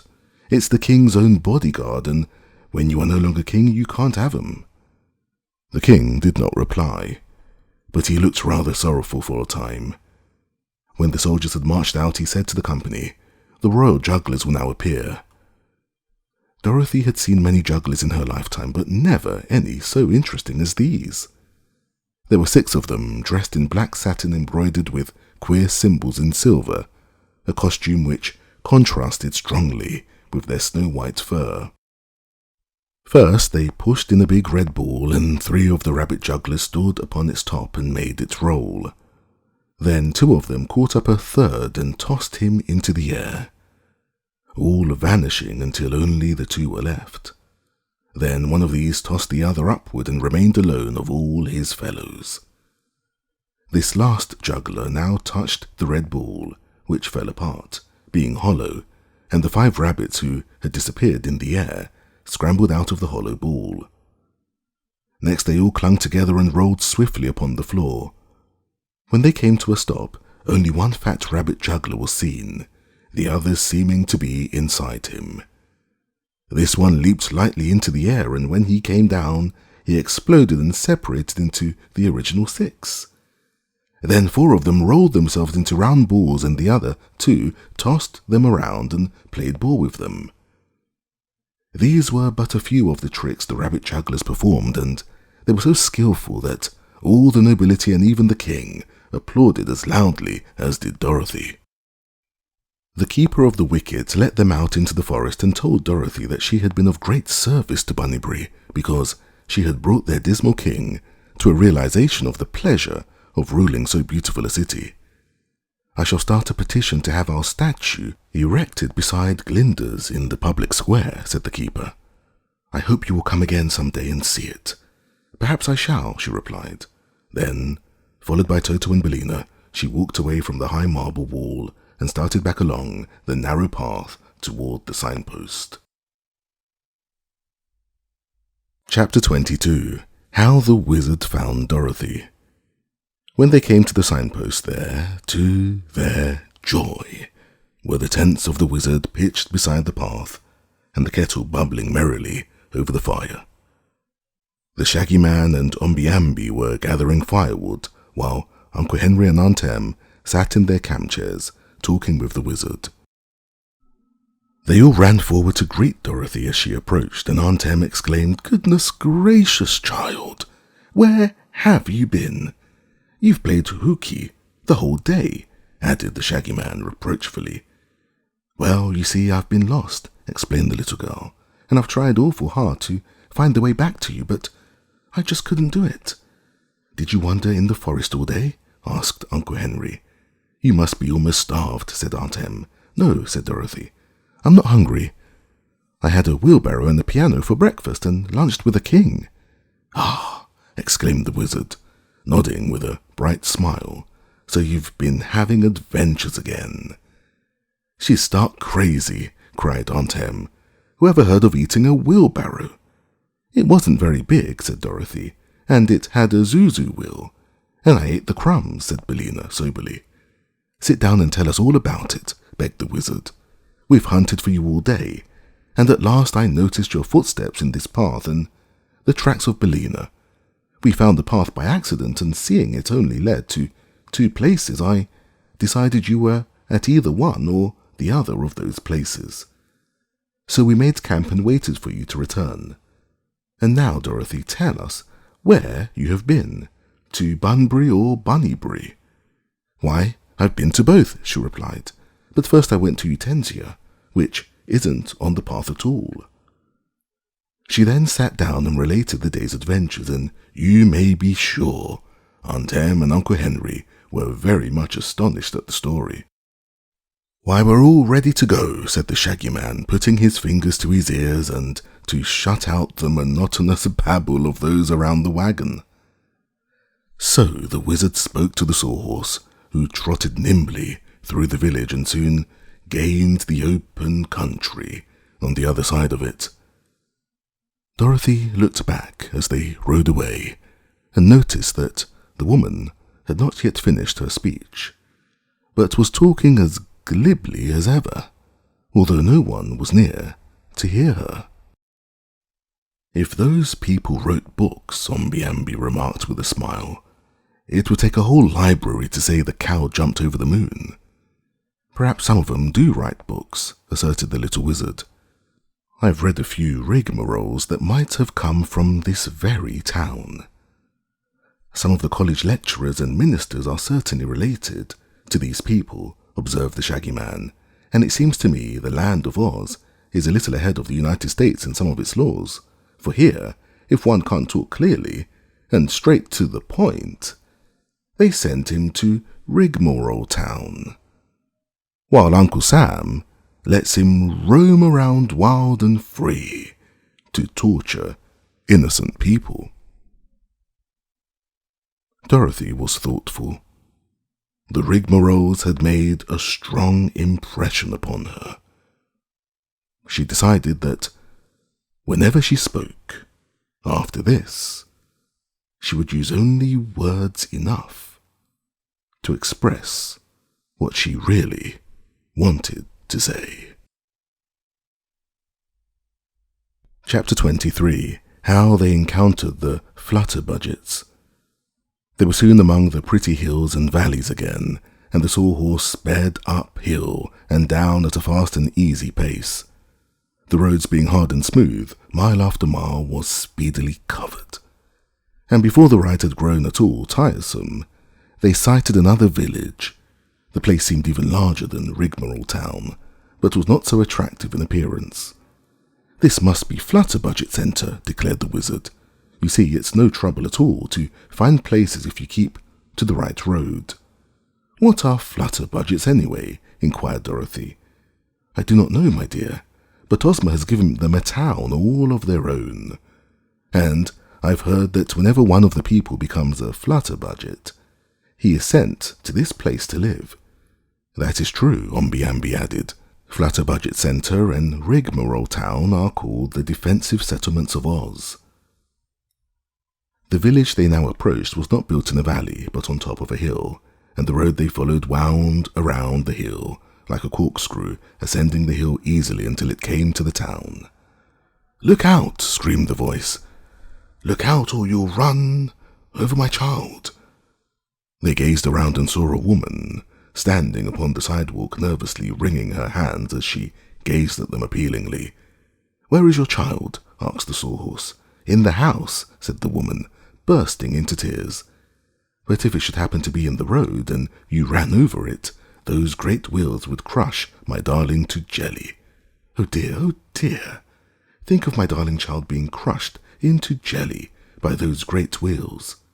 "Giddy up," said the wizard sharply, and the Sawhorse started on.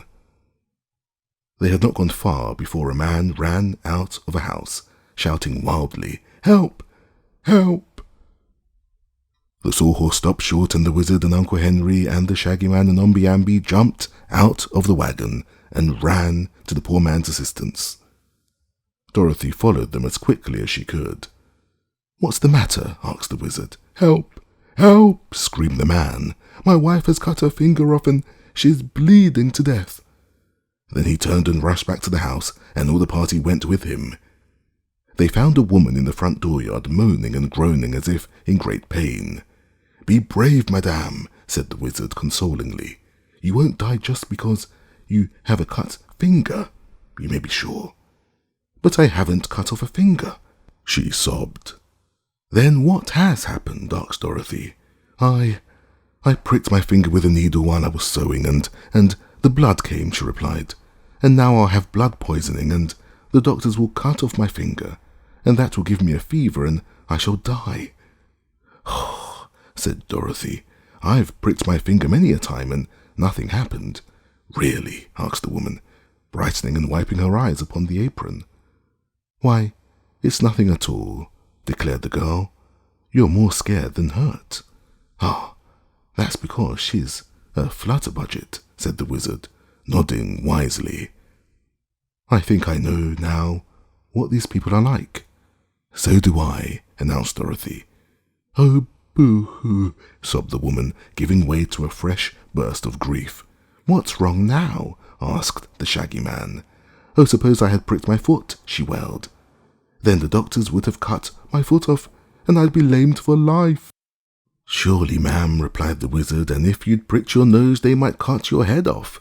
But, you see, you didn't. But I might have, she exclaimed, and began to cry again. So they left her and drove away in their wagon, and her husband came out and began calling help, as he had before, but no one seemed to pay any attention to him. As the travellers turned into another street, they found a man walking excitedly up and down the pavement. He appeared to be in a very nervous condition, and the wizard stopped him to ask, Is anything wrong, sir? Everything is wrong, answered the man dismally. I can't sleep. Why not? Inquired Omby-Amby. If I go to sleep, I'll have to shut my eyes, he explained. And if I shut my eyes, they may grow together, and then I'd be blind for life. Did you ever hear of anyone's eyes growing together? Asked Dorothy. No, said the man. I never did, but it would be a dreadful thing, wouldn't it? And the thought makes me so nervous I'm afraid to go to sleep. There's no help for this case, declared the wizard, and they went on. And the sawhorse, knowing his passengers were eager to arrive, broke into a swift trot that soon brought them to their destination. Chapter 24. How the Tin Woodman Told the Sad News. The Tin Woodman received Princess Dorothy's party with much grace and cordiality, yet the little girl decided that something must be worrying with her old friend, because he was not so merry as usual. But at first she said nothing about this, for Uncle Henry and Tante Em were fairly bubbling over with admiration for the beautiful tin castle and its polished tin owner. So her suspicion that something unpleasant had happened was for a time forgotten. Where is the scarecrow? She asked, when they had all been ushered into the big tin drawing room of the castle, the sawhorse being led around to the tin stable in the rear. Why, our old friend has just moved into his new mansion, explained the Tin Woodman. It has been a long time in building, although my Winkies and many other people from all parts of the country have been busily working upon it. At last, however, it is completed, and the Scarecrow took possession of his new home just 2 days ago. I hadn't heard that he wanted a home of his own, said Dorothy. Why doesn't he live with Ozma in the Emerald City? He used to, you know, and I thought he was happy there. It seems, said the Tin Woodman, that our dear Scarecrow cannot be contented with city life, however beautiful his surroundings might be. Originally he was a farmer, for he passed his early life in a cornfield, where he was supposed to frighten away the crows. I know, said Dorothy, nodding. I found him and lifted him down from his pole. So now, after a long residence in the Emerald City, his tastes have turned to farm life again, continued the Tin Man. He feels that he cannot be happy without a farm of his own, so Ozma gave him some land and everyone helped him build his mansion. And now he's settled there for good. Who designed his house? Asked the Shaggy Man. I believe it was Jack Pumpkinhead, who is also a farmer, was the reply. They were now invited to enter the tin dining room where luncheon was served. Tante Em found to her satisfaction that Dorothy's promise was more than fulfilled, for Although the Tin Woodman had no appetite of his own, he respected the appetites of his guests and saw that they were bountifully fed. They passed the afternoon in wandering through the beautiful gardens and grounds of the palace. The walks were all paved with sheets of tin, brightly polished, and there were tin fountains and tin statues here and there among the trees. The flowers were mostly natural flowers and grew in the regular way, but their host showed them one flower bed which was his especial pride. You see, all common flowers fade and die in time, he explained, and so there are seasons when the pretty blooms are scarce. Therefore, I decided to make one tin flower bed all of tin flowers, and my workmen have created them with rare skill. Here you see tin camellias, tin marigolds, tin carnations, tin poppies, and tin hollyhocks growing as naturally as if they were real. Indeed, they were a pretty sight, and glistened under the sunlight like spun silver. "Isn't this tin hollyhock going to seed?" asked the wizard, bending over the flowers. "Why, I believe it is," exclaimed the Tin Woodman, as if surprised. "I hadn't noticed that before, but I shall plant the tin seeds and raise another bed of tin hollyhocks. Ozma sent me word yesterday that the tunnel was all completed except for a thin crust of earth at the end. When our enemies break through this crust, they will be in the gardens of the royal palace, in the heart of the Emerald City. I offered to arm all my Winkies and march to Ozma's assistance, but she said no." "I wonder why," said Dorothy. "She answered that all the inhabitants of Oz, gathered together, were not powerful enough to fight and overcome the evil forces of the Nome King. Therefore she refuses to fight at all. But they will capture and enslave us and plunder and ruin all our lovely land," exclaimed the wizard, greatly disturbed by this statement. "I fear they will," said the Tin Woodman sorrowfully, "and I also fear that those who are not fairies, such as the wizard and Dorothy and her uncle and aunt, as well as Toto and Billina, will be speedily put to death by the conquerors." "What can be done?" asked Dorothy, shuddering a little at the prospect of this awful fate. "Nothing can be done," gloomily replied the Emperor of the Winkies. "But since Ozma refuses my army, I will go myself to the Emerald City. The least I may do is to perish beside my beloved ruler." Chapter 25. How the Scarecrow Displayed His Wisdom. This amazing news had saddened every heart, and all were now anxious to return to the Emerald City and share Ozma's fate. So they started without loss of time, and as the road led past the Scarecrow's new mansion, they determined to make a brief halt there and confer with him. "The Scarecrow is probably the wisest man in all Oz," remarked the Tin Man, when they had started upon their journey. "His brains are plentiful and of excellent quality, and often he has told me things I might never have thought of myself. I must say I rely a great deal upon the Scarecrow's brains in this emergency." The Tin Woodman rode on the front seat of the wagon, where Dorothy sat between him and the wizard. "Has the Scarecrow heard of Ozma's trouble?" asked the Captain General.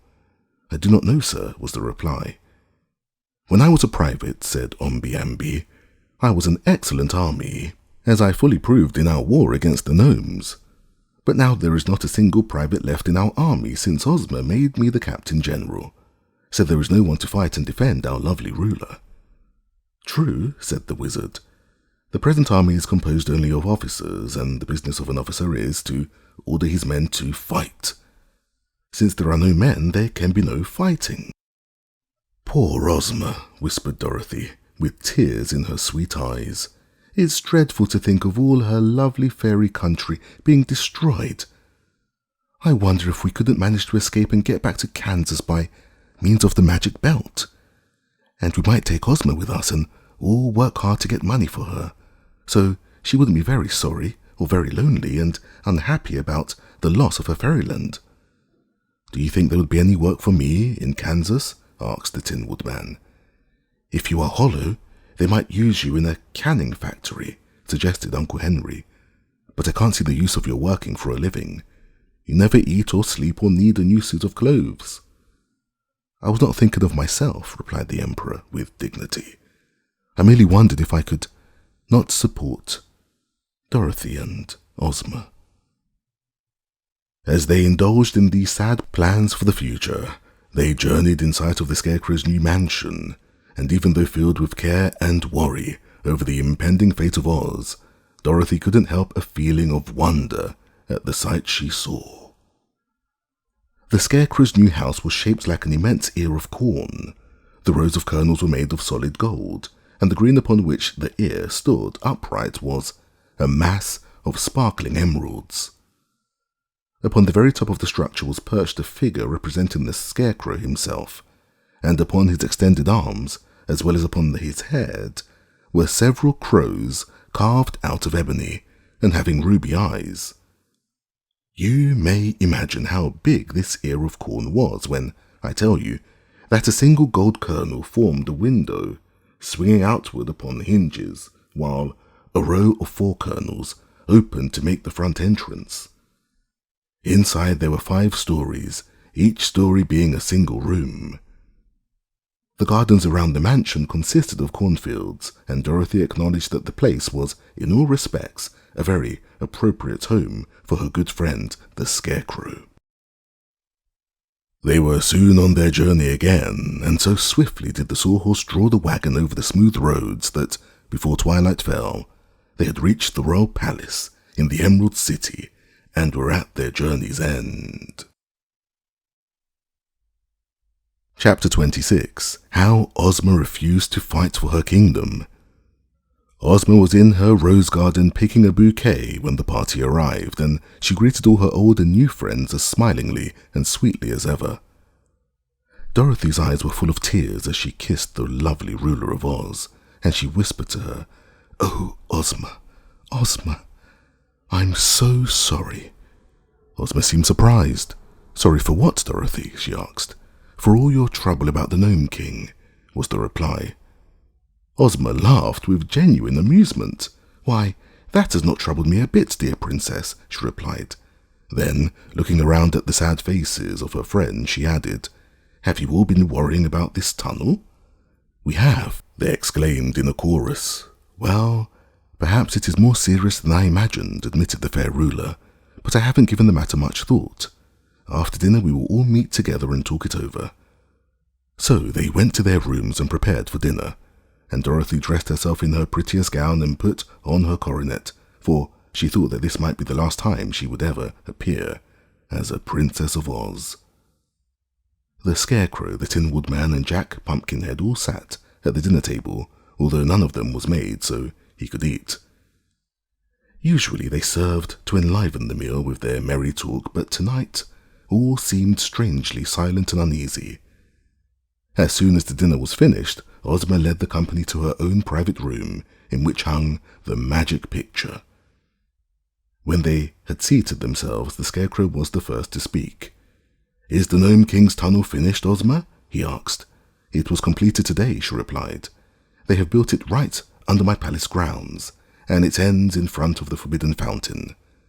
Nothing but a crust of earth remains to separate our enemies from us, and when they march here, they will easily break through this crust and rush upon us." "Who will assist the Nome King?" inquired the Scarecrow. "The Whimsies, the Growlywogs, and the Phanphasms," she replied.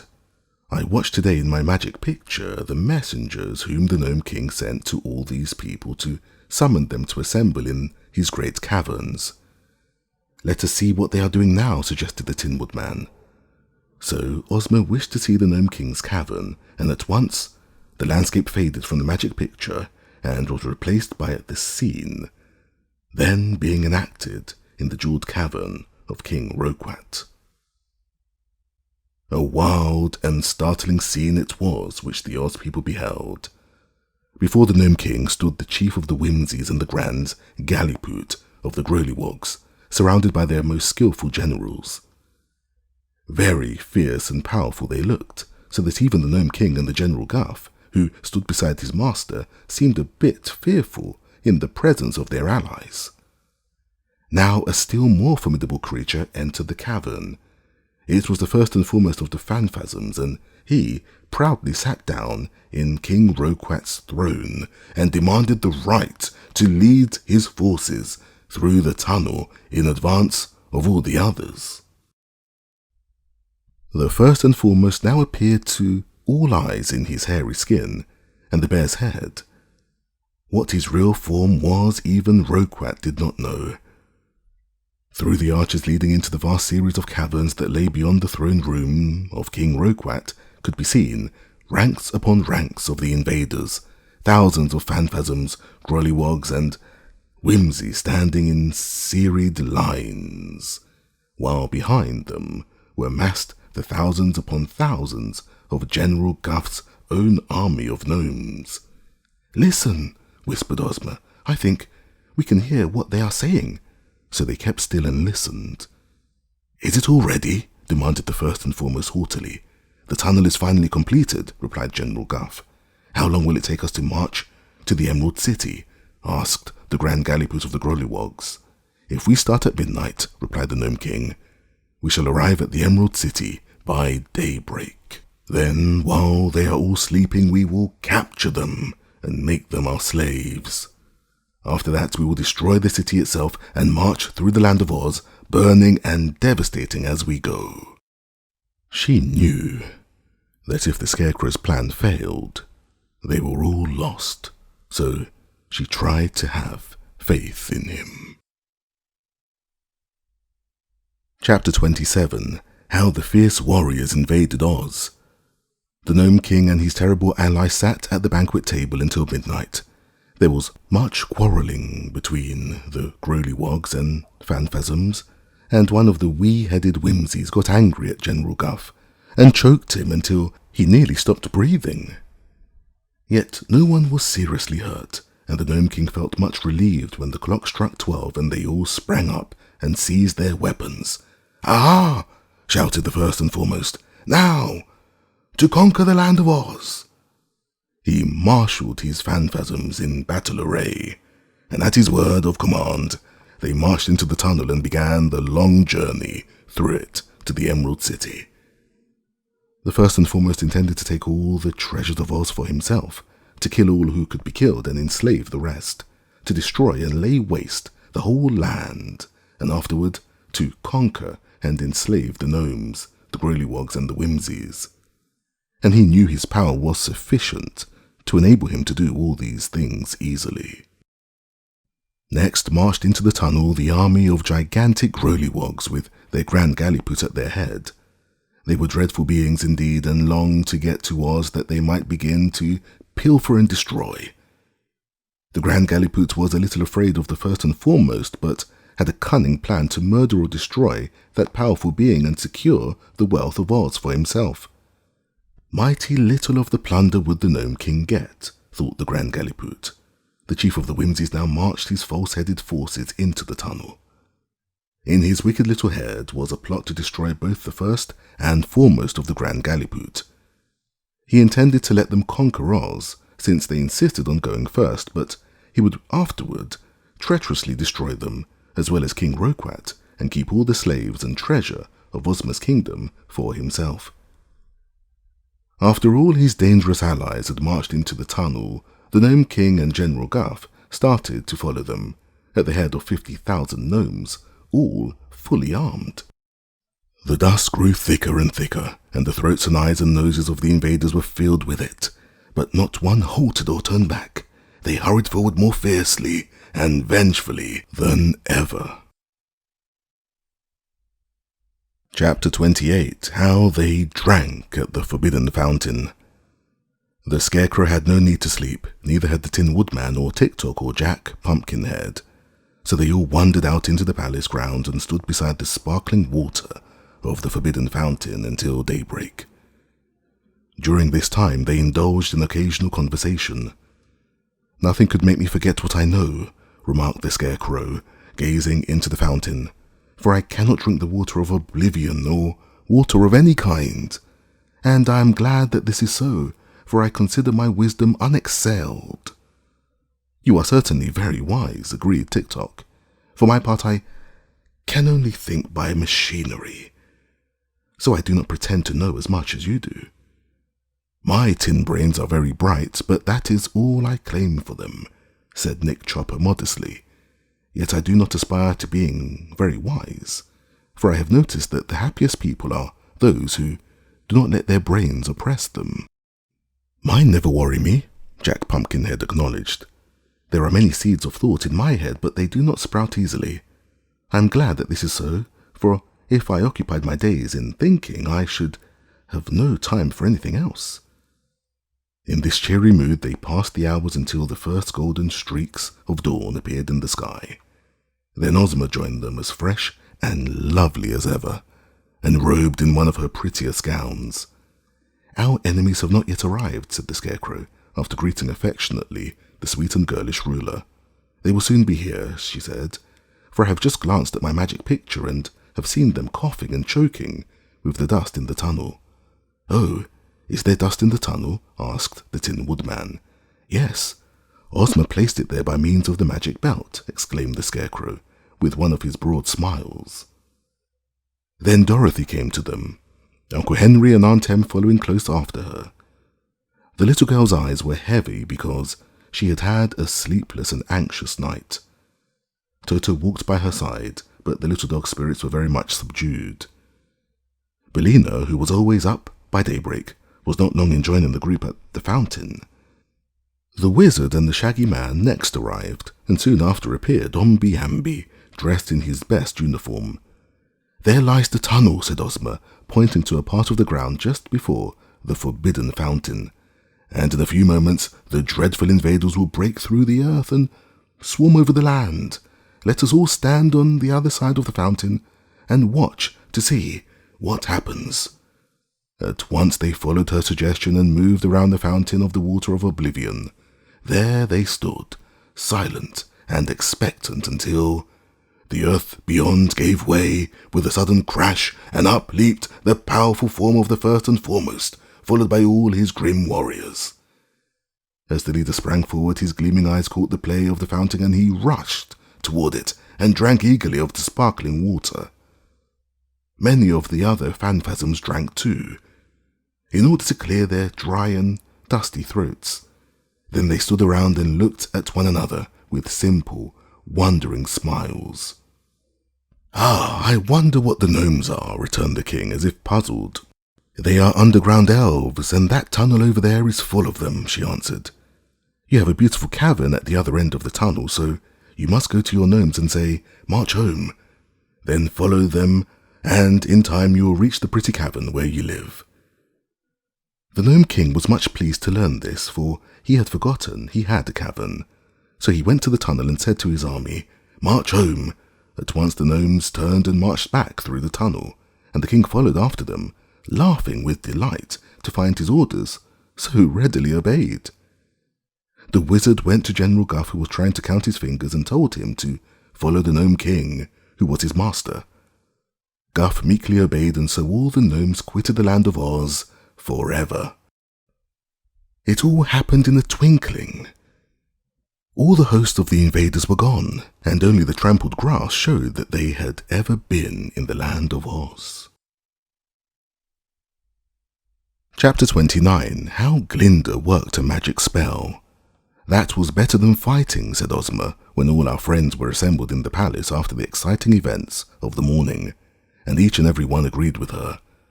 No one was hurt, said the wizard delightedly. And no one hurts us, added Aunt Em. But best of all, said Dorothy, the wicked people have all forgotten their wickedness, and will not wish to hurt anyone after this. True, Princess, declared the Shaggy Man. It seems to me that to have reformed all those evil characters is more important than to have saved Oz. Nevertheless, remarked the Scarecrow, I am glad Oz is saved. I can now go back to my new mansion and live happily. And I am glad and grateful that my pumpkin farm is saved, said Jack.